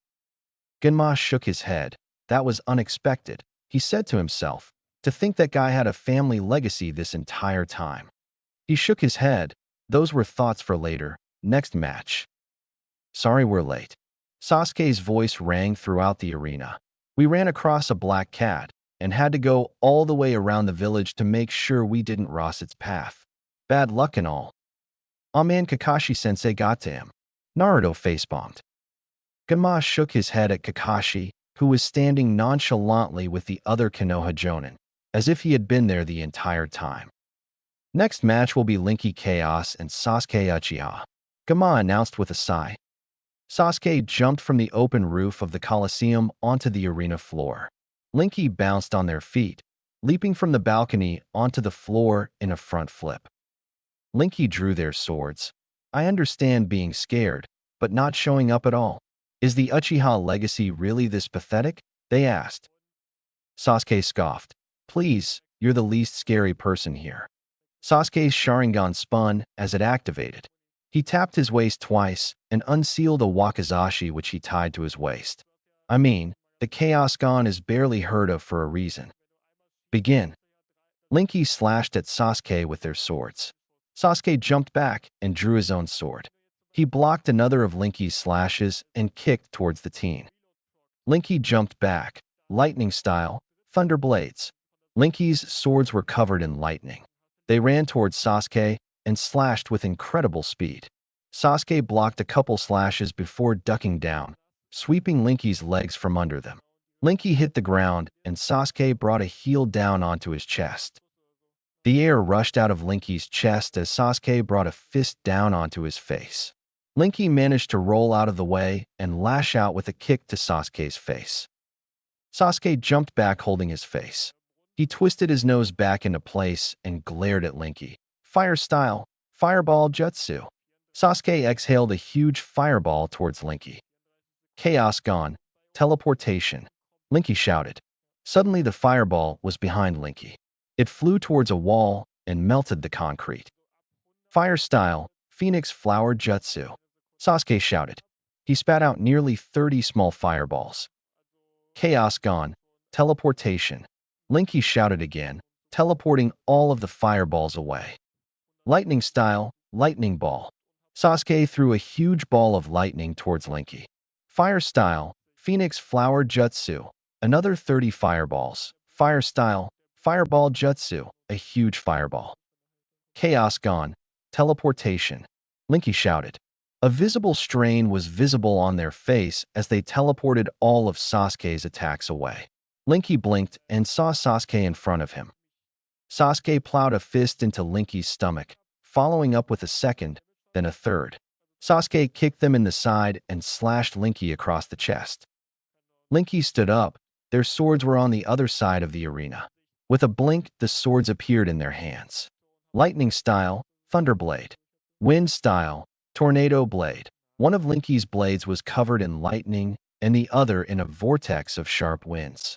They ran towards Sasuke, who slipped between both slashes and slammed a palm into Linky's chest, sending the teen flying back to a wall. I'll show you the jutsu that Kakashi taught me, Sasuke said. He gripped his left wrist. Chakra grew around his left hand, which started changing into lightning, Chidori.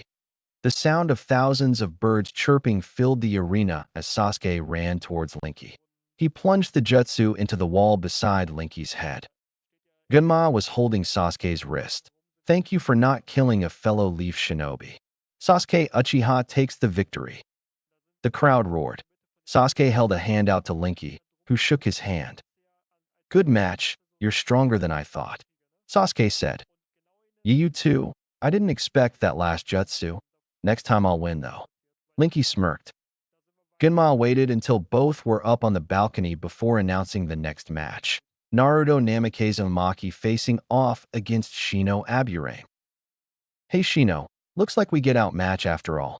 Sorry you won't get revenge for Kiba, but I'll be sure to pummel him next round. Naruto said to his friend. I wouldn't be so sure about that, Naruto. Why? You ask, because I intend to win. Shino responded. The two walked down together, making a sign of respect and nodding at each other before the match began. No hard feelings? Naruto asked. The stronger shinobi will win. Shino nodded. Good. Begin. Naruto started off quickly, running straight at Shino. Shadow Clone Jutsu. He made 11 clones in a circle around Shino, all running directly at the Aburame. Wind style, vacuum bullets. Naruto and each of his clones shot a flurry of highly compressed air towards Shino. Hijitsu, spider's shell. Shino shouted. Ultra-tough spider silk flew from his baggy sleeves and made a shell around him, blocking the bullets. Naruto leapt upwards, having noticed the earth chakra beneath him. Shino burst from the ground. Hijitsu, beetle sphere. From Shino's sleeves flew thousands of chakra-sucking insects that flew in a ball towards Naruto. One of Naruto's clone kicked Shino in the back, but was quickly enveloped by the bugs, his chakra sapped until he popped. Suddenly, all of Naruto's clones popped. You have fallen for my trap, Naruto. Shino said, pushing his sunglasses up slightly. Your clones are useless against my Kakashi. Naruto himself was being enveloped in the insects. Sorry, Shino. I didn't want to hurt any of the insects. I'll do my best not to kill them.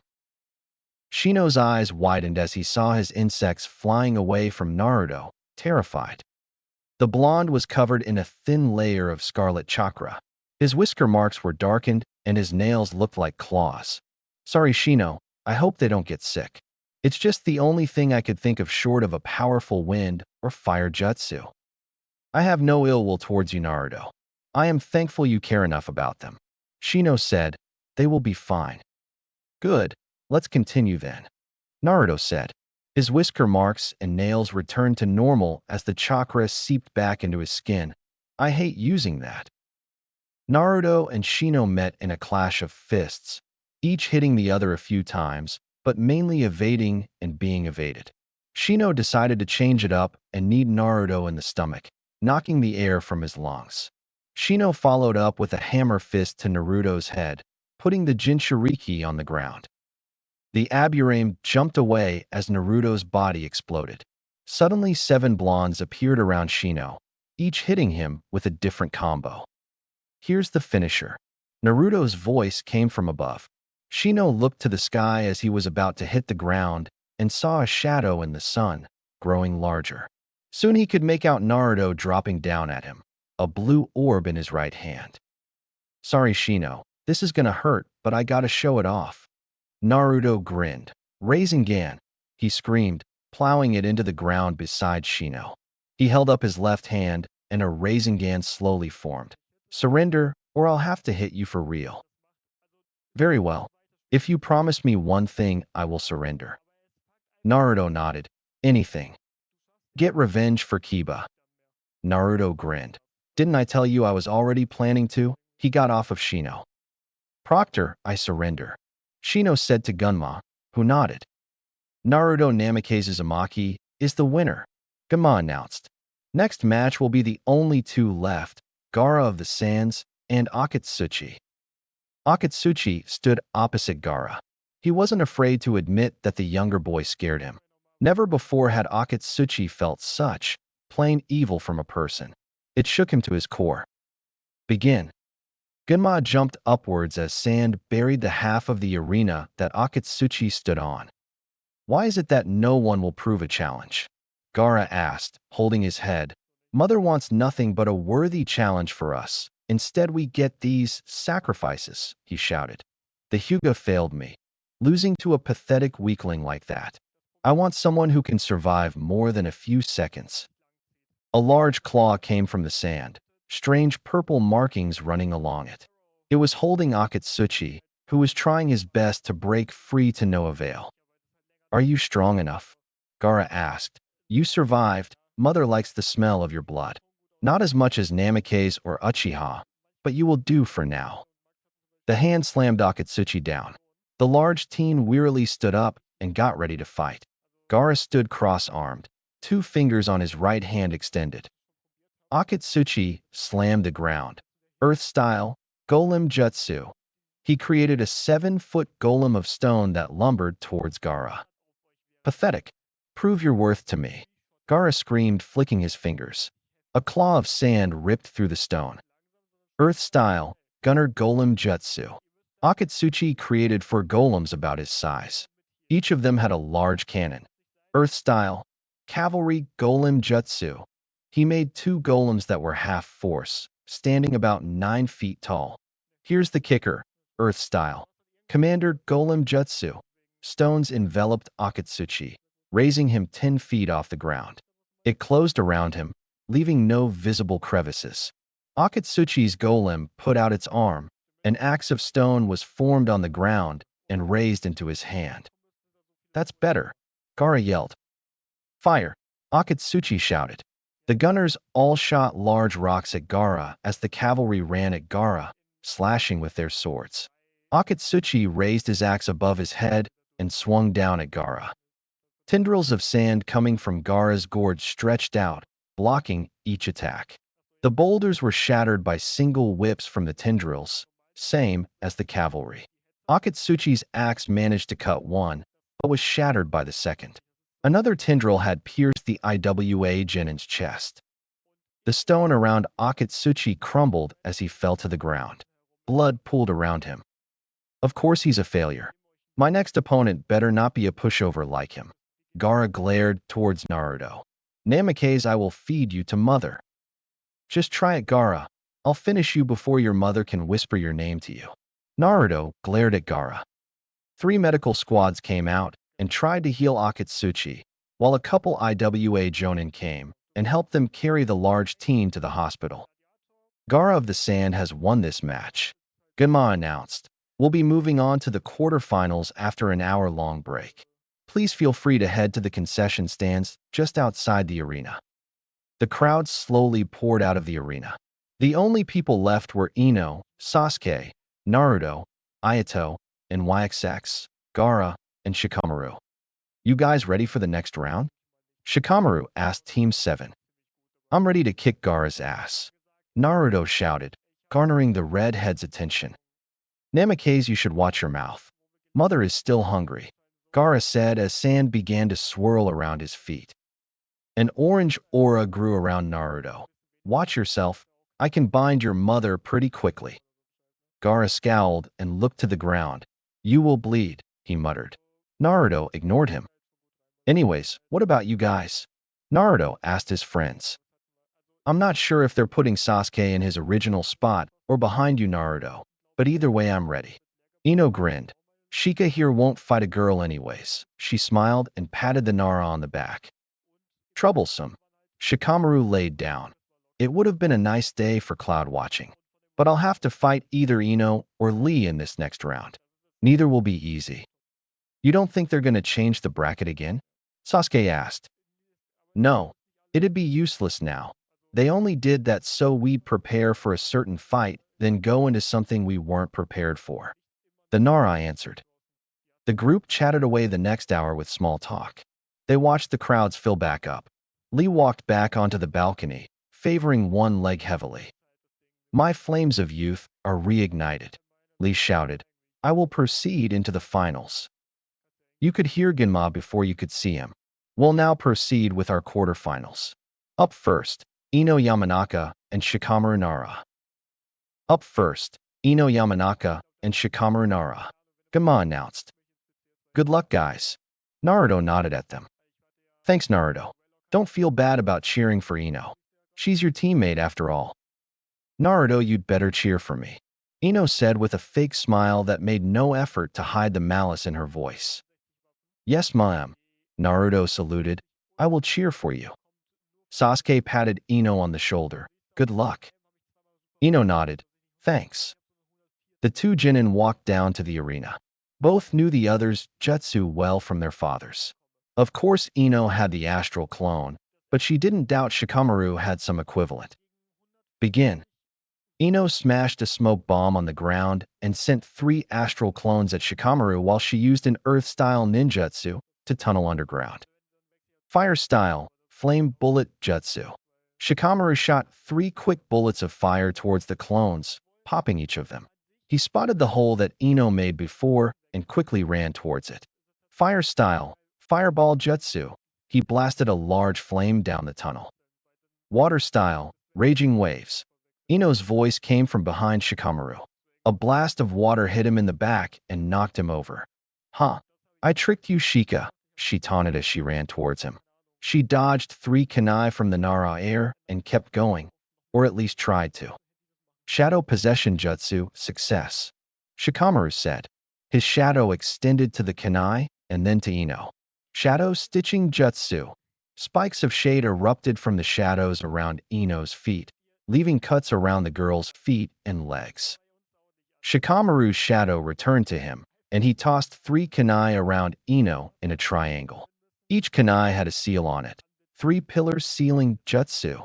Shikamaru focused chakra into the kunai. Suddenly, a large blue shield of chakra formed from the kunai, blocking Ino from leaving. Naruto's eyes widened. Shikamaru hadn't told him about any Fuin jutsu. Guess he was keeping it secret. Ino, tunnel, he shouted. Sure, Shikamaru would hear, but there was no way to avoid that. Ino nodded. She gathered chakra and broke the ground beneath her. She jumped into the tunnel and came up right beside the barrier. As she came up, she threw 10 shuriken and ran towards Shikamaru. The Nara made a hand seal and shadows danced around him, blocking the shuriken. Nara style, shuriken. Shikamaru tossed 5 shuriken. Ino dodged them, but as they passed, their shadows linked with Ino's, and the throwing stars were pulled into Ino, stabbing her in the back. Shikamaru ran towards Ino and punched her in the stomach twice before kicking her away. Fire-style, flame bullet jutsu. Shikamaru fired off 3 bullets of flame that honed in on Ino, creating a large explosion. Suddenly, Shikamaru's vision changed. He looked around and saw a large field of grass. He reached down, rubbing his fingers across the blades. It's soft. He laid down. And the clouds are nice. He smiled at the sky. I'll stay here for a bit. I've done enough. Then a frown crossed his face. Troublesome. Asuma-sensei will get disappointed if I just give up. And after what happened to Hinata and Choji and Kiba, I can't stop here. He stood up and shook his head. Jinjutsu. Release. He pulsed chakra off of himself. Suddenly, he was back in the arena. Sorry, Ino. I won't give up, though, troublesome as you may be to fight. Ino smiled. I kinda hoped that Jinjutsu would have made you want to give up. Too bad. Shikamaru and Ino met in a clash of taijutsu. Ino's serpent style helped her slip into Shikamaru's openings, but the Nara's clan style made use of all of the openings their attacks made to follow into another attack. Ino jabbed at Shikamaru's chest, but suddenly his foot was in her stomach, pushing her back. He followed up by stepping into Ino and slamming both elbows into her shoulders, slipping one foot behind her feet and pulling his foot back, knocking Ino off balance. She jabbed at Shikamaru, but he caught both her hands. Ino hit the ground, and Shikamaru placed his knee onto her chest. Ino tried to move, but Shikamaru's grip on her wouldn't cease. Ino, give up, Shikamaru said. Suddenly, shadows wrapped around her wrists, and with his free hands, Shikamaru held a single-handed hand seal, and the other held a kunai to her throat. Ino growled. The only jinjutsu she could cast without hand seals was a basic illusion, and that wouldn't do anything. She felt shadows wrapping around her ankles and sighed. Fine, I surrender. Gunma looked impressed. Shikamaru Nara is the winner of this match, he announced. Next up will be Rock Lee and Ayato Hattori. Lee jumped down onto the arena floor and immediately kicked off his weights. He grabbed the 4 pieces of metal that rested in the weights and attached them, forming a bow staff. Ayato noticed Lee favoring one leg. Ayato appeared on the field with white sparks flying off of him. He already had his sword drawn. Begin.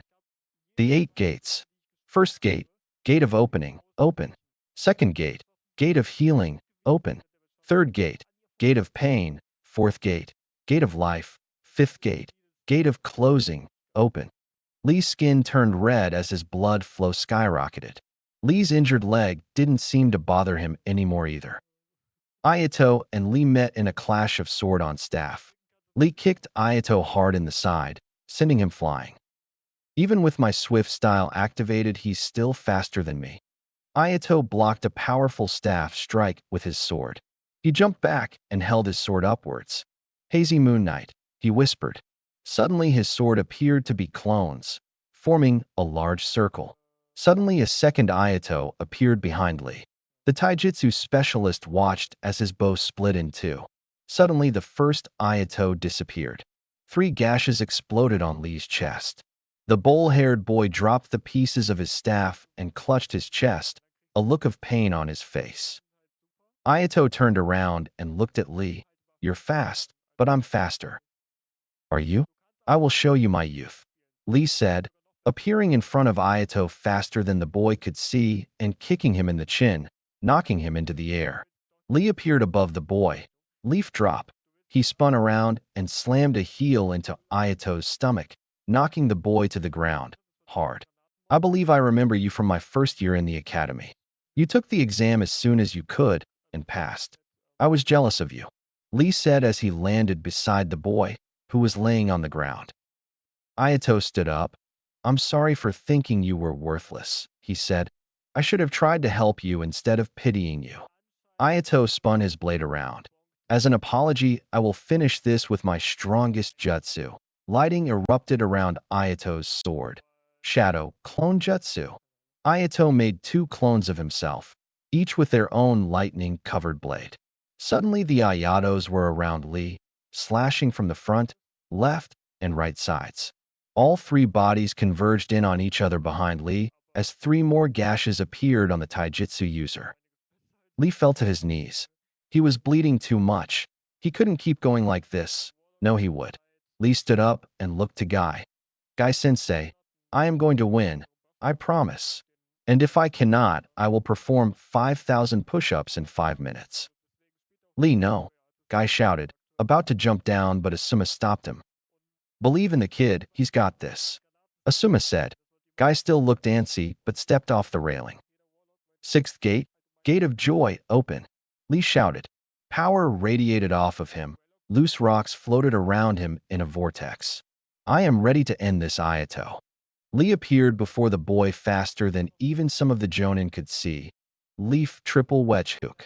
Ayato's head rocked to either side, then he flew forwards. Severe leaf hurricane. Lee smashed his foot into the flying Ayato's stomach, knocking the air from the teen's lungs and sending him in the opposite direction. Morning chicken. Lee punched the air incredibly fast, sending small fireballs at Ayato, who was helpless to the assault. The Swift-style user fell to the ground, unconscious. Rock Lee is the winner of this match, Gama announced. Without further ado, we'll continue on to the 3rd match of the quarterfinals, NYXX and Sasuke Uchiha. Lee dropped to the ground, and a medical squad grabbed him at the same time as Ayato, shaking their heads. You know, Guy, as much as your enthusiasm is admirable, you didn't have to go passing it on, Kurenai said as she shook her head. Lee could have killed himself or either of his opponents. Oh, but he didn't. Lee knows better than that, Guy said. Even so, he should not have opened the 6th gate. I told him that I would watch over him as he did so, in case it went wrong. That was his first time opening the 6th gate. Kakashi asked. That's impressive. Guy smiled. Of course, he is my student after all. And in the contest of strongest students, I'm afraid that I have won this competition, Kakashi. Guy smiled. We'll see. Either Naruto or Sasuke will make it to the finals. And if Lee manages to make it, as well, they'll battle on behalf of us. Kakashi said. He usually tried not to give in to Guy's antics, but he was proud of his team, and he was sure they could beat Lee. Sasuke idly spun his sword as NYXX tossed a small ball of flame from hand to hand. Begin. Immediately, NYXX threw the fireball at Sasuke, who stepped under it and flew forwards in a burst of speed, slamming a shoulder into NYXX while slashing the teen's stomach, leaving a deep gash. NYXX flew back, catching himself and flipping so that he faced Sasuke. "You're good. Faster than I anticipated, even after your last match. But you are no match for the might of a phoenix." NYXX clapped his hands together, phoenix style, spear of the phoenix. Pulling his hands apart, he created a blazing spear of flames, which solidified into molten gold. NYXX charged at Sasuke, who managed to just barely dodge or deflect each jab of the spear, until NYXX planted the spear in the ground and spun around it, kicking Sasuke hard in the side and sending the Uchiha flying. Sasuke activated his Sharingan. This wouldn't be as easy a match as he had hoped. His sword was covered in lightning as he charged NYXX. He saw the boys' attacks just before they were started and jumped over a series of jabs, cutting the spear in half and planting his foot in NYXX's face. NYXX hit the ground, dropping his weapons and clutching his broken nose. His hands lit up in flames, and he burnt his face. When he moved his hands, the blood was gone, and his nose was fixed. He smirked darkly as Sasuke. "Let's move on to round 2. He ran towards the Uchiha, grabbing the two halves of his weapons and spinning them both around, changing their shape to that of two broadswords. He slashed at Sasuke, who blocked each attack, but just barely. NYXX smirked and jumped away from Sasuke, dropping both his swords. "Fire style, immolation jutsu," he shouted, exhaling a white-hot cone of flames. Sasuke's eyes widened, and he jumped away. That attack would have killed him. Time seemed to slow down around him as he landed. He didn't pay it any mind and rushed towards NYXX, who was moving in slow motion. Sasuke took his sword and slashed NYXX across the chest twice, leaving an X-shaped gash. Sasuke spun around, twirling his sword and slashing NYXX again, this time across the back. He jumped away and grabbed his left wrist. "Chidori!" he screamed, running forwards and plunging his hand into NYXX's chest, just missing the boy's heart. NYXX fell to his knees as Sasuke pulled his arm out. The Uchiha sheathed his sword and stepped away, waiting for Genma's announcement. Suddenly, NYXX exploded, literally, into a pillar of flames. "Phoenix style, flame pillar," the teen's voice rang out. "Phoenix style, ascension." The pillar condensed into NYXX's form, and the flames started to peel away, floating around the boy. His hair was now seemingly made of scarlet flames. His eyes now matched his gold scarf, and his black pants hadn't changed. There were strange red markings along his torso that went up his arms and onto his back. The flames that swirled around him formed into huge wings. Now, witness the power of an ascended shinobi. Sasuke's eyes widened. "Sasuke, get out of there," Naruto shouted. Gaara's eyes widened. To think, there was someone in my own village with this level of power. The sand swirled around him as he walked to the edge of the balcony. "He will feed us, well, mother." Shikamaru looked to the Jonin, who were all about to jump in and stop the Sunagenin. The Sunajonin were all laughing except one, Baki, the Jonin in charge of Gaara's squad. He was looking towards the Kage booth. "Troublesome. Naruto, we should stop this." Shikamaru said, "Ino, astral clones. Naruto, shadow clones and Rasengan. As many as you can. I'll try and catch his shadow." "He's too bright. Your shadow won't reach him," Naruto said. "Let me use my clones as water pumps while I go in for a Rasengan. Sasuke should be able to use Chidori at least once more." Sasuke looked up at Naruto. "Dobe, stay up there. I've got this." He took out a soldier pill and swallowed it. "Listen up, you stupid seal. Give me your power." He then grabbed his head, screaming out in pain. Black asterisks began to cover his skin. "Perfect. Now I'll take you out." Sasuke smirked, though the pain in his head was still making it hard to keep the Sharingan active. Sasuke stood facing NYXX, black markings creeping along the left side of the Uchiha's body. NYXX was as radiant as the sun, his fiery wings billowing in the breeze. Kakashi shook his head. "I warned him. I can't suppress it fully. My seal relies on his willpower, and yet he purposely broke it." Kakashi was disappointed with himself. If he had made Sasuke stronger, then he wouldn't be using this dark power. Minato-sensei, what did I do wrong? Destroy him. That voice. Sasuke remembered the last time he heard it, while training with Kakashi. Flashback, start. Kakashi kicked Sasuke in the head, not even looking away from his book. We've been training for 3 days.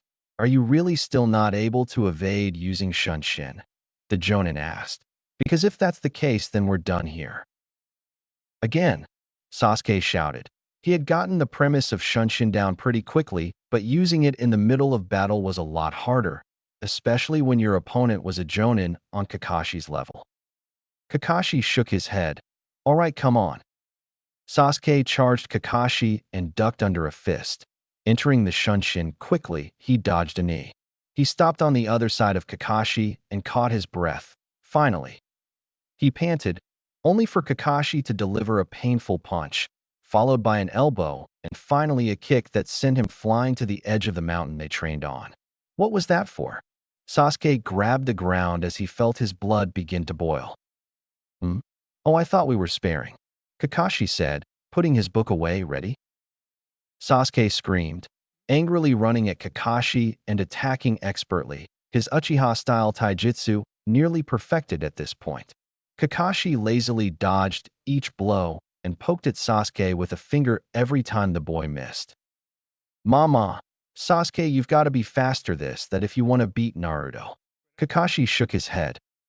Sasuke exploded with rage, punching Kakashi in the face in a burst of speed that surprised the Jonin. Sasuke fell to his knees and screamed in pain, clutching at his neck where Orochimaru had left his mark. Suddenly, black flame-like marks spread around his body. Sasuke clawed at them, trying to tear them off. No. Stop, he screamed. Accept the snake's power, Sasuke. It will bring you your revenge. Damn that voice. He hadn't heard it since Wave when he killed one of those Chunin on the way. What was his name? Meizu? Get out of my head. Sasuke screamed at both the dark voice and Orochimaru's laughter, which echoed throughout his being. Kakashi quickly jumped to Sasuke and placed a hand on the seal, using his free hand to run through nearly 50 hand seals. Evil sealing method. Seal, he shouted. The marks returned to Sasuke's neck and a red ring appeared around them, sealing them there. Flashback, end. Sorry, I'm gonna end this now though. Sasuke said, shaking away the thought of that voice. Maybe Kakashi would know what it was. NYXX shook his head, as if some tattoos are gonna change anything. He inhaled and shot out a large fireball. Sasuke merely scoffed and shot his own fireball, which clashed with NYXX's and created a huge explosion. Sasuke's Sharingan saved him as he subconsciously ducked, a blazing wing passing over his head. Sasuke tossed a kunai at NYXX and pushed chakra into his legs, bouncing away. Lightning style, shock wave jutsu. Sasuke clapped and sent arcs of electricity all around him. It didn't do much to NYXX, who dashed right through the attack, the kunai embedded in his shoulder. Phoenix style, grand fireball jutsu. NYXX exhaled a ball of white-hot flames and flapped his wings, sending gusts of wind to speed the fireball up. Sasuke jumped over the fireball and tossed 5 more kunai, each one stabbing into NYXX, though missing all of his vitals. Sasuke slashed with his sword, leaving a deep gash across NYXX's chest. Both shinobi jumped away and glared at each other. Phoenix style, Phoenix wave. NYXX erupted in flames, flapping his wings wildly and sending slashes of white-hot flames at Sasuke. Sasuke jumped around the attacks, dodging all of them and making a hand seal that Naruto was all too familiar with. Shadow clone jutsu. Sasuke shouted, making 2 clones. All 3 clones were suddenly behind NYXX. White Fang dance. Sasuke said, sheathing his blade. Suddenly lightning arced around NYXX before the teen exploded. Guy smirked. He mixed the dance of the crescent moon with a lightning chakra current after seeing it only once. Impressive Kakashi. The white-haired Jonin shrugged. That's all him. I taught him basic maneuvers. He's the one who learned it. Sasuke ran up and slashed at NYXX with unrelenting fury, tearing the teen up. With one exceptionally powerful slash, Sasuke cut NYXX down the middle. He jumped back. Well done. That damned voice. Another step towards Itachi. Sasuke didn't sheath his sword. After all the damage he'd done to NYXX, already he couldn't deny the possibility that his adversary was still up. Genma was about to call the match when pillars of flame erupted around the arena. NYXX's shape was flitting about them. This is getting boring. You're not strong enough to win. Just give up already, Sasuke said, running at the center pillar of flames and slashing. A pained roar from NYXX echoed through the arena.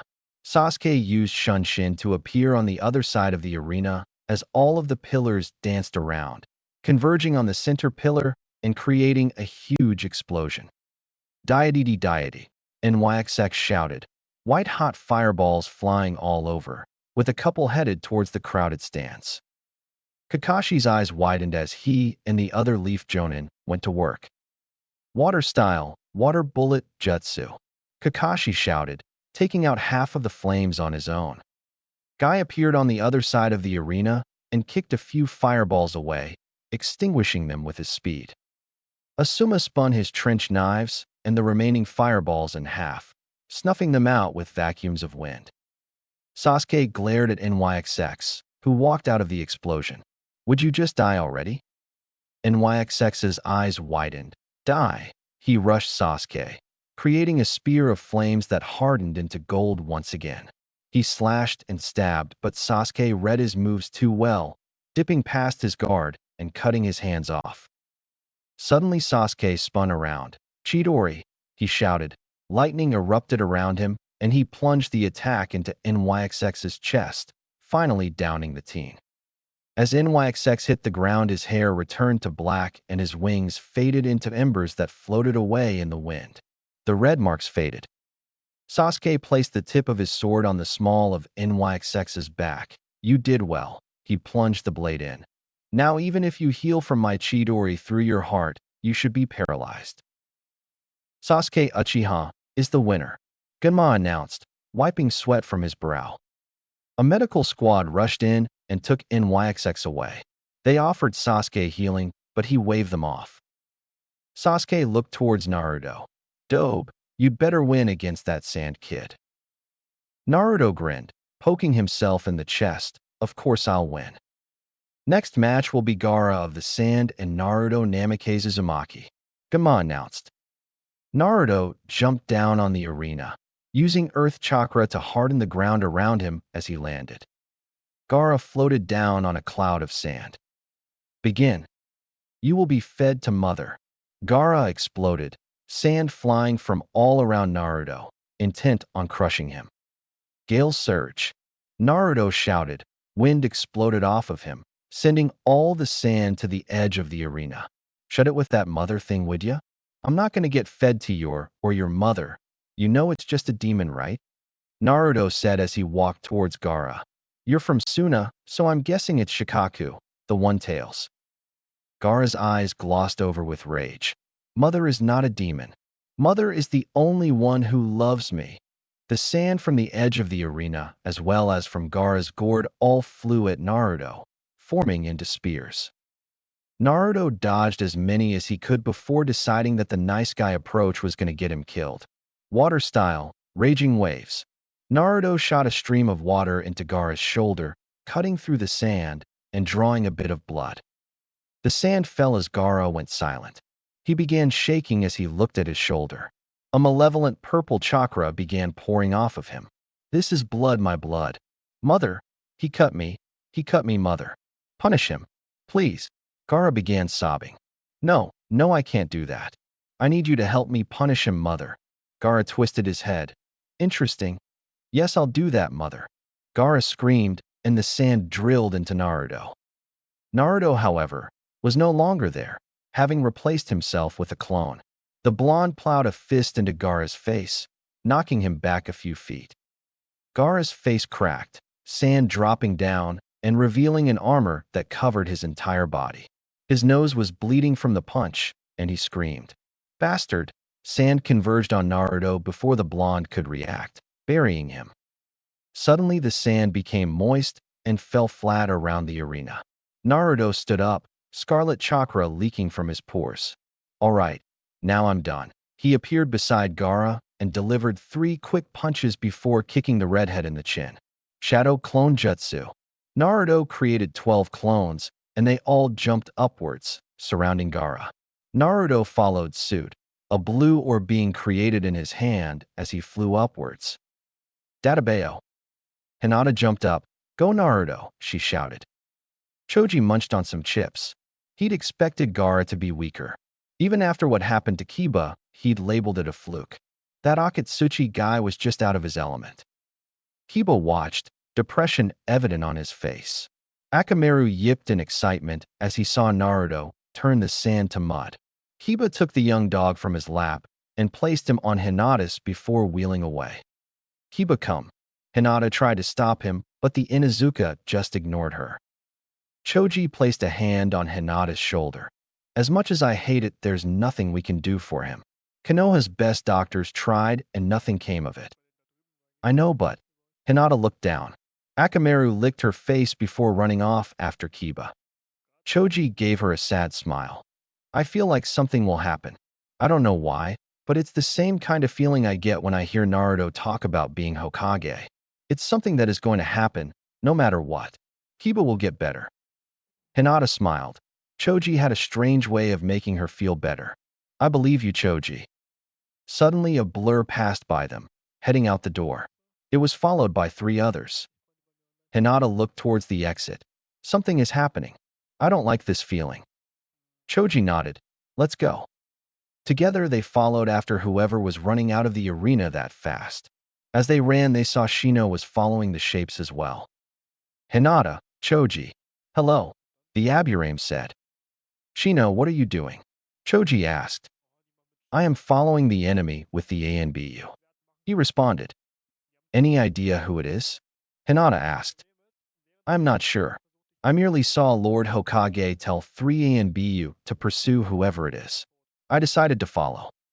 The 3 Chunin caught up with the ANBU quickly. There was a bear, Kuma, Crow, Kara, and Mouse, Nizu. Return to the arena, Chunin. Kara said. I apologize, but I will not follow that order. We can help. Shino said. Hinata and Choji nodded behind him. Kuma looked at them. Fine. Hyuga, use your Byakugan. Akimichi, you'll be front lines with me. Aburame, you flank left with Nizu and set some traps. Go. Hinata and Choji stayed with Kuma. Hinata's Byakugan activated. Target has stopped moving. They are standing in the middle of the market area. Damn. Kuma tapped a radio on his waist. Kuma here. Kara, Nizu, evacuate the citizens. Roger. Got it. Kuma barreled through the village. Hinata and Choji barely able to keep pace with him. Ninja art. Herculean strength, the Yanbiyu shouted. A dull yellow glow overtook him for a moment. He charged into the market area and grabbed the ninja he was pursuing by the neck and slammed them into the ground. Suddenly, he was holding smoke. He spun around and saw Hinata kick his mark in the back. Kuma got up and clotheslined the ninja, knocking them to the ground.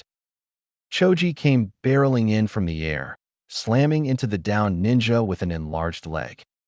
Good work, Kuma told them. I would have died if not for you two. Kara here, requesting backup. Kara's voice rang through the radio, heading towards the evacuation shelters, being pursued by 3, no 4, ninja, Otogakure in origin, she said. Kuma here, copy that. On our way. Kuma looked at Hinata and Choji. Let's move. They nodded and followed the man. It didn't take long for them to arrive at Kara's position. She was fending off 4 Otonin, 2 of which were clearly long-distance wind-style users, and the other 2 close-range experts, one using a bow and the other using taijutsu. Kara was fending all 4 off with a mixture of small jinjutsu and taijutsu. Hyuga, take out the ninjutsu users. Akimichi, watch over the civilians as they reroute. I'll destroy this passage and help Kara with the close-range fighters. Kuma said. Again, both Chunin nodded and did as they were told. Follow me. I'll lead you to another shelter." Choji shouted at the civilians. They all followed him as he marched away. Hinata ran at the two ninjutsu users. Activating her Byakugan silently, she jabbed one of them in the back of the neck, and he crumpled. The other, a woman with straight black hair and plain-looking eyes, turned to her and charged. Hinata ducked under a poorly executed roundhouse kick and slipped behind the woman, jabbing her 3 times in the back before palming a kunai and stabbing the woman in the spine.